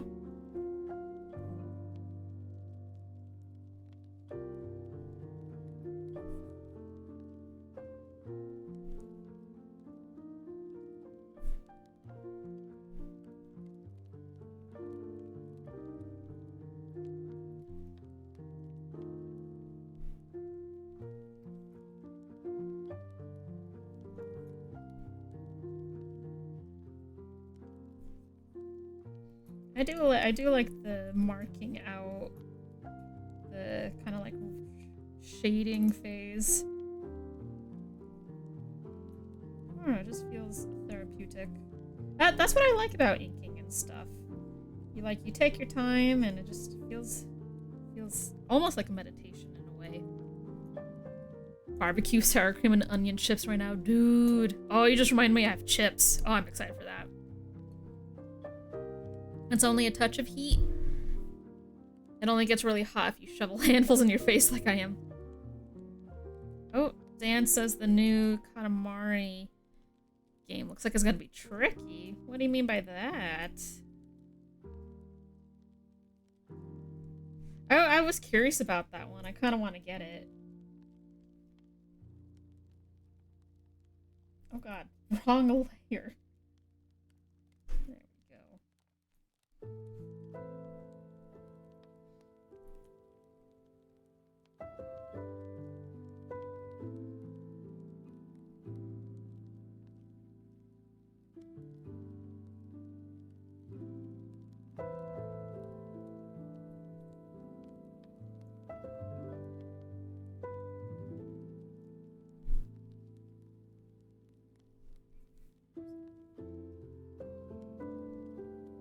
Whoops. What am I doing? There we go. I thought I heard movement.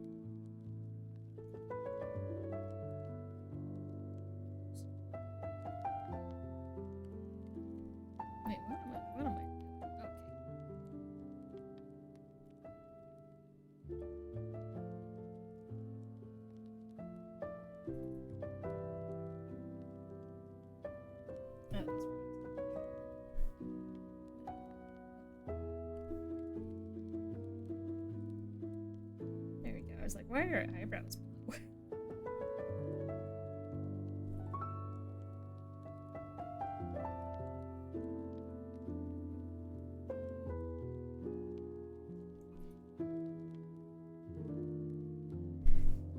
Are ghosts involved in those tricks? Oh, you know it. The new Katamari- oh, wait, oh my god, Rogue. The Katamari ball is Jorb. Which, speaking of, I know we're already a little bit over, but I think we can do it. Man is just a Jorb. Man is just Jorb. I'm Jorbing it.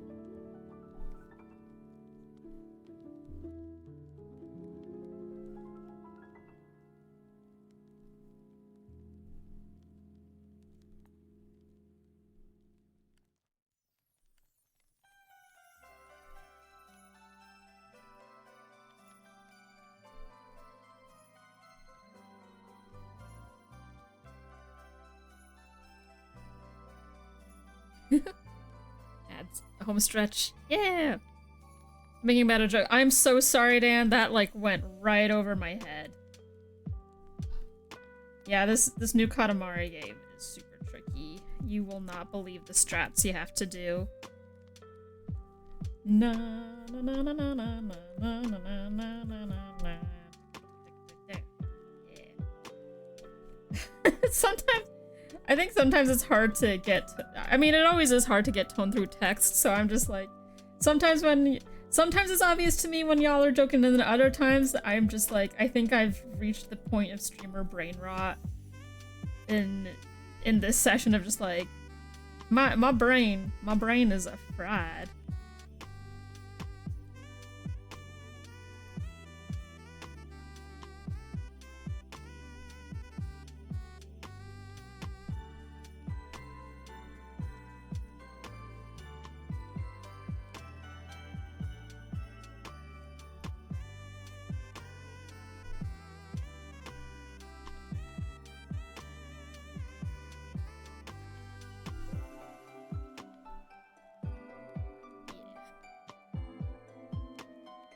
Stretch. Just when I thought that this was gonna go by pretty fast. And it did and it didn't. Because I thought I wasn't gonna put that much care and thought into it, but I ended up really liking this, so... It's nice to go through it.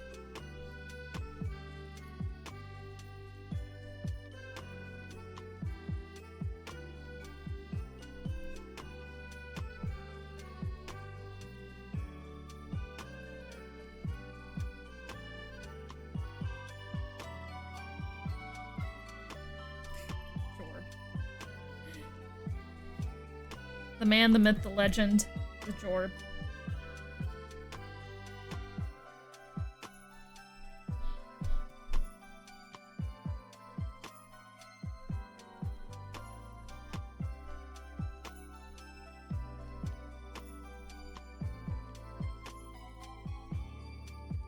New basket, da Jorb. New basketball just dropped.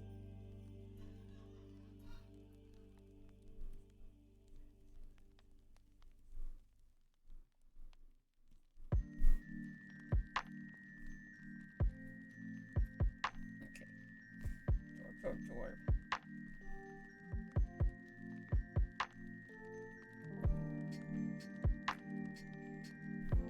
Well, that pink looks really good, actually.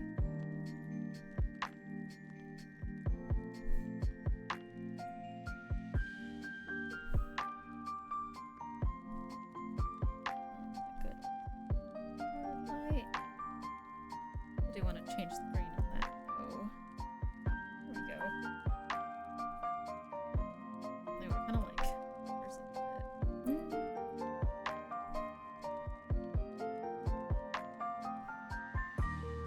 that.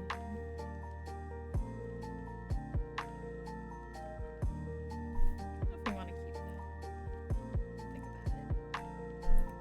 Home stretch, home stretch.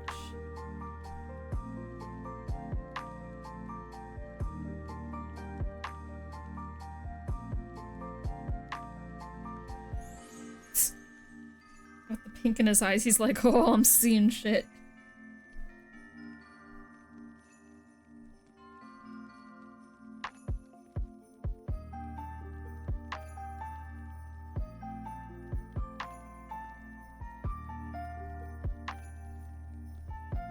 Finally, his hair.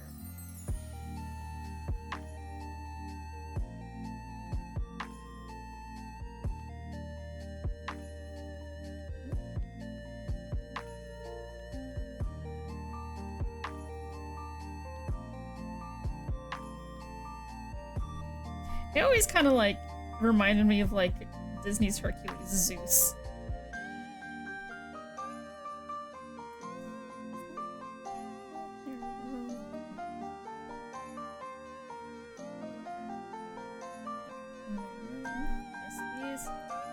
Okay, lock in. We got this. Got this. Oh, we so got this. So got this.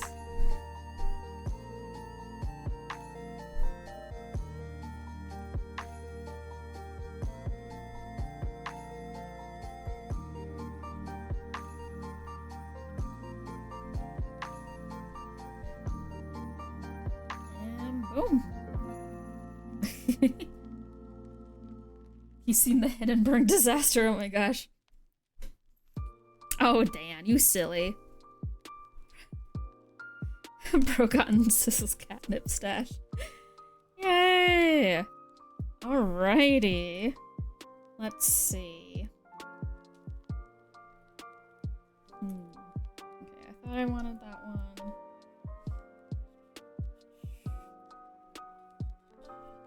You'll get there. Let's see. The main thing is that poor black cat gets a bit lost.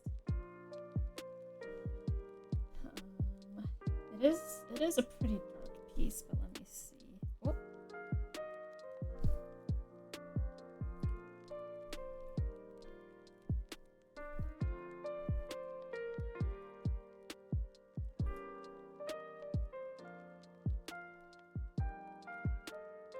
Which I could put in an outline for everybody. Missile. Missile! I do like it when the tail is self-colored.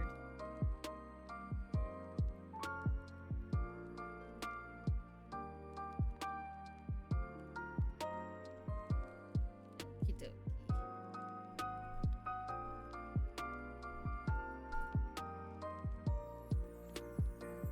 Let's see.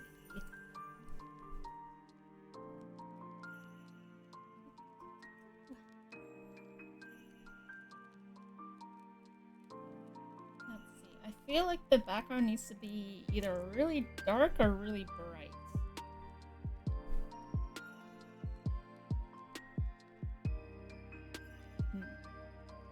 Missile's having a good time, and that's all that matters. You are so right. So I think maybe just one more shade layer.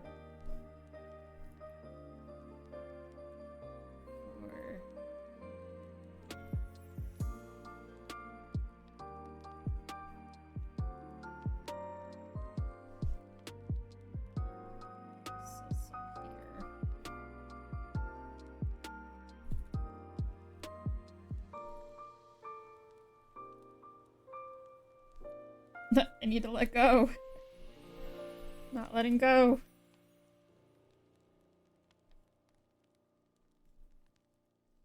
And also,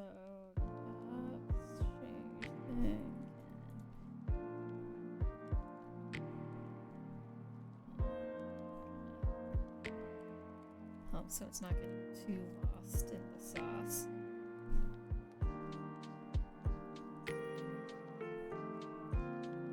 I wanted to go a bit for the black colored look with like simple cell shading stuff as opposed to like a full render.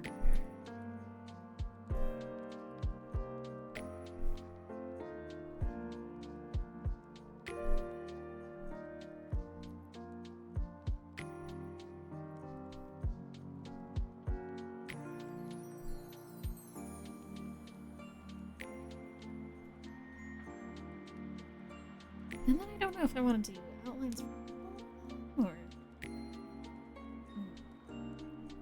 Perhaps has it to...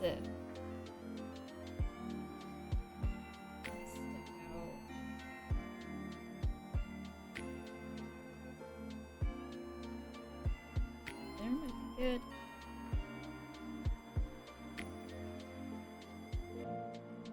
So as soon as you move them there. Whoops.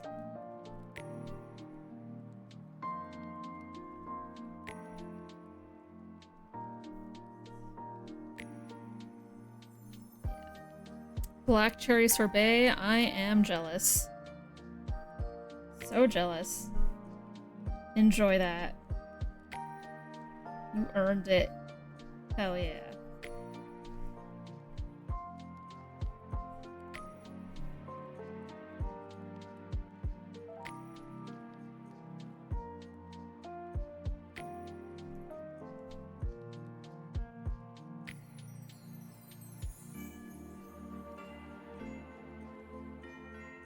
Alright.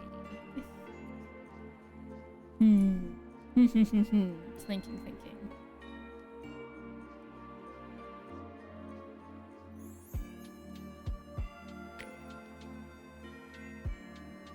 But like, you can see the characters. Yeah, honestly, I think then... Green, they do really pop out. I might want to do green, but the thing is that it's not accurate to the ghost world.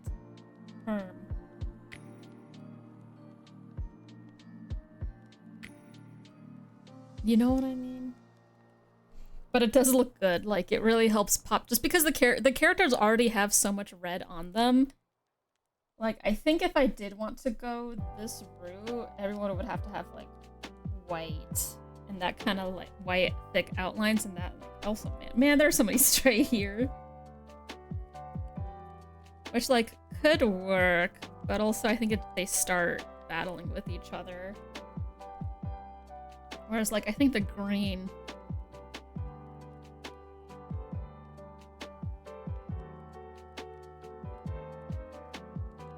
Right? The green does look cool.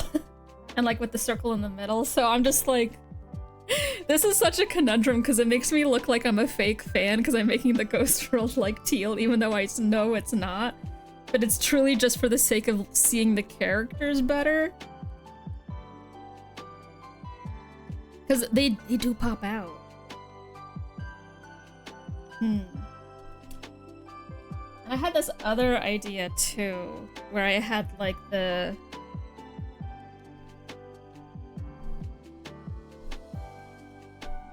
I had everyone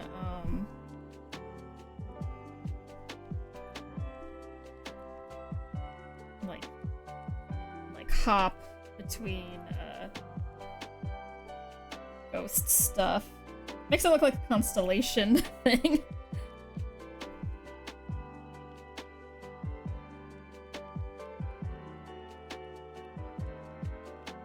I don't know if that's really necessary.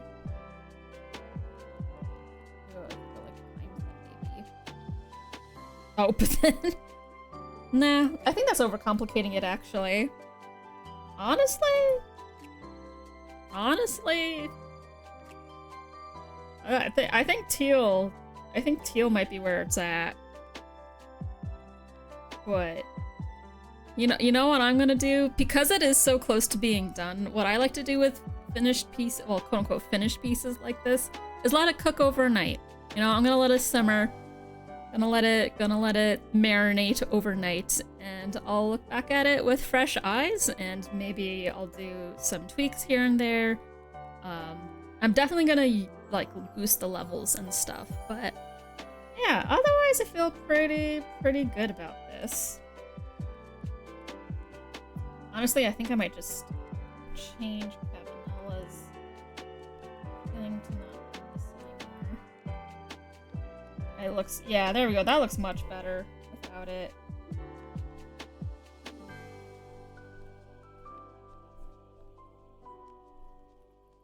Yeah, I think that was kind of distracting. Yeah, there we go.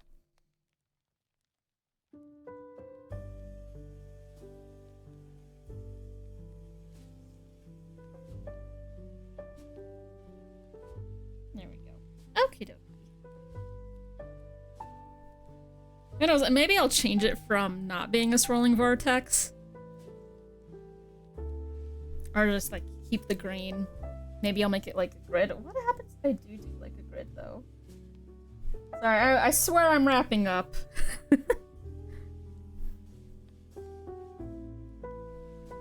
Give it the DS crunch.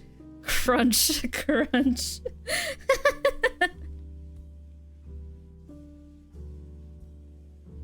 That's how you know it's on the DS, because of the crunch. That's so funny. Nah, I don't think that works. But that was just very funny to play with. But yeah, I'm gonna let this simmer. This was really fun. I very much enjoyed inking everyone and coloring. They're all so funny. The sillies. But alright, I am well over, and I need to go... DS Pixelation, my beloved, yeah. I need to go get myself some food. Yeah, thank you so much, everybody, for chilling and vibing. It was a very good time. And I'm just gonna make a really quick raid and run, because I do gotta get out of here. I'm hungry. Let's see, where can I send y'all off to? What do we got?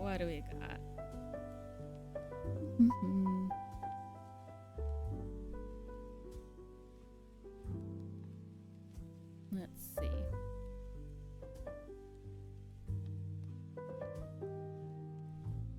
Let's see. Ooh.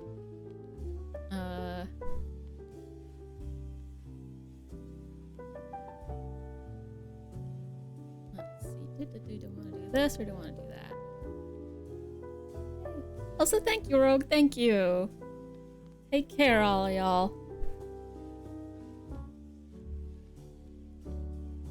Alright. You know, we were talking about RPGs earlier. Gumshoe is still continuing Trails in the Sky first chapter, so I think I'll send y'all off there. Alrighty. Thank you so much, everybody. Very much enjoyed the art. Thank you so much. Thank you for chilling and vibing, and welcome to the winter times. And thank you for helping me keep the art in Sunny Alice art. Next week, I'll be continuing Rainworld Saints campaign, so look forward to that. I'll see y'all next week. As always, take care, drink your water, eat your food, take your medicine, reach out to a friend, get some good rest, all that good stuff. And as always, I hope you have a wonderful week ahead. Bye-bye!